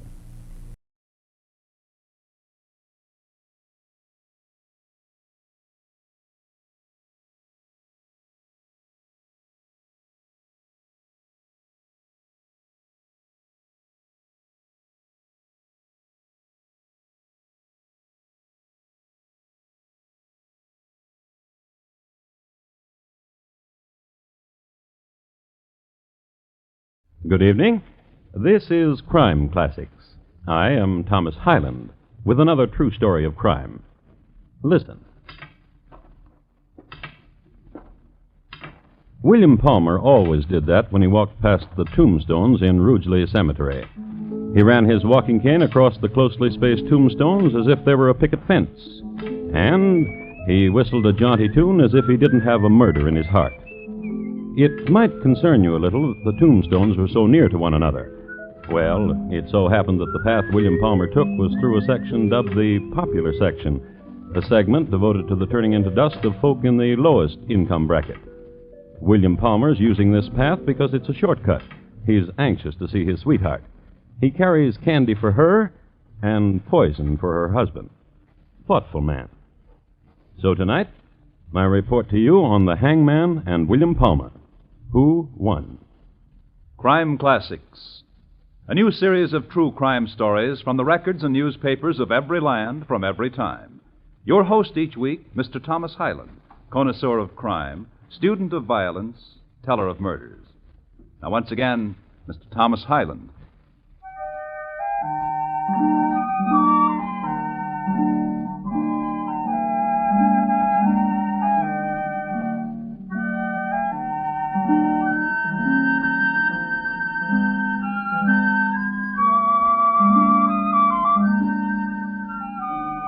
A word about Rugeley, England in 1854. It was about as large as Twickenham. Most of the people of Rugeley toiled at Bladen's Brass Foundry, England's prime source of supply for ornamental door knockers. The foundries of Rugeley, too, are famous as originators of the claw and ball design, later adapted as legs for bathtubs. The town itself, in its better sections, was spoken of as quite pretty.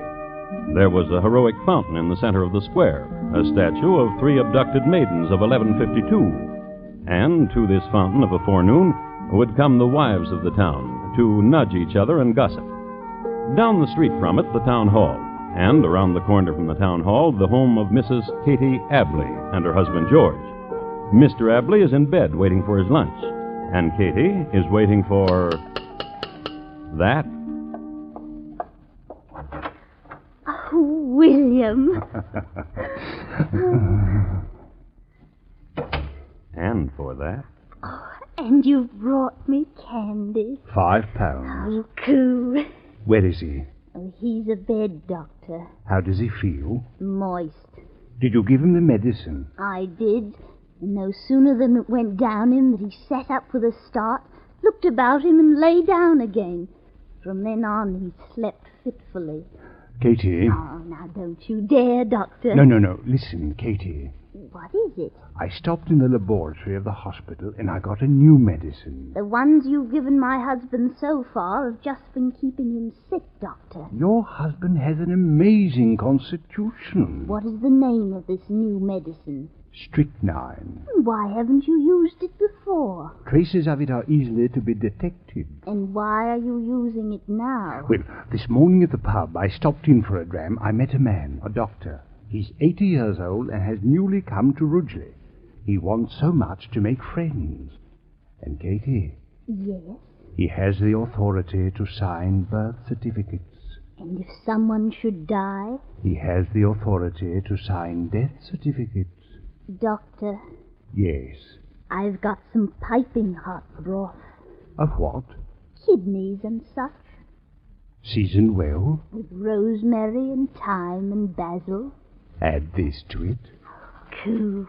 All of it? Your husband's constitution should be written up in the journals. All of it. I'll ladle out the broth.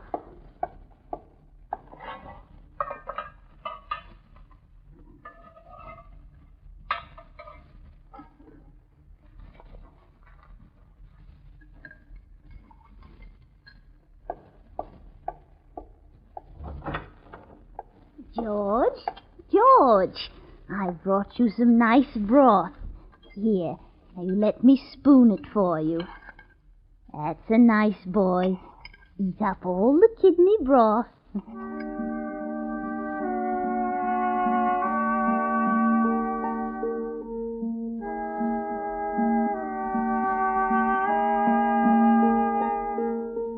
And it was on that day that George Abley's constitution finally gave out.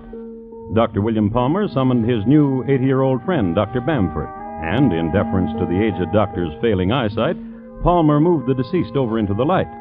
Dr. Bamford corroborated on the diagnosis of death due to internal strictures and closures and signed the death certificate.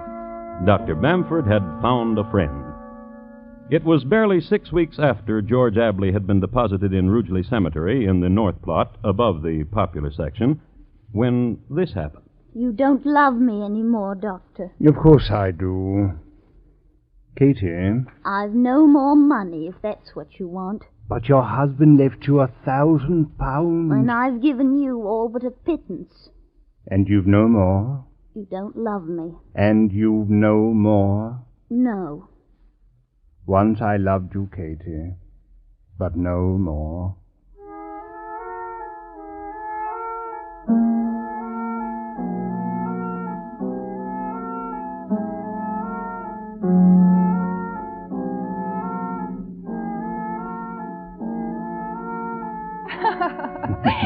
Do I amuse you, Miss Brooks? Oh, you're very witty, Doctor.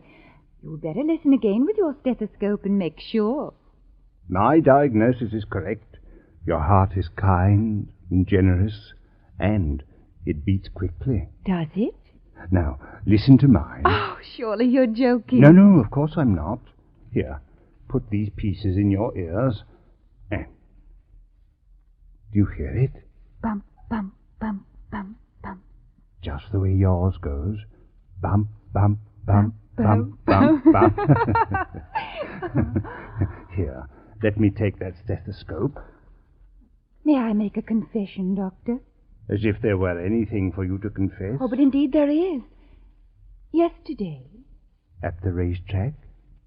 I contrived to meet you, Doctor. You were so handsome, so dashing, so from London. I hardly watched the races. Then the handkerchief you dropped? Yes. Naughty. Naughty, naughty. I'm bold. Bold. That's what you are, bold. Doctor. Yes. I'm ashamed. Miss Brooks. No, don't touch me. Listen to me. I'm ashamed. What I did yesterday, dropping my handkerchief at an opportune time so that you would lift it up to me, and speaking with you then, and spending the rest of the day with you, then coming here this morning to plead an illness I never had. Miss Brooks, dear Miss Brooks. My Miss Brooks. My Miss Brooks? You don't think I'm wanton? Certainly not. A girl in my station... You kissed me. Bum, bum, bum, bum, bum, bum. Miss Brooks. Call me Annie. The £50 I borrowed from you at the track yesterday, well, it so happened... Oh, don't talk about it. Not now.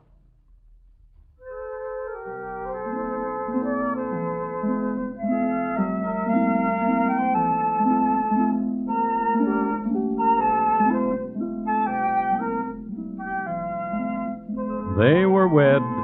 He, a young doctor, she, the daughter of an English colonel who had collected a lot of rupees in India.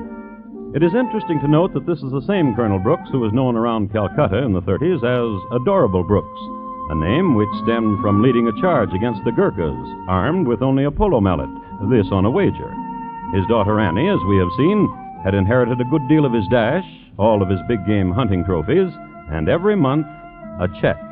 This check represented a monthly allotment from the colonel's estate, the rupees having been translated into pounds. Well, the young doctor and the colonel's daughter lived happily for some months.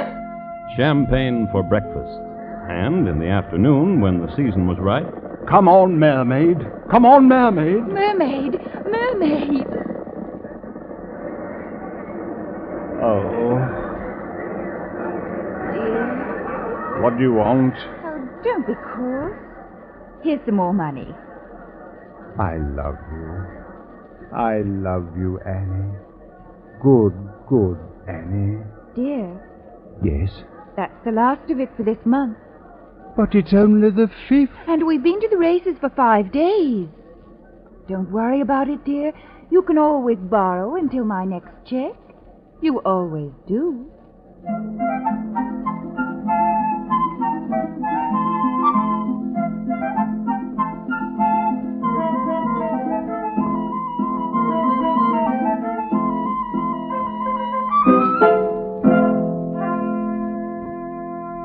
And you write all kinds of insurance, Mr. Hammerich? Ship, fire, theft, casualty, storm, life. Life. A policy on your life, Doctor? My wife's. In what amount? £13,000. How old a woman is your wife? 27. Her health? Excellent. Well, you're a doctor. You should know. Well, I don't want you to take my word for it. I brought a report on the condition of my wife's health from a colleague, Dr. Bamford. Here. Heart, excellent. Aspiration, excellent. And excellent. Proclivity. Oh, that's a very fine report. I'd say you were a lucky man to have a wife in such condition. How about the policy? Oh, no question about it. How much is the first premium? Annually, that way to save money. By the month? Oh, let me see. £13,000 policies. £50, 12 and 3. Oh. Yeah. £50, 12 and 3. Oh, thank you. Thank you very much.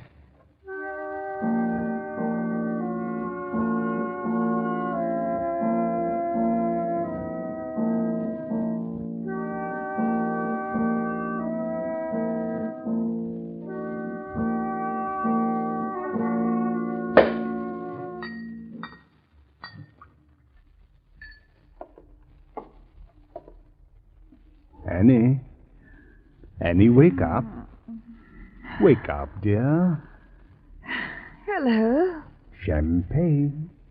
Hello. Drink it. Hello, hello, hello. Drink it all, then I've got a secret for you. Tell me a secret. I know who's going to win the 3rd race today. Who? Gold Finder. Oh, you're very clever, but But what? we have no money to bet. How do you think I got the champagne? Oh, you borrowed it. Gold Finder in the 3rd. Get dressed. Get dressed. Yes. Dear, Get dressed. I feel... What? I don't know. I can't seem to... You just lie here. Let me feel your head. Warm. A little fever. I don't want you out of bed today. Yes, Doctor. I leave you a powder to take. Yes, Doctor. Take care of yourself. Yes, Doctor. Doctor, Yes, you love me. I know you love me. I do. Kiss me. Annie. Come here and kiss me. All right. Bum, bum, bum, bum. Bum, bum, bum, bum. Dear Annie.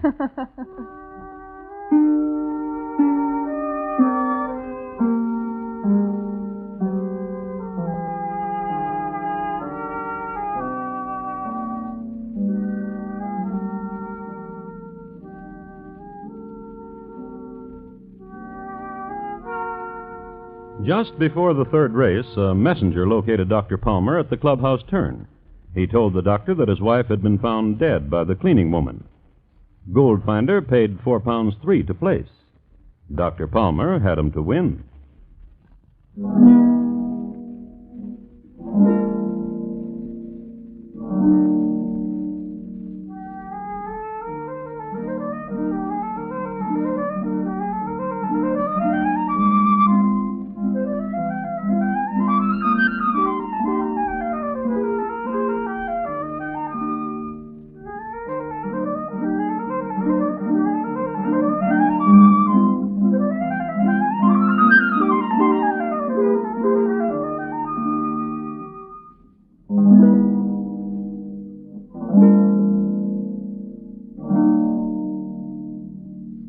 You are listening to Crime Classics and your host, Thomas Hyland.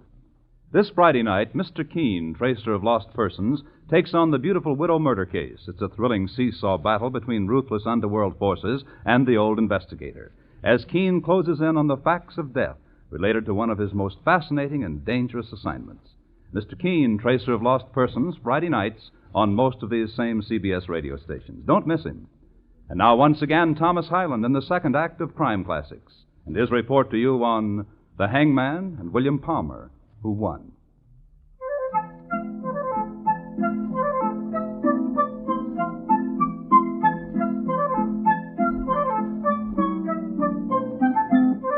In 1855, the town of Rugeley had forged ahead of Twickenham in population. Therefore, Rugeley was sending more men into the Crimea to fight the war of 1854-56.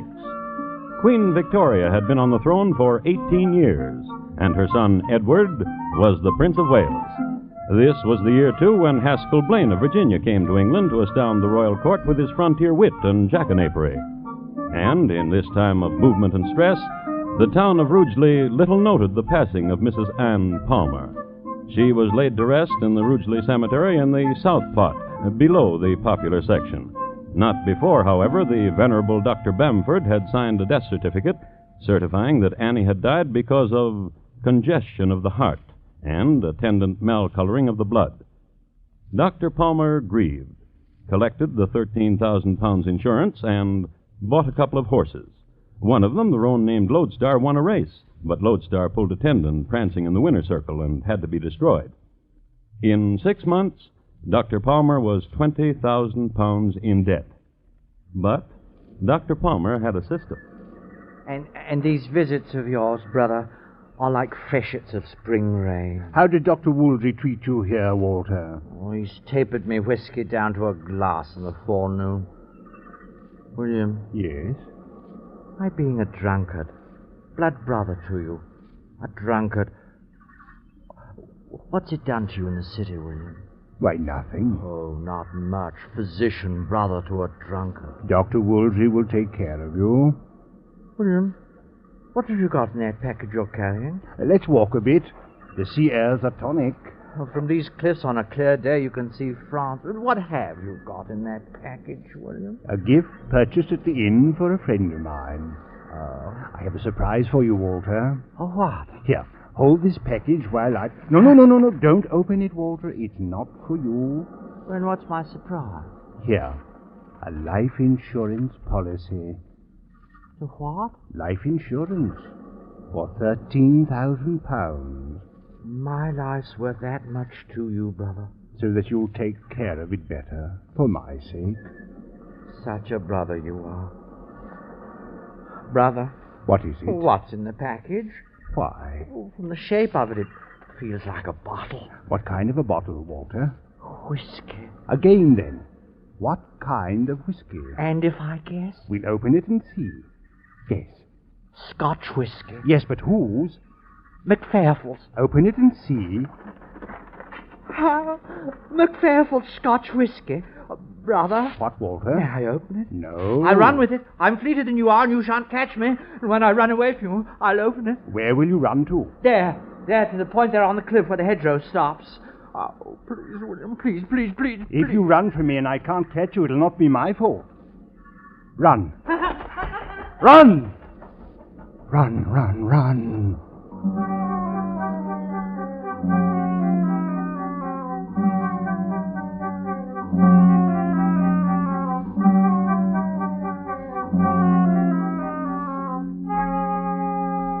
In Scarlet Town, where I was born, there was a fair maid dwelling. Come on, Walter. There was a fair maid dwelling. On your feet.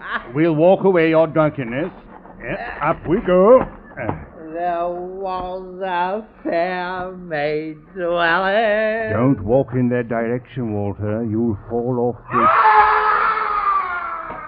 cliff.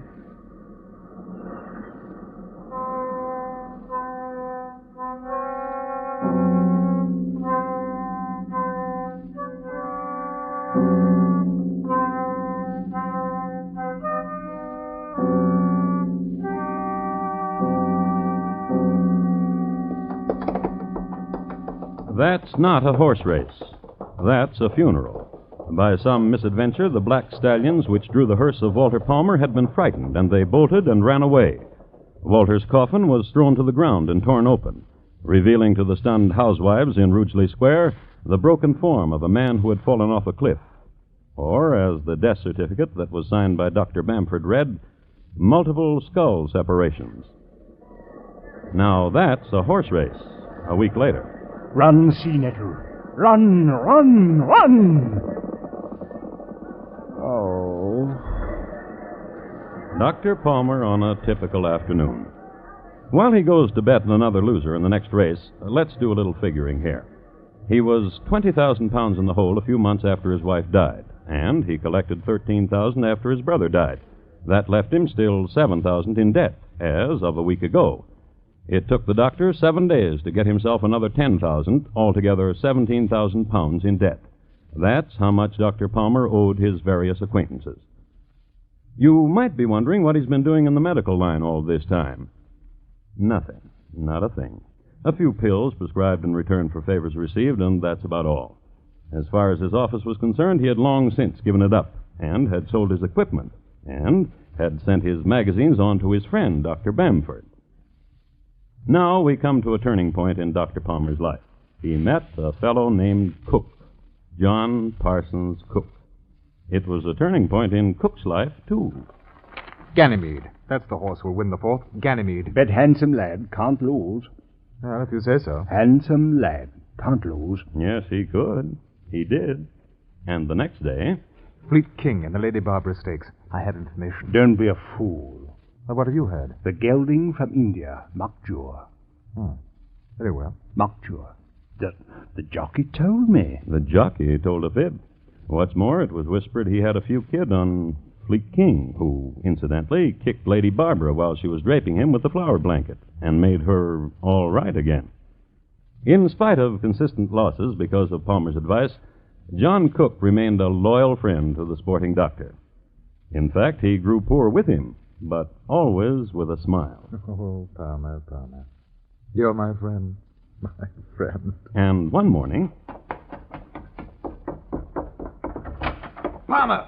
Palmer, I've done it! I won. Did you hear me? I said I won. A bob? 2 bobs? 25,000 pounds. You're crazy. 25,000 pounds, old friend. I've had one of those days we talk about, one of those days we think about when we're trying to sleep or when we're getting drunk. 25,000? Show me. Show me! Show me. Look! We're rich. Yes. Rich. Cook, you're my friend. Cook. Talk to me. What do you want? What are you going to do with that money? It's our money, isn't it? Yours and mine. Our money. What are you going to do with it? I'm going to America. What? America. What about me? You're my friend. What about me, Cook? You wish me well. And the money? I'll be rich in America. Without me? Without you. I bear you no malice, Cook. Well, why should you? We've been good friends. I'll be so sorry to see you go. I'll remember you well. Cook, listen. What? A last drink with me. Well, I don't mind. A special drink. Well, of course. Oh, I'm very happy for you, Cook. Yes, friend of mine. Wait here. Where are you going? A special brandy in my belongings in the next room. Good. Wait here. All right. 25,000. Oh, I'm very happy for you, cook.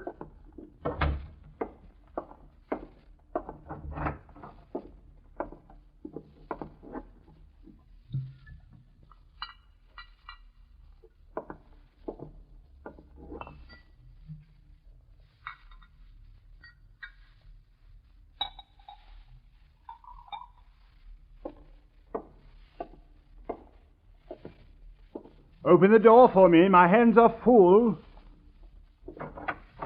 Special brandy, cook. Oh, dear friend. This one's yours. Dear friend. America. Hmm. Greedy. Greedy, greedy. Well, in truth, Palmer, I'm in a hurry. That's why I swallowed down the brandy. Greedy, greedy, greedy. The taste. You've been poisoned. On my word. Palmer. I can't help you. I want your money. You'll die quickly. You're doing it now.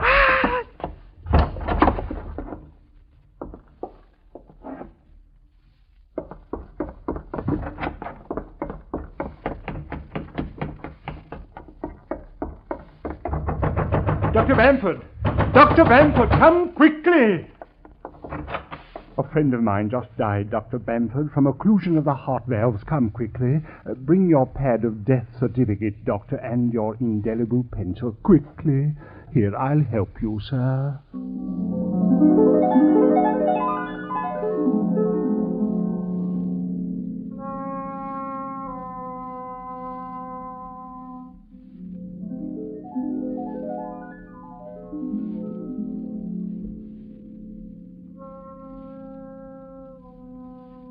It would have worked, too, except that it had happened 3 times before. Mr. Hatton, local police superintendent, noted a sheaf of 1,000-pound notes peeking out of the doctor's back pocket. An arrest was made, a trial was held, the doctor was found guilty and hanged, and the physician who pronounced him dead was named Bamford. Death due to dramatic separation of the cervical spine, the doctor wrote. Which is what happens in cases like these.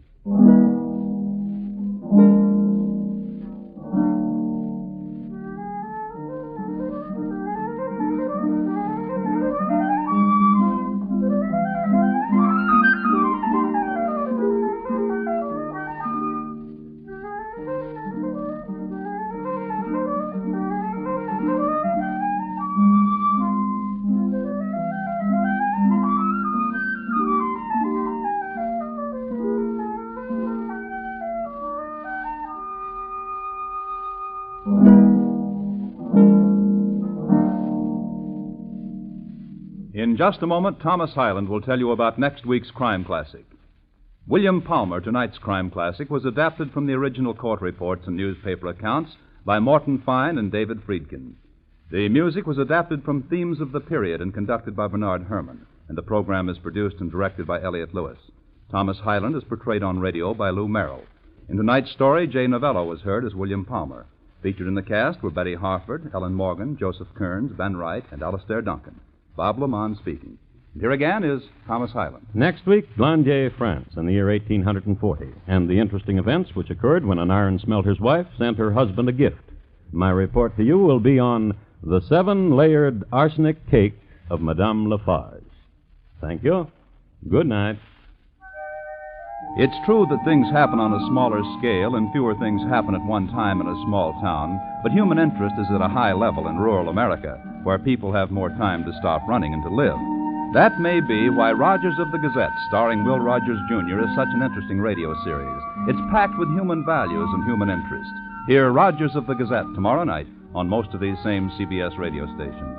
Thursday nights, Marlena Dietrich stars in Time for Love on the CBS Radio Network.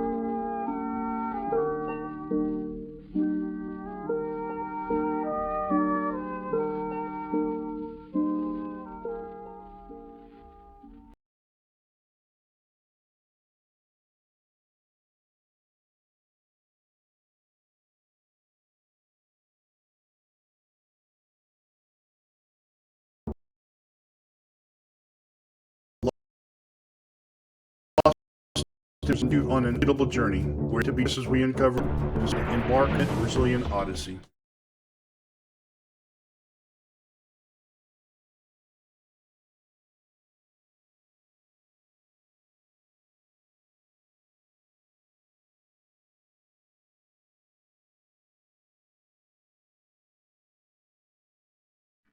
And now, in cooperation with police and federal law enforcement departments throughout the United States, the program that brings you authentic police case histories. Waterman's Pens and Waterman's Ink present Gangbusters.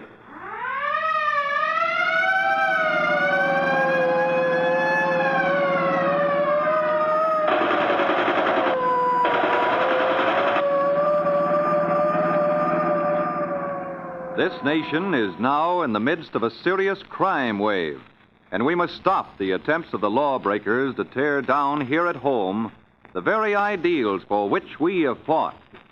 And so Waterman's Pens and Waterman's Ink are proud to present Gangbusters with Louis J. Valentine, former commissioner of the largest police force in the world.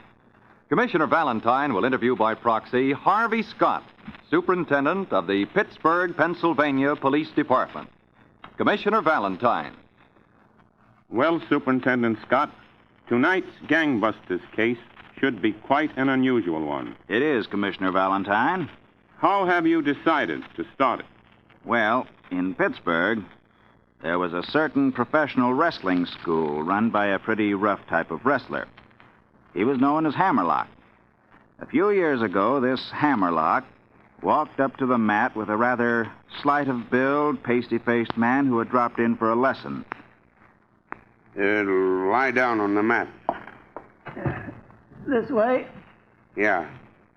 You're a businessman? Yes, sir. Well, as you have on your business clothes, I can't show you much, but... I just wanted a demonstration. Well, all right. Now, you're flat on your back.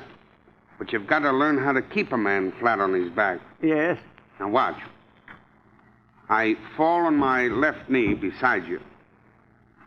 Then I grabbed your right hand with my left hand. Yeah. Your left hand with my right hand. You weigh a ton. Now, my right knee is free. I place it on your chest. Now, if you move an inch, I throw my weight on that right knee. And I can break every rib in your body. Will you hold me tight like that, just to let me see how it would feel to try and get up? Yeah, all right. Now, go ahead. Just try to move. I hope I didn't throw you too hard. I just wanted to try my little trick against a professional wrestler. You must have busted my ribs. I guess I'll have to be going. Hey, who are you? I never saw anybody move so fast. Oh, it's just a little hobby of mine. A little pet trick I like to try out against professional wrestlers. Well, I'm sorry, mister. I'll have to be leaving. I don't care what you say, Haynes. I'm packing up and leaving. Step-ins, slips, and undies, huh? Hmm? This trunk will never hold them all. Your boyfriend ain't gonna like you leaving like this, Cora. I'm bored stiff. So you're getting out. When I get this trunk packed. I'll bet all them lace under things cost a hunk of dough. He's so goody-goody. Well, he makes me sick. Hey, he's my pal, you know. No, I'm too young. Read books, go to the movies. Look out, Kitty. I love you, but I'm packing. Kazera ain't gonna like this, Cora. Well, that's too bad. He's not even a man. There were only some excitement once in a while. Now, listen, kid. I gotta tell you something. I'm fed up with his goody-goody. What do you want to tell me? Will you swear never to tell? That good, huh? Will you swear? Okay. Kazera's been pulling jobs since 1923. What? He's robbed freight trains, maybe a dozen other places. And a couple of times he shot it out with the cops. Kazera. You ain't heard nothing yet. Kazera ran a gang that had this town on its heels. If it weren't for a bad break, Kazera never would have been caught. But they were scared enough of the guy to give him a rapper from 10 to 60 years in the Western Penitentiary. Ain't you lying? Oh, no, sister. Not Kazera. You're teamed up with a guy who, if the cops knew who he was, when they faced him, half of them would faint. Gee,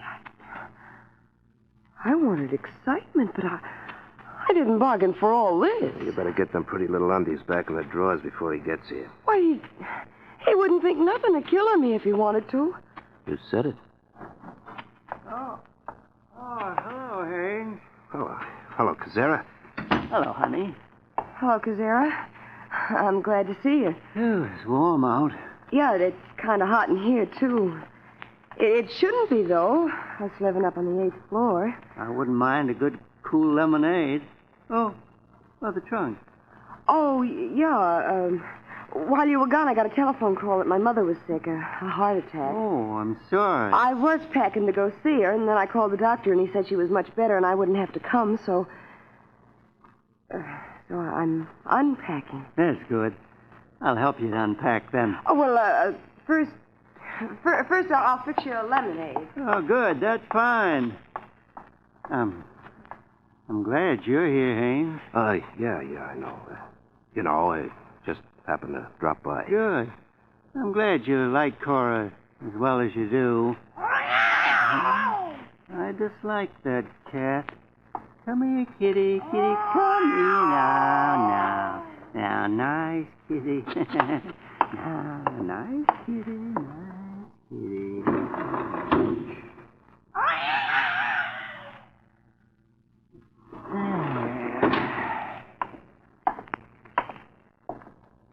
You shouldn't have done that, Kazera. Oh, Cora loves that. The door to the hall. Oh, the cat just went out the door. Mm-hmm. Didn't I hear the kitty meowing? Where'd he go? He just walked out of the door. Get some air, I guess. Oh. Kazera, why don't you take me dancing tonight? Oh, I can't tonight, Cora. I told Haynes I'd go for a walk with him in the park.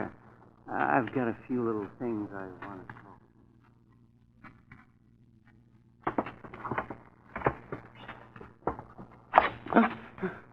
Who are you, then? You're a pretty tricky old gent, aren't you?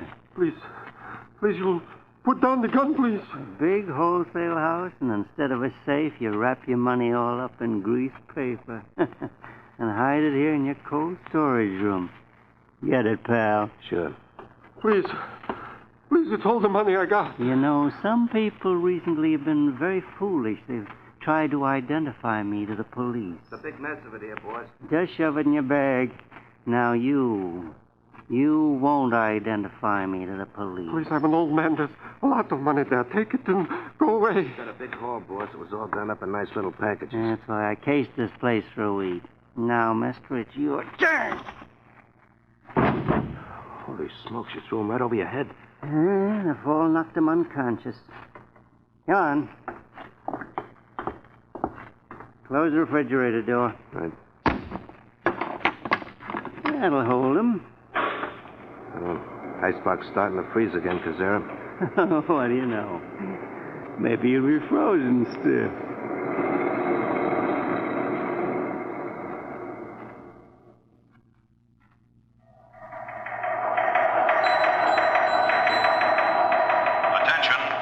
Attention, all Pittsburgh police.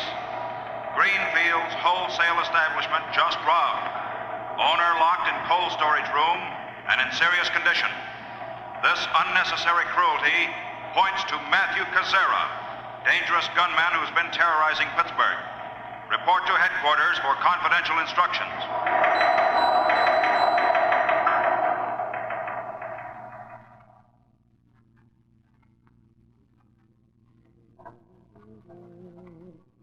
Well, you've done enough primping, Cora. All right, Kazera. Come on, let's go out and eat, huh? Haynes is always for eating. Gee, I wish we could find the kitty. Oh, it'll show up. Come on. Okay. You boys will have to give me a lot of attention tonight. Hey, what is it? Let go of me. What's the meaning mean of this, officer? Hold the girl and get the Stop cuffs on that one. I haven't Cut it done out, anything. Cut it out. Now you. You're Kazera. That's right, officer. Don't you move a muscle. Frisk him, Sergeant. I haven't got a gun, if that's what you're looking for. We were just going out to eat and... My heart. Oh. He's had one of his heart attacks. Well, that's a queer one. Let's see what his eyes look like. Perhaps he isn't too bad off. Now, for you, copper. I've never seen nothing move so fast in my life. No, I've got the gun.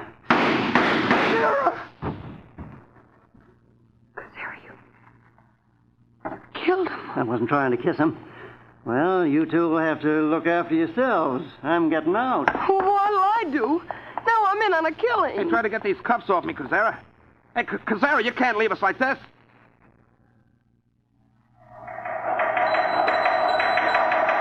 The identity of the gunman responsible for the killing of Detective Lorch and for many recent robberies has been established beyond doubt. Killer is Matthew Kazera, 5 feet 8.5 inches, brown hair, blue-gray eyes. This gunman is a killer and must be apprehended at once.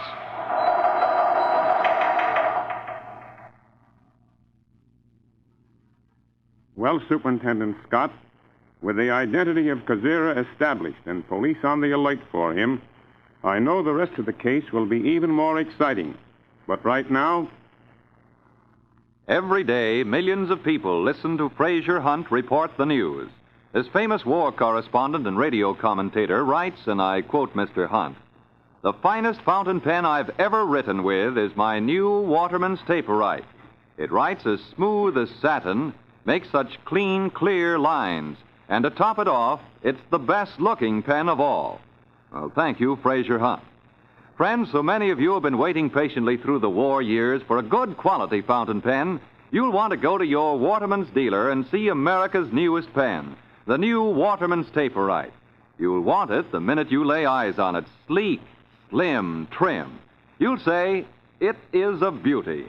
And what a Christmas present a new Waterman's Taperite makes. I promise you, no gift will be received with more delight.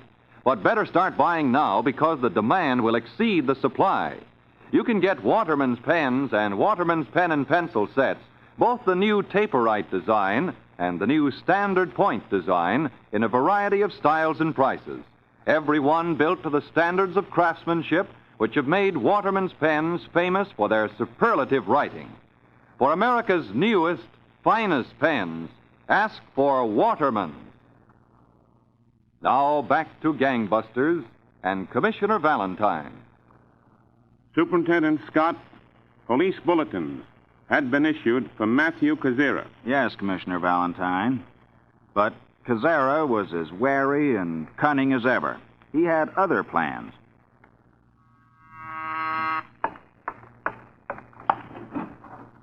Yes? You, Mrs. Flowers, who runs this boarding house? Yes? Have you a room I might rent? Well, yes, I do have a room on the ground floor and back. May I see it? Well, I had just about decided I wouldn't rent any more rooms to single gentlemen. Oh, why? I'm a rather nervous person, and Oh, I don't blame you at all, Mrs. Flowers. You don't? No, not at all. I don't have any men roomers right now. I don't blame you, Mrs. Flowers. Oh, what a beautiful canary. Yes, I've had him 10 years. You like canaries? I love them. And cats. May I just step in a minute? Well, yes, I guess so. Oh, what an attractive parlor. I'm Jonathan S. Brooks. Jonathan. That's an old biblical name. Yes. Well, don't you think I'm wise, Mr. Brooks, not to rent to strange men? Absolutely. But you know, Mrs. Flowers, I was just thinking, of course, you'd really be safer to have one man in the house. Now, I never thought of that. Oh, yes. An emergency comes up, a drunk at the door, a leak in a pipe. I'm surprised you're not married, being so understanding of women. Well, of course, Mrs. Flowers, there's always a first time. Well, that's so, I guess. Now, I wonder if you'd show me the room you were speaking about. Why, yes, if you'd like to. It's down at the end of the hall. This way. Thank you.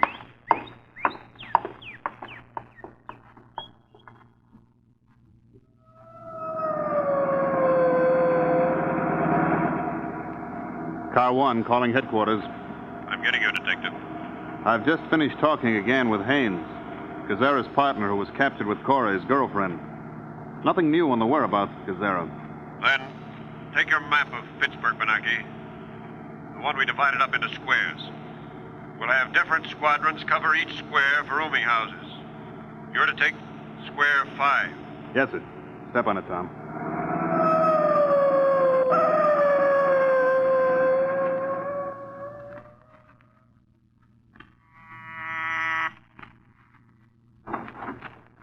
Yes? Good afternoon, ma'am. We're the police. You operate this boarding house? The police?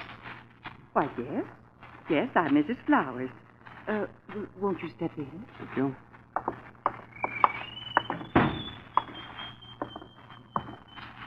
Do you have many men roomers? No, I don't. Not now. See. Well, if you don't take men roomers, there's no reason to bother you. The only man here is Mr. Brooks, Jonathan Brooks. But he's really he's just like one of the family. Maybe he could help you. Where's his room? Right down the hall. I'll show you. You say this Mr. Brooks isn't really a roomer. Oh, no. Oh, I don't know what I'd do without him. Well, I really don't know if there's much sense in talking with him, then. Right here. Oh, Mr. Brooks is such a capable man. I see. We're looking for a man who's a killer. A killer? Yes. Then I'm awfully glad I've got Mr. Brooks staying with me. Jonathan? Jonathan? I guess he's not in. Oh, I just happened to remember. He must have gone downtown to do my shopping. Well... shall I have him call you at police headquarters? No. No, it's not necessary, as long as you say he's really not a boarder, but one of the family. Attention. Attention. The Consolidated Drug Supply House just been robbed and manager cruelly beaten. Manager has identified picture of Matt Kazera as the gunman. This killer must be caught. Approach with caution.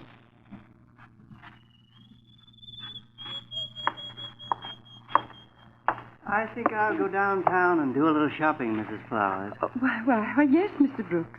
Why, you seem so nervous. Oh, it's just all those radio broadcasts about that killer. Oh, you mean Kazera?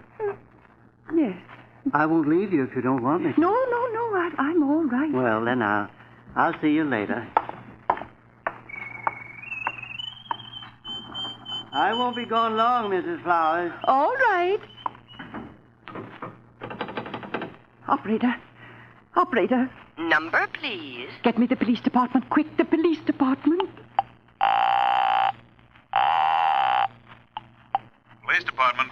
Detective Benaki. This is Mrs. Flowers. I have a rooming house at the corner of Main and Kelly. There's a man here. Oh, I'm awfully frightened. I think he's that killer you're looking for. What? Kazera? Yes. We called at your place yesterday. You said he wasn't really a roomer. I didn't think of him as such, but I found a gun in his room, and I've been looking at him and thinking. I think he's dyed his hair, but I think it's him. Now listen carefully. If he's the one we want, he's a killer. Is he there now? No, he's gone out, but he'll be back. All right. I want to talk to my superiors, but we'll protect you in every way. I'll call you back around 4 o'clock. Well, suppose he's here. Pretend I'm somebody else. But listen to the instructions very carefully. All right. I'll be waiting.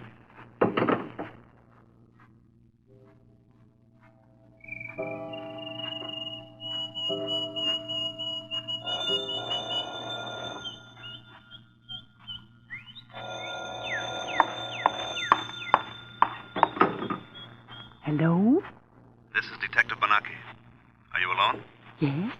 We're going to wait until after dark to take him. Yes? 9 o'clock tonight. Hello, Mrs. Flowers. Oh, yes. I'm on the telephone, Mr. Brooks. Oh, excuse me. Well, I'm awfully sorry, Hattie, to hear about it, but I'm sure you'll feel better. I get it. But you must listen carefully. When did the doctor say you should go to the hospital? Be in your sitting room at 9 o'clock. Oh, that's a shame. If Kozera is there, keep the shade up. If he isn't there, put the shade down. You got it? Well, I'm awfully glad you called, Hattie. Don't miss up on those signals. That's all. Oh, I dropped the receiver. Somebody sick? Yes, a friend of mine. She's quite sick. Oh, I'm sorry. Well, I'll sit down and keep you company. Then, if you'd like to, later this evening, I'll take you to the movie.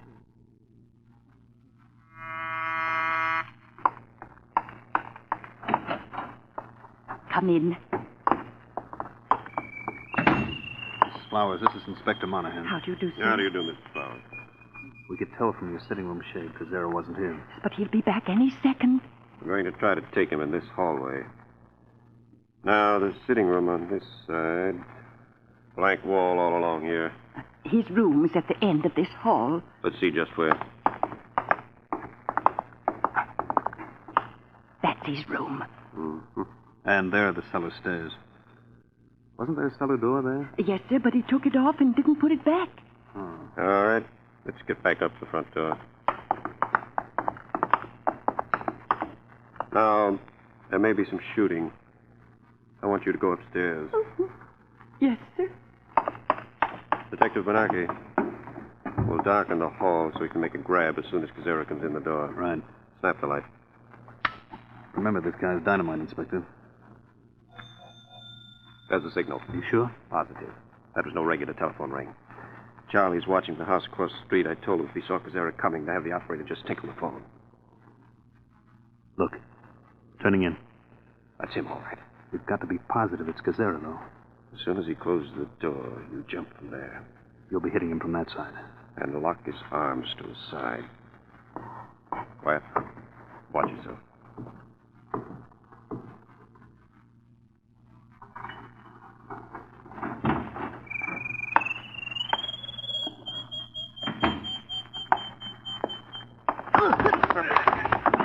I've got him. Turn the light on. All right, coppers. I give up. Risk him, Benaki. I've got his arms pinned. I'm through, coppers. I admit it. I'll give up. Here's his gun, Inspector Monahan. A police revolver. The one he took away from Detective Lorch and then killed him with. Can you beat that, Benaki? He thought he could break away. Won't wake out of that beating till tomorrow morning, Inspector. Is the creature subdued? He's unconscious, but you stay up there. Well, we better get the cuffs on him and lug him out. Yes. Roll him over and put him on.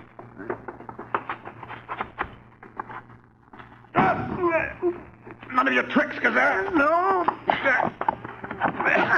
a gun. I've got it in the head, and I'm using you as a shield. Shoot him, Inspector, even if he does shoot me. Drop your gun, Kozera. Stand back, Inspector, or I'll blow every brain out of this copper's head. I'm taking him with me to the end of the hall. If you try to follow or move a muscle, I'm killing him. You won't get away with it, Kozera. Don't kill him. Stand back, I said. I've killed one cop, and I'd just as soon kill this one. Now, cop, I'm going to throw you down the cellar stairs and then kill the other copper. You throw me down the stairs and you're coming to it. I'll get into this fight, too, Kozera. I've got my finger wedged in front of the hammer of Kozera's gun, Benaki. He can't fire. Stand back, Benaki. You asked for this, Inspector. You're going down these stairs. Not without you, Kozera.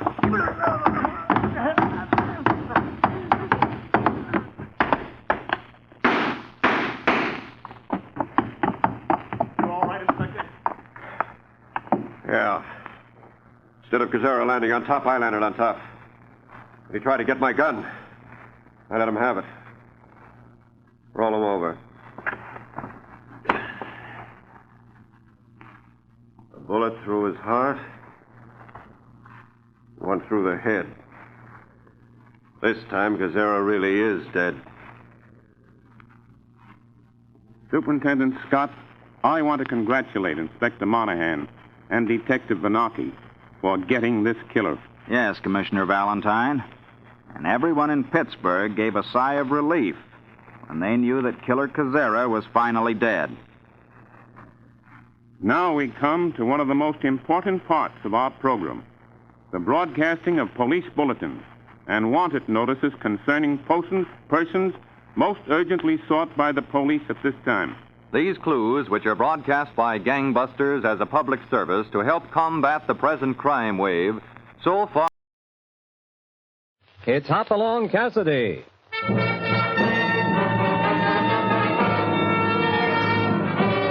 With action and suspense, out of the Old West comes the most famous hero of them all, Hopalong Cassidy, starring William Boyd.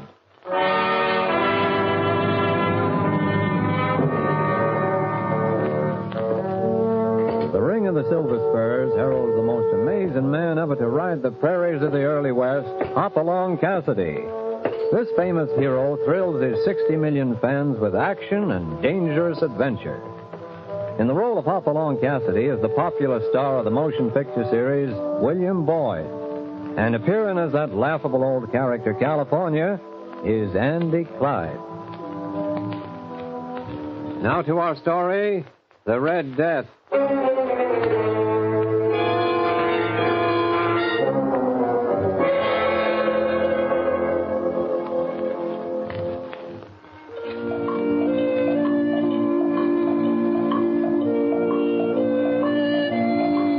It was a long ride to make, even for a friend like Kit Cavanaugh. South from the cool rolling hills of the Bar 20 to the Mesa country, from a land marked with place names like Peepsite and Deadwood, to the Alkali Desert still carrying the stamp of the Spaniards, to the Arena de la Muerte, the Desert of Death, to Alta Mesa and to the Rio Hundiendo, the mysterious stream which suddenly vanishes underneath the ground. Well, California? Well, Hoppy? That's it ahead. That's what ahead? The Rio Hundiendo. The The disappearing river. It drops under the ground right there and never shows up again. Consarn nasty of her, considering the country to the south. 120 miles of the gall-blameless, dry, buzzard-infested stretch of desert this side of Haiti. How do you feel? Sore feet, sore seat, and a powerful thirst. Well, we'll be down at Kit's Ranch in a day or two. If we ain't buzzard bait by then, which way you reckon we're going to push them cattle of his? Right up through the desert past here. I knew it. It's times like this when I know I should have retired 10 years ago. If I'd had the brains of a jackass, Now, don't underrate yourself.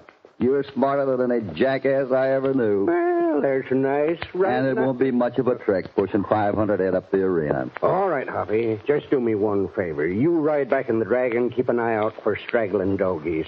If you see one flatten its face in that alkali dust, just handle it gentle. Of course, it will be me. Come on.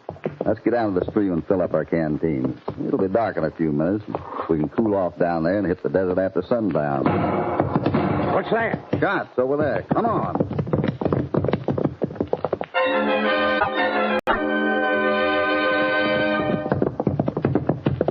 No use, California. He's gone. Did you get a look at his horse?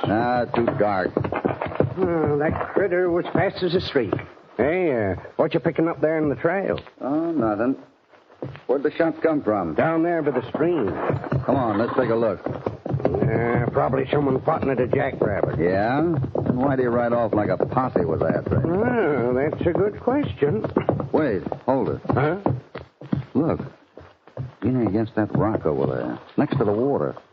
You're right. It weren't a jackrabbit. Come on. Well, I'll be... Hoppy. A man. Yeah, but look at him. Red. He's red as a beet. His clothes, his face, everything. Yeah, and he's not only red, he's dead.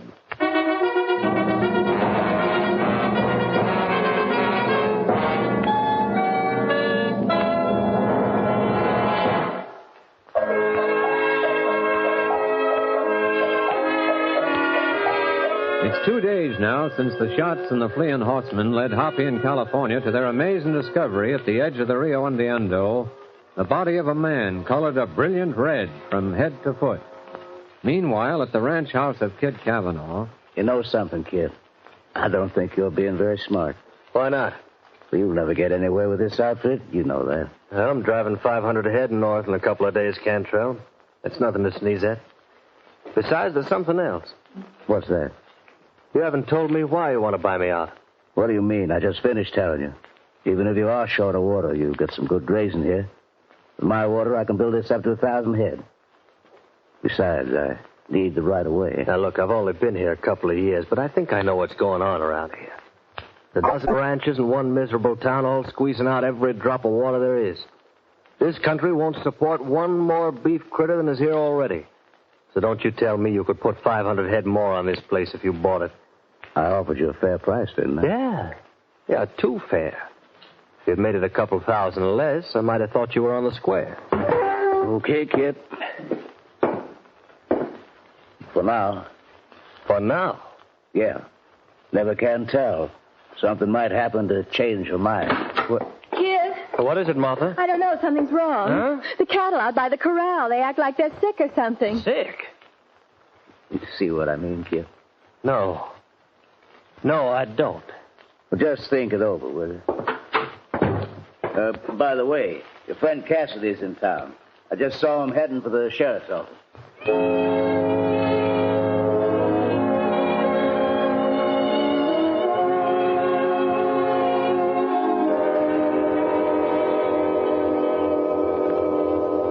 Now, take it easy, gents. If you think I'm going to swallow a crazy yarn about a blood-red corpse... But that's just what it was, Sheriff. We done buried him there, right by the river. Marked the grave with a heap of rock. Red? His clothes, his hands, his face, everything.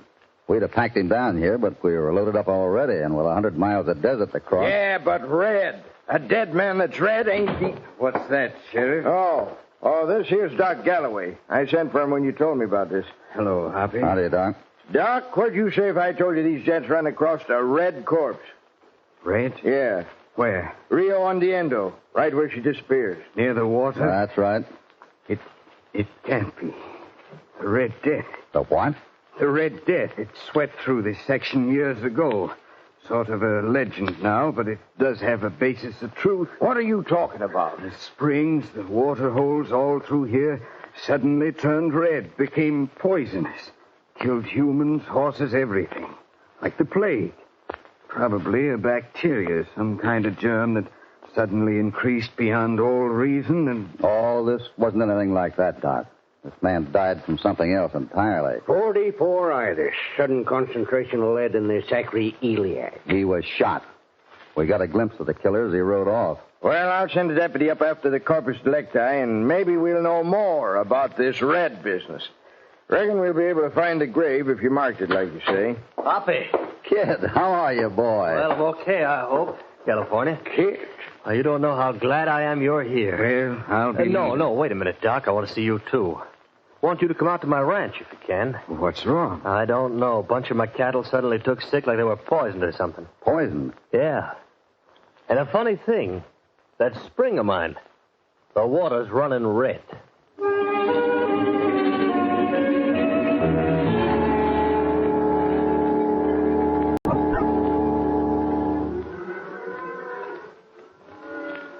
What do you make of it, Doc? I don't know, kid.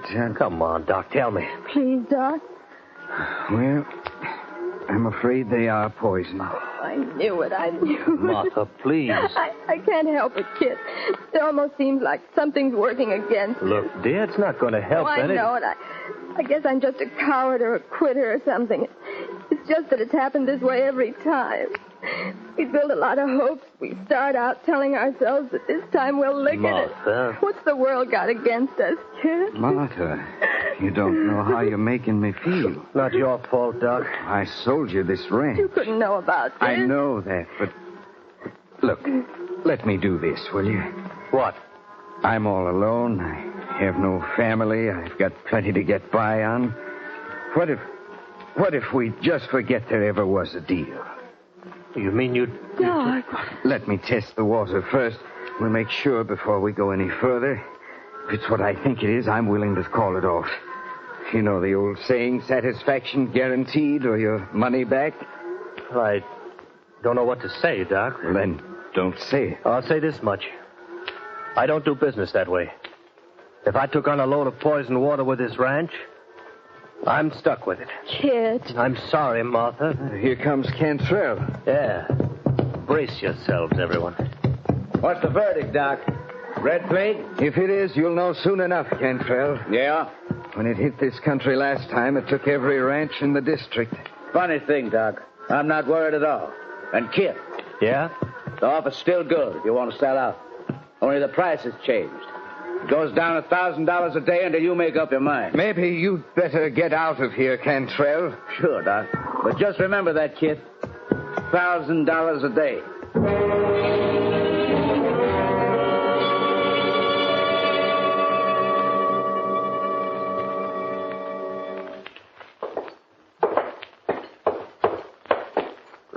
Hoppy. Yeah? Would it hurt too much for you to wise me up as to the goings on? Where we headed? Ah, there it is. Sure is. What? The Navajo Saloon. Finest drink emporium in Alta Mesa. You going in on another sarsaparilla binge? I want to talk to the proprietor. He's an old friend of mine.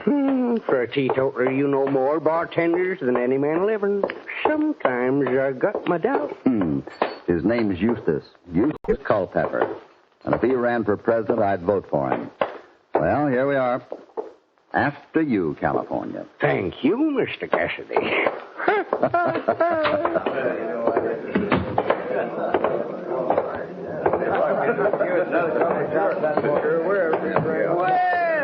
Well, Bill Cassidy. Eustace. Bill? Name's Hopalong, mister. He knew me when my name was Bill California. California Carlson. Meet Eustace Culpepper. Howdy. Hey, I'll be with you in a shake, Bill. Sure, go ahead. Now, Fred, what... Sit down, California. Excuse me, stranger. Not at all. Hoppy, what's this got to do with them poison steers? Shh, not here. You new in town, stranger? Just coming through. My name's Cassidy. This is California Carlson. I'm Mike Reardon. Howdy. Just passing through, you say? That's right. You in the cattle business, Reardon? Nope. I see. Quiet in here, ain't it? I like it quiet. Yeah. Now, Bill, or Hopalong it is now, huh? It was Bill when I knew him up north. Now, Eustace. Oh, them were the days, eh, Hopalong? Let me tell you, he was a tiger at a church social. Eustace ran the drugstore up north when I was a kid. Well, is that so? Look here, sis. Maybe you and me could... Oh, no, you don't, California. Tell me, Eustace, what did you do with your equipment when you gave up the drugstore and took to bartending? Oh, still got it. Stashed away in the barn out back. You remember anything about the drug business? Sure do. No, I went into patent medicine for a while. Put out the slickest concoction you ever laid a tonsil on. Tasted wonderful. Wouldn't cure nothing, but I sold gallons of it. You're just the fellow I'm looking for. California. You sit here with Mr. Reardon while Eustace and I take a trip out to the barn.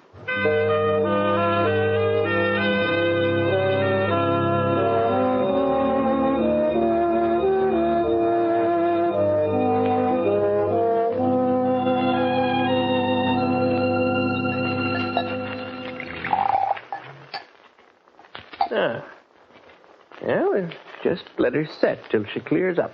You sure you're right? Why not? Well, you haven't run a test like this for 30 years. The equipment's rusty, but I ain't. I hope not. This is pretty important. Where'd you get this? Down to Kit Kavanaugh's spring. His stock turned up sick this morning. What makes you think it was... I don't think anything yet. That's why I got you to drag out this equipment. Yeah. It's funny, ain't it? That pink color. Yeah. How's it look now? Well, might be able to... Yeah. Hold the lantern up so I can look through it. There you are. What about it? You're right about that water, Bill. What's in it? Arsenic. That answer your question? That answers the little one. What's the big one? What's a dead man colored red from top to toe sitting by a stream 120 miles from here got to do with a batch of sick cows on Kit Kavanaugh's ranch? Well, now, that's quite a question. Indeed it is, Eustace. Indeed it is.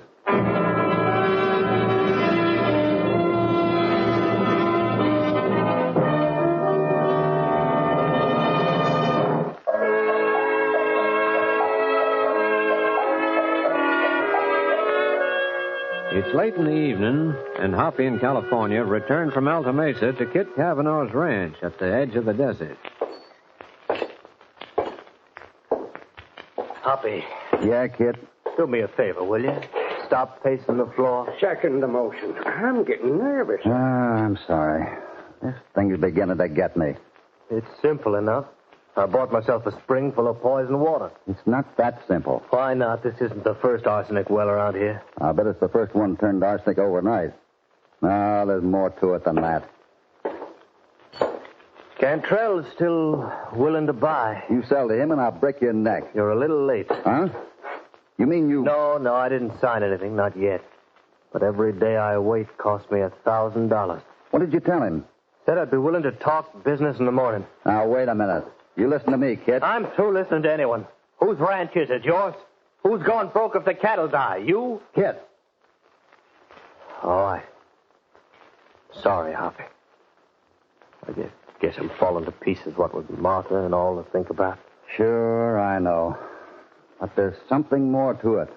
Something none of us know about. Look, the ranch goes sour. Spring runs poison.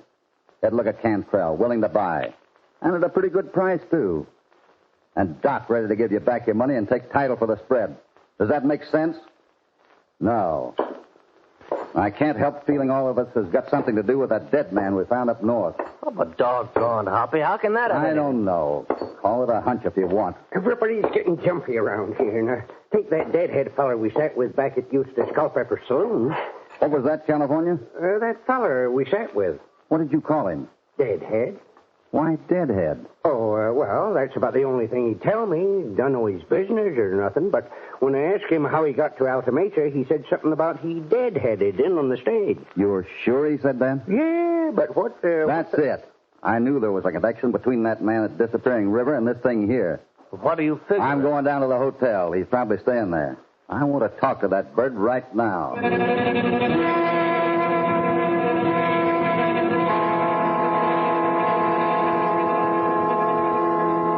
Sorry, Mr. Riordan just checked out, and I don't know where he went. Could he leave town? I run the hotel here, not the transportation business. Now, I don't mind telling you I'm busy. Yeah, sure. Henry? Yeah, Eustace? Never get up to heaven that way, Henry. What is it, Eustace? Oh, Henry's straying a mite from the gospel. He knows he hustled Mr. Riordan out the back door of this flea bag not a half hour ago. Eustace, so help me. Henry, I seen it with my own eyes. He rode off toward Lazy Sea Ranch with Steve Cantrell. Thanks, Eustace.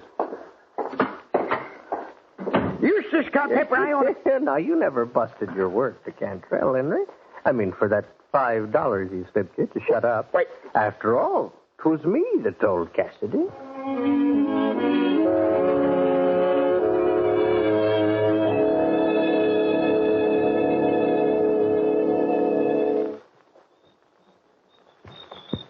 I don't like this, Cantrell. I'm not used to being shanghaied. No bad feelings, Redden. Just want a little private talk, that's all. I know why you're here, and I think I can help you. That is, if you play along with me. Go on, Cantrell. I can deliver what you want tomorrow morning. At a price, of course. There's only one thing. What's that? When are you planning to make this thing public? Tomorrow. I'm going to call a meeting of the cattlemen. Suppose you were to hold off till I get this little thing of mine straightened out. Can't do that. I'm afraid you'll have to. What kind of a remark is that, Cantrell? Call it a threat if you want to. You're riding up to my ranch tonight, and you're going to stay there until the... Wait a minute. Go on, Cantrell. I'm interested, too. Cassidy. Go ahead. Reach for your gun. Okay. Better trot home to the Lazy Sea and soak your hand. We'll be seeing you at the cattlemen's meeting tomorrow, Cantrell. Maybe sooner than that, Cassidy. The man talks tough. You'll get over it. Now, what about you? All right, what about me? Don't you think you'd better tell me why you're here? Sure. At the meeting tomorrow night. You already gave yourself away, Reardon, when you told my partner you deadheaded into Alta Mesa on the stagecoach. Only a railroad man would say that. All right, so I'm a railroad man. And the only reason I can see for a railroad man to be in Alta Mesa right now is to lay out the location for a railroad across the arena at De La Muerte. To maybe link up with the line on the west end. You're a pretty good guesser. I try to be. So when you start thinking railroad, you automatically start looking around for something Alta Mesa hasn't got. In quantity, at least. Water. That's right. Okay, Cassidy, you win. It is a railroad, and it is water. We sent a man here weeks ago to look the place over. Last we heard from him, he said he'd worked out a brilliant idea to find it for us. Then what? Nothing. He dropped out of sight. I think I know where you'll find him. Yeah? In the back room of the sheriff's office, stretched out on a table, covered from head to foot with red dye and pretty dead. You mean? Yeah. California and I found him 2 nights ago, 120 miles north of here at the edge of the Rio Andando. You know, Reardon, that's something else we ought to take up at the cattlemen's meeting.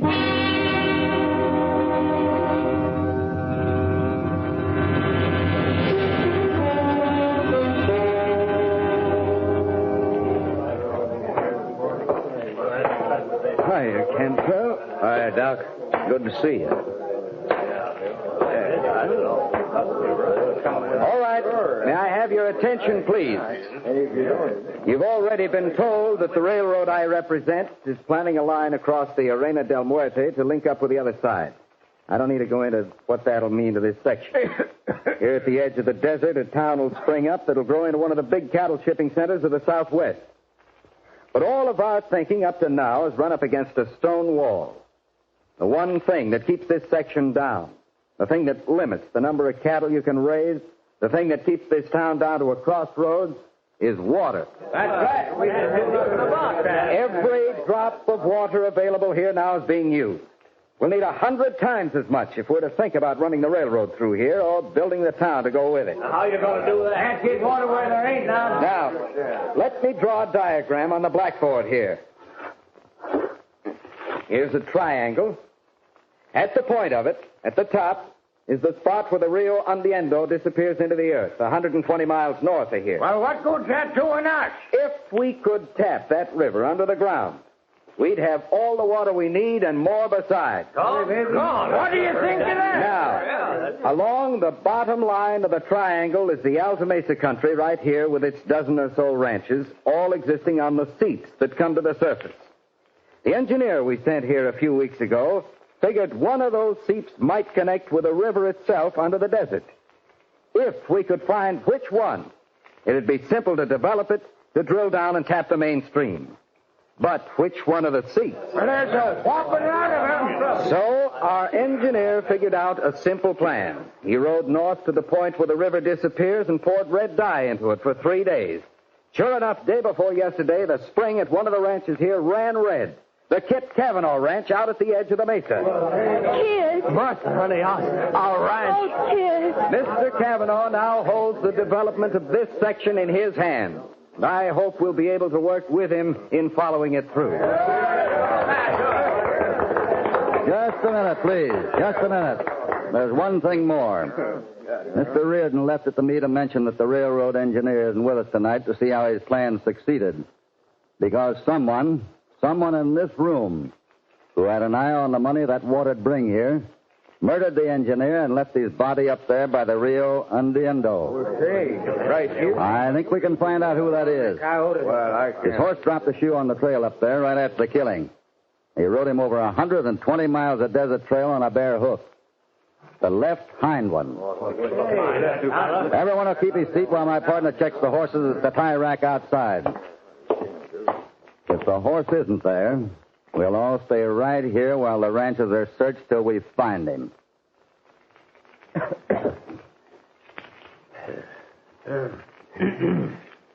Let me out of here.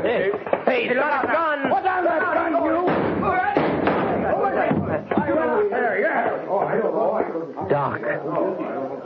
Doc Galloway.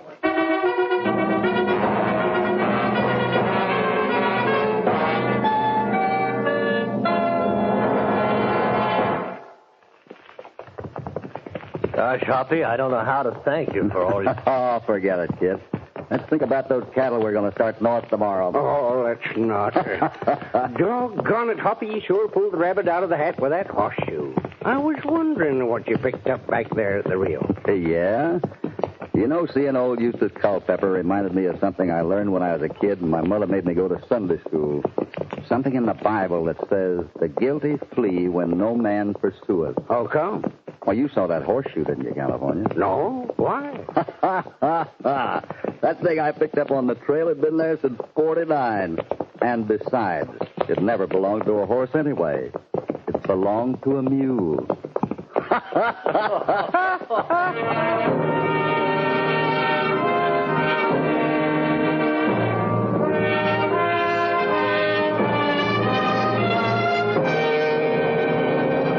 Hoppy and California are hitting the trail homeward again, and after this little adventure, the Bar 20 is going to be a welcome sight. Hope you enjoyed this friendly visit, and that you'll remember to tune in next time these two fighting cowboys get involved in another thrilling escapade. Hopalong Cassidy, starring William Boyd, is transcribed and produced in the West by Walter White, Jr. The Red Death was written by Harold Swanton. All stories are based upon the characters created by Clarence E. Mulford. This is a Commodore production.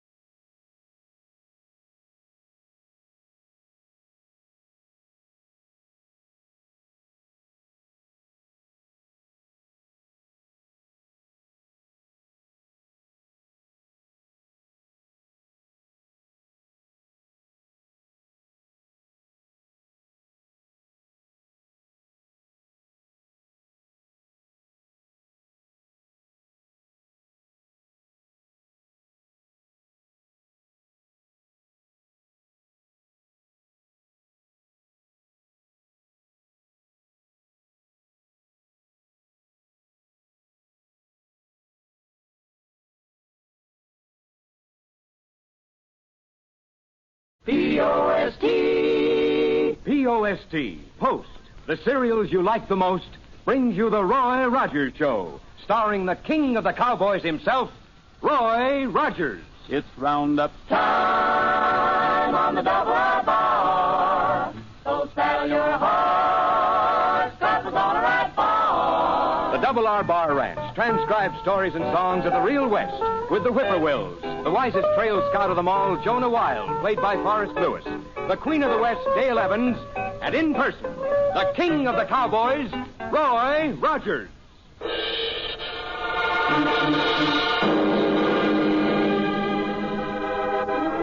Howdy, folks. This is Roy Rogers. Believe me, you can count on anything bearing the brand name Post. And I'm proud to recommend Post cereals to you. So get your mom to put them on the shelf and, well, you try them as a favor to me, will you? Well, sir, Paradise Valley, it's hot, really hot. This is the kind of a day almost anything could happen.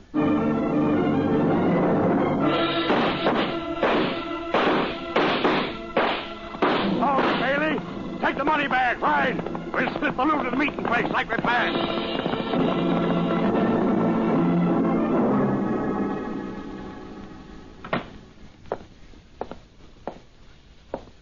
Everything okay, Harris? Everything but this? I don't like meeting at this hotel.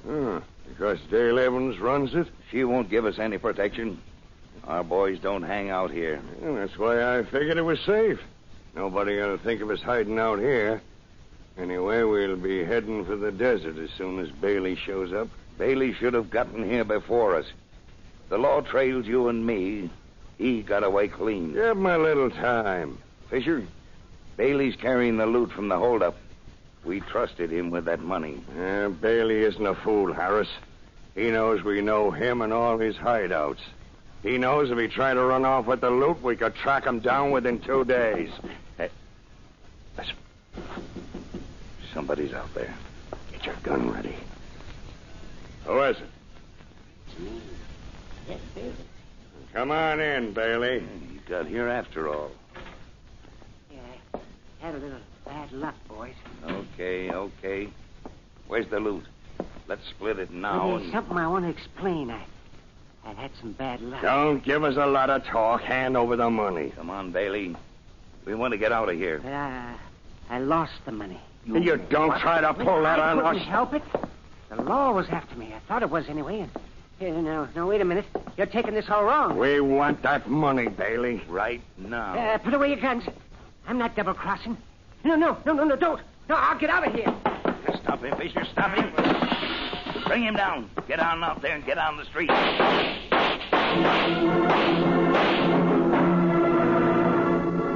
the shots thunder into the quiet of Mineral City's main street, Ed Bailey falls, dead or wounded. His 2 partners leap through the window, hit the ground, and run toward him.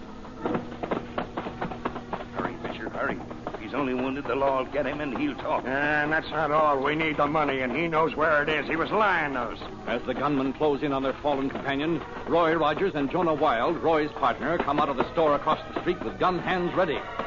There's Roy Rogers. Looks like he wants in on this, huh? Don't tangle with him. Get around back to the hotel. We'll get Bailey later on. Fisher! Harris, hold it! Yeah, they took to their heels. I'll knock them into the dust. Hold your fire, Jonah. Dale's coming out of the hotel. Yeah, there we was in that store, peaceful as could be. I was buying a doodad. I was buying a doodad to brighten up my thingamabob when crash, somebody jumped out the hotel window. Roy! Yeah, broke the glass. Roy, a telephone call just came in for the sheriff. Charlie Fisher and Dick Harris with a man named Bailey held up a bank at Squaw City. Yeah, that explains why they didn't take the stairs. Roy, this man lying here, it's Bailey, Roy. Jonah, you and Dale see if you can get Bailey into the hotel. Then call the doctor. You bet, Roy. No way to do jump through a window. Come on, Jonah. I'll head around behind the hotel and see if I can't smoke out those other 2 rattlers. Before Roy can get around to the back of the hotel, Charlie Fisher and Dick Harris have made their plan. Inside, Fisher. Inside, quick. We can't go back in the hotel. They'll be looking for us. Inside, I said. Bailey would double-cross us. He'd curry favor with the law. He'd tell them about our desert hideout. We've got to take Bailey before we leave. Roy searches the grounds, the buildings behind the hotel. He sees horses he does not recognize. And because he finds no trail leading away, surmises the outlaws are still somewhere nearby. Then he sees a sign in the dust. Footprints of 2 men who have gone into the hotel through the back door. Quickly, Roy enters the hotel, goes directly to the room Dale uses as an office. Dale, Harris and Fisher have come in to... Dale, Jonah. Oh, yes, Roy. What's the matter? What's happened here? I'll be all right in a minute. They got Bailey, Roy. Yeah, we was dragging and carrying and hauling this Bailey toward the room. Well, cut it short, Jonah. Yeah, well, we opened the door here, and there they was. I seen them as I went down. One of them lambasted me on the head with his gun, and the other one got Dale. They must have run off with Bailey. But they tried to kill Bailey a few minutes ago. Now they risked their lives by coming back here. Bailey must know something, and the other two are afraid he'll talk. Yeah, well, it's a fine way to treat a veteran soldier. 7, 8 wars. I say that's a fine way to treat a veteran soldier. Lambast him on the head. As soon as you and Dale feel better, Well, we're all right now, Roy. Just tell us what you want done, and we'll do it. Well, Fisher and Harris haven't had a chance to leave the hotel yet, and we won't give them a chance. We'll get some of the men on the street to watch the windows and doors while we search. We're going to find those rattlers.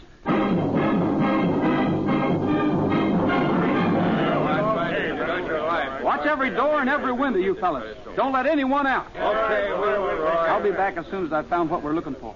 Jonah and I are going along to help, Roy. Oh, no, you're not.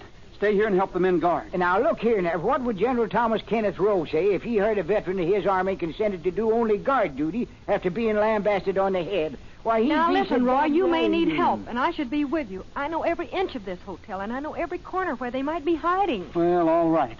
But let's not take chances. These men are desperate. They might kill rather than be captured. Roy enters the hotel, Jonah at his side. Dale walking a step behind, pointing out places where the outlaws might be hiding. They search every room, every corner of every room, but nowhere do they find the dangerous outlaws. Suddenly, Dale steps out ahead. Roy, there's one place we haven't looked. Dale! This storage closet behind the stairway. Get back here. Don't take chances. Here, see? Raise your hand, free. Grab the girl, Fisher. Hold her. Fisher and Harris spring out of the closet beneath the stairs, shooting as they come. Bailey is with them, a prisoner. They grab Dale, pull her around so that she stands between themselves and Roy and Jonah. Oh, no, you Keep those hands up. Don't lower them for any reason or we'll kill the girls. Stand around here. Bailey, don't you try anything funny either. Hey, you're wrong about me. I'm not double-crossing. Hey, these are the polecats that give me the headache. Call to those cowpokes outside, Rogers. Tell them the shooting they just heard was an accident. And if I don't? We're playing for keeps. You and the men outside may take us. We know that. But if you try, we'll get the girl and you too, maybe. Call them, Rogers. We're not waiting. Tell them to stay outside. Yeah, fine way to treat an old soldier. I'm not afraid, Roy. You fellas out there, stay where you are. Never mind that shooting, just keep watching, as you have been. I'm sorry, Roy. Glad to see you're playing our way, Rogers. Now walk toward the front door, ahead of us. Keep your hands above your head until you get there. And then? Then you're telling the men outside to let us go through. Now, come on, start moving. All right, Fisher. We're leaving, Rogers. But we're taking Dale Evans along. We'll keep her with us for 48 hours and have a 2-day start on the law. Nobody's bothered us by that time, we'll turn her loose. But if we even suspicion somebody's on our trail, we'll finish her off. Stay right here, by the door. I'm not afraid, Roy. I'm not afraid. I'll keep Bailey and the girl covered, Fisher. You step ahead and open the door so Rogers and Jonah don't have to lower their hands. Now watch her close, Harris. What's the matter with this door? Don't get excited, Fisher. The door's stuck. It won't open. Maybe that's because my foot's against it. What's that? Come on, Jonah. You got him. Oh, no, you haven't. You fell for a trick, Fisher. We're taking you for sure this time.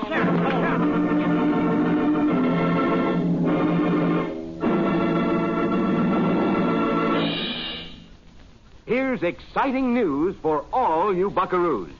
It's news of that thrilling and popular club, the Roy Rogers Writers Club. I know each and every one of you will want to join up right away. Why, maybe you'll be one of the very first official members from your neighborhood. Now, in just a little while, Roy himself is going to tell you all about what his Roy Rogers Writers Club stands for and how much fun it is to belong. You'll find out, too, how easy it is for you to join.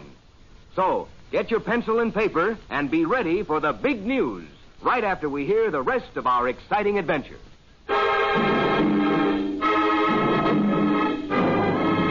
Fisher and Harris hold Roy and Jonah at the point of their guns, threatening to kill Dale unless Roy gives them a guarantee of safe passage out of Mineral City. As they come to the front of the hotel, Fisher steps ahead to open the door. Instantly, Roy tries an old trick, diverts Fisher's attention for a split second. Fisher looks away. In that split second, Roy lunges, grabbing Fisher's gun from his hand. He swings on Fisher, and Fisher staggers and falls. Jonah, finish off Fisher. I'll get Harris. No, Rogers, you're not coming after me. Harris has played it smart. He was not drawn into the fight. Instead, he stood guarding Dale and Ed Bailey, just as he stands now, gun in hand, ready for a chance at Roy. He steps forward, beyond the bruised Fisher, to protect him.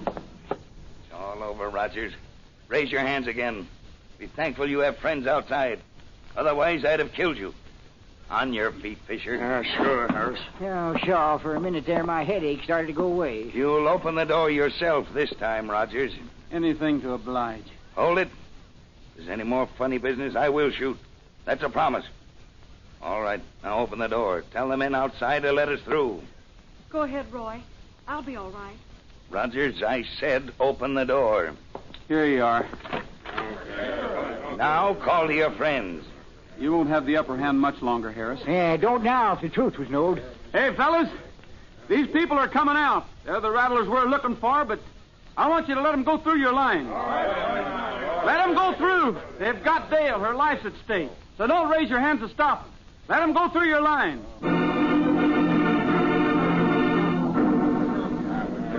Hey, they're gone. They're clear gone, and we didn't do a thing about it. This is the first time I saw you whipped, Rogers. Now, wait a minute. Hold on. There ain't nobody whipped. We just retired to regroup our lines. And the first person who says we didn't, I'll pin back his ears. See, I'll pin back his ears. Easy, Jonah. Yeah, Roy ain't whipped. I fit in 7 to 8 walls, as you all know. And I recognize a smart move on the part of a general when I see one. Roy... Just a minute, Jonah. They've got the best of us, and we might as well admit it. But that doesn't mean they're keeping the upper hand. We're riding out after them right now. But I want you men to promise one thing before we leave. That you'll stay here and not try to follow Jonah and me. They're holding Dale as hostage. 2 men may have a chance of getting up to him without being spotted. But a posse would be seen a mile away. And that'd be the end for Dale. Now, how about that promise? Good enough. Come on, Jonah. Let's get our horses and pick up the trail.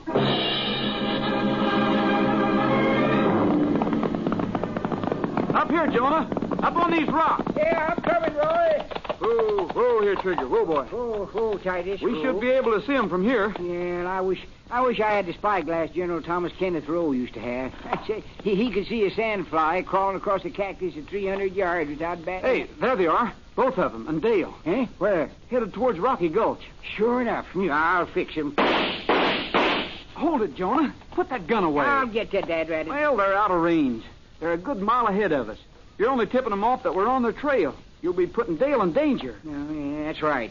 Trouble is, though, a thing like this makes my soldier blood boil up. I forget this ain't a long-range musket. Come on. We'll ride on down and get on their trail again. They're still gaining on us.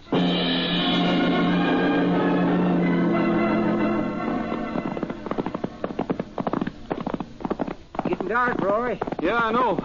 The past 15 or 20 minutes, I've been having trouble finding the trail. Well, one thing's certain, the horses ain't going to last the way they're pushing them. We'll have to stop, Jonah. Eh? For the night, you mean? Sure. We can't do anything else. Oh, but I've been on many a forced march, Roy. I say I've been on a many one. I can stand the pace. Don't you worry about me. I know you can, Jonah, but we'll lose time if we keep going. We'll miss the trail or we'll use up our horses. Yeah, I suppose you're right. We'll unsaddle and rest, then start out again when the sun comes up. I'm glad General Rowe ain't here to see me give up pursuing the enemy. Sometimes a man can press himself too hard, Jonah. If General Rowe was smart, he'd have understood that. Yeah, well, now there's the whole trouble. That feller wasn't smart. He was dumb. Okay. Well, let's get some rest. One thing sure, tomorrow's another day.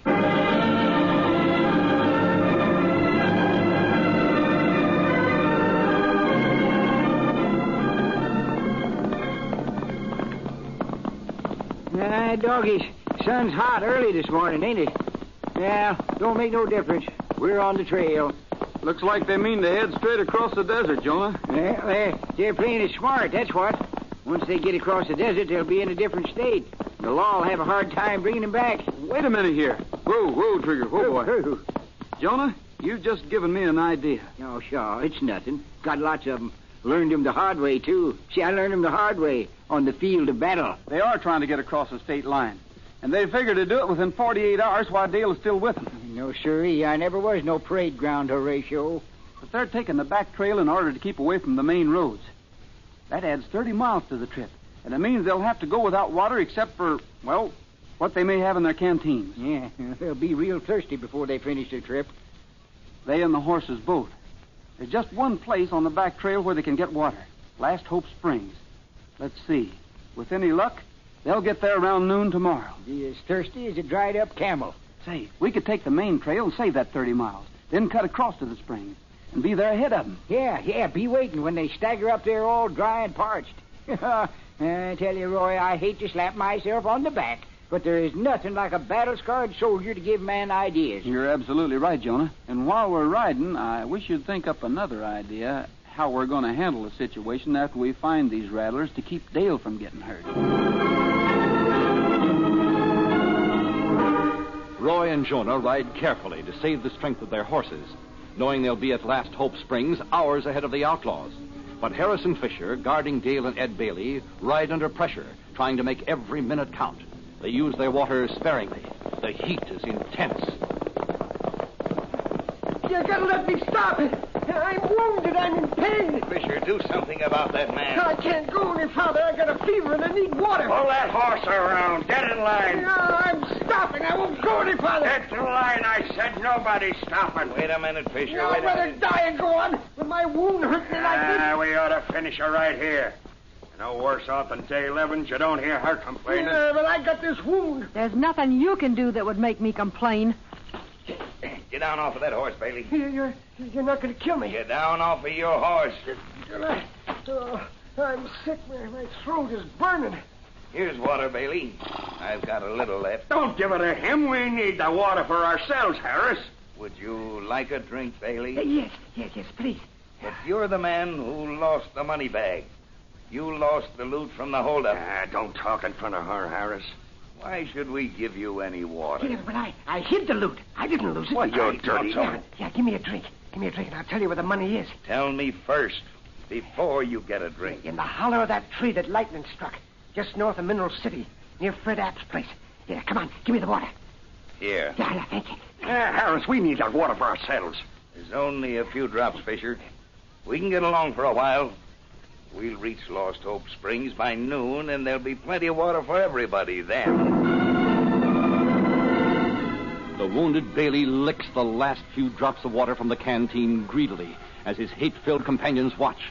Dale alone holds herself in check, determined not to give way either to thirst or the blistering heat. Roy and Jonah have arrived at Last Hope Springs and are waiting for the coming of the outlaws. Doggies, this is what I call a real hot day, Roy. It's a real hot day. It's pretty bad. Yeah, sure be glad when it's over. If it gets over. And if we're still living. You know, I remarked the same thing to General Thomas Kenneth Rowe during the Battle of Frying Pan Valley. Is that so? Yes, sir is. And it turned the tide, too. I say it turned the tide, too. That one little remark caused the enemy to be whipped to a frazzle-dazzle. And it just seems like it's you. Oh, Roy, you ain't paying me no mind. Oh, I'm sorry, Jonah. I was just watching those 4 riders just beyond the big sand dune there. Huh? 4 riders? Yeah. The 3 hombres we're after, and Dale. It looks as though our troubles will all be over, one way or the other, within a few minutes. Hey, the way they're coming, the horses must smell the water in the spring. Keep behind this rise, Jonah. Don't let them see us. You're a doggone betcha. Trigger, I've got a little job for you to do, fella. As soon as they're on the ground, I want you to run their horses off. Understand? Hey, Fisher's running for the spring, Roy. Well, when he bends down to take a drink, put a shot in front of him. Yep, just like the Battle of Worm Canyon. I'll take care of the rest. All right, let him have it. Oh! Dale, drop to the ground, quick!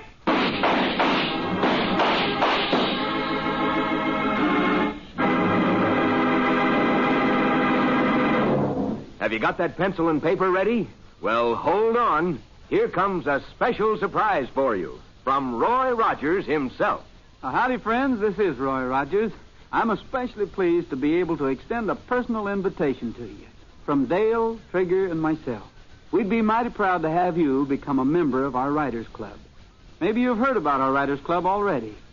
We've got several million members throughout the country, and our aim is to bring you lots of fun through honesty, loyalty, and friendship.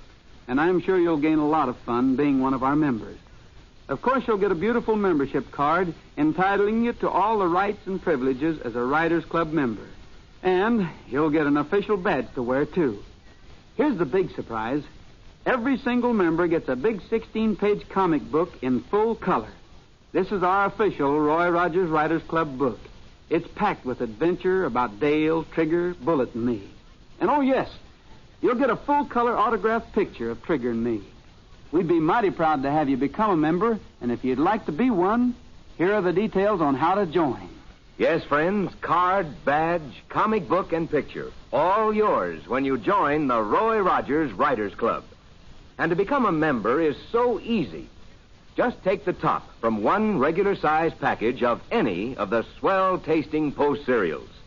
Mail the box top with only 10 cents and your name and address to Post, P-O-S-T, Box 7767, Chicago 77, Illinois.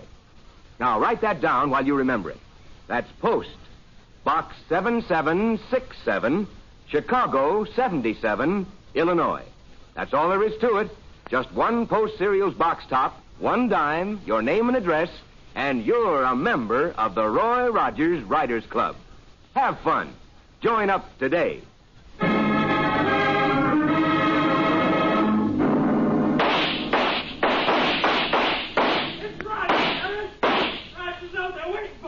Trigger, drive those horses off. Take them out of there, fella. I'll take care of the girl, Fisher. Roy, he's going to shoot Dale. No, he's not. Doggies, you stopped him. Jonah, watch Fisher. Draw on me, will you? Roy, did you see that? Did you see how the gun went sailing out of his dirty hand? Good work, Jonah. Yeah, sure. General Thomas Kenneth Rowe would be proud of me, all right. Hey, you hombres, listen. You're without guns now and without horses. You'll get no water unless you surrender. What's your answer? Dale, come this way. We'll cover you. Dale walks toward Roy and Jonah. The outlaws stand where they are. Fisher's face, burned by the sun, streaked by sweat and alkali dust, is blank. Harris, from head to toe, is filled with rage. A rage which goes out of control for a moment.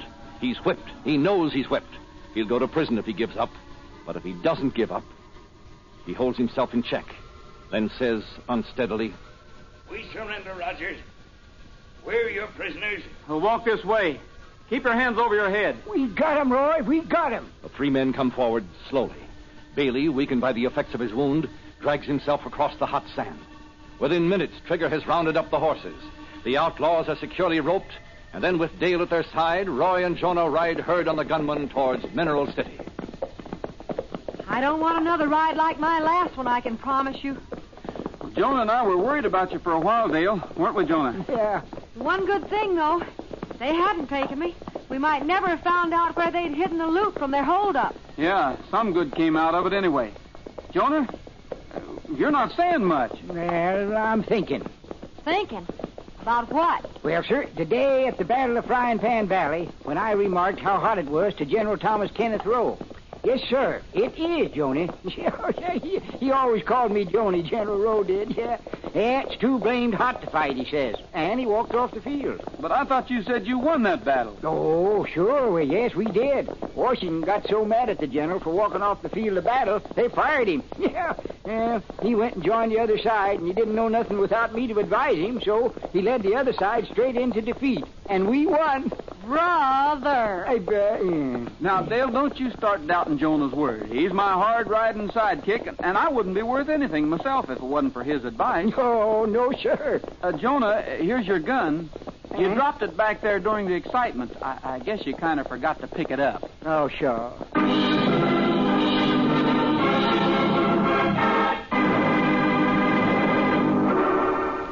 When evening chores are over at our ranch house on the plain, and all I've got to do is lay around, I saddle up my pony and ride off down the trail to watch the desert sun go down. Riding down the canyon to watch the sun go down, a picture that no artist there could paint. White-faced cattle lowing on the mountainside, I hear a coyote whining for its mate. Cactus plants are blooming, sagebrush everywhere. Granite spires are standing all around. I tell you folks, it's heaven to be riding down the trail when the desert sun goes down.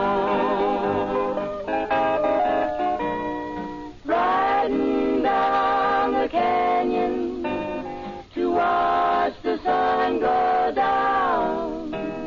A picture that no artist e'er could paint.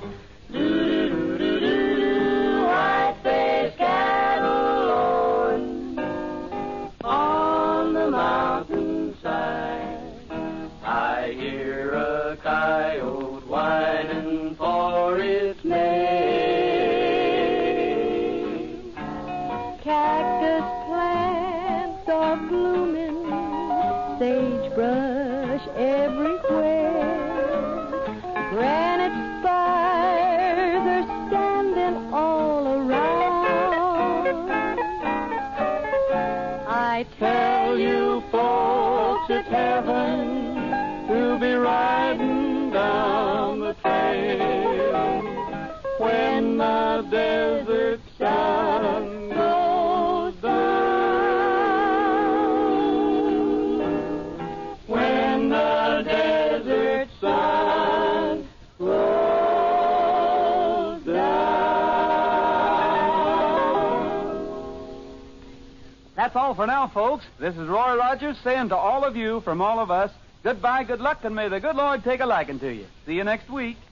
Happy trails to you until we meet again. Happy trails to you.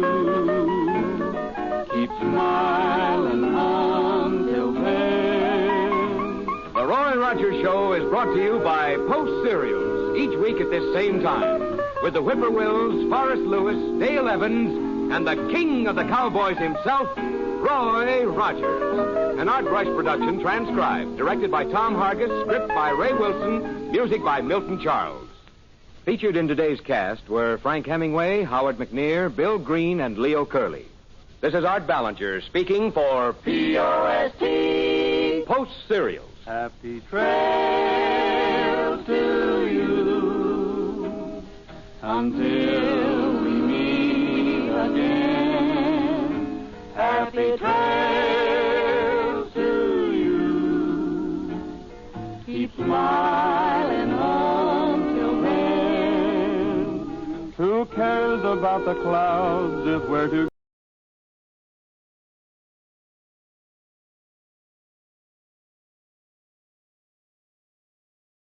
exciting for edge seekers through a diverse showcasing heart-pounding adventures, mouth-watering cuisine, and hidden gems of this incredible country. From bustling cities to tranquil beaches, our videos capture the essence of Brazil's beauty. Experience the warmth of its people, the rhythm of its music, and the thrill of exploration. Click on the link in the description to find out more. I would like to extend my sincere gratitude to Old Time Radio Research Group for their remarkable efforts in preserving and archiving the captivating world of old-time radio programs. Their invaluable contribution allows us to step back in time and experience the magic of radio history firsthand. Their link is in the description below.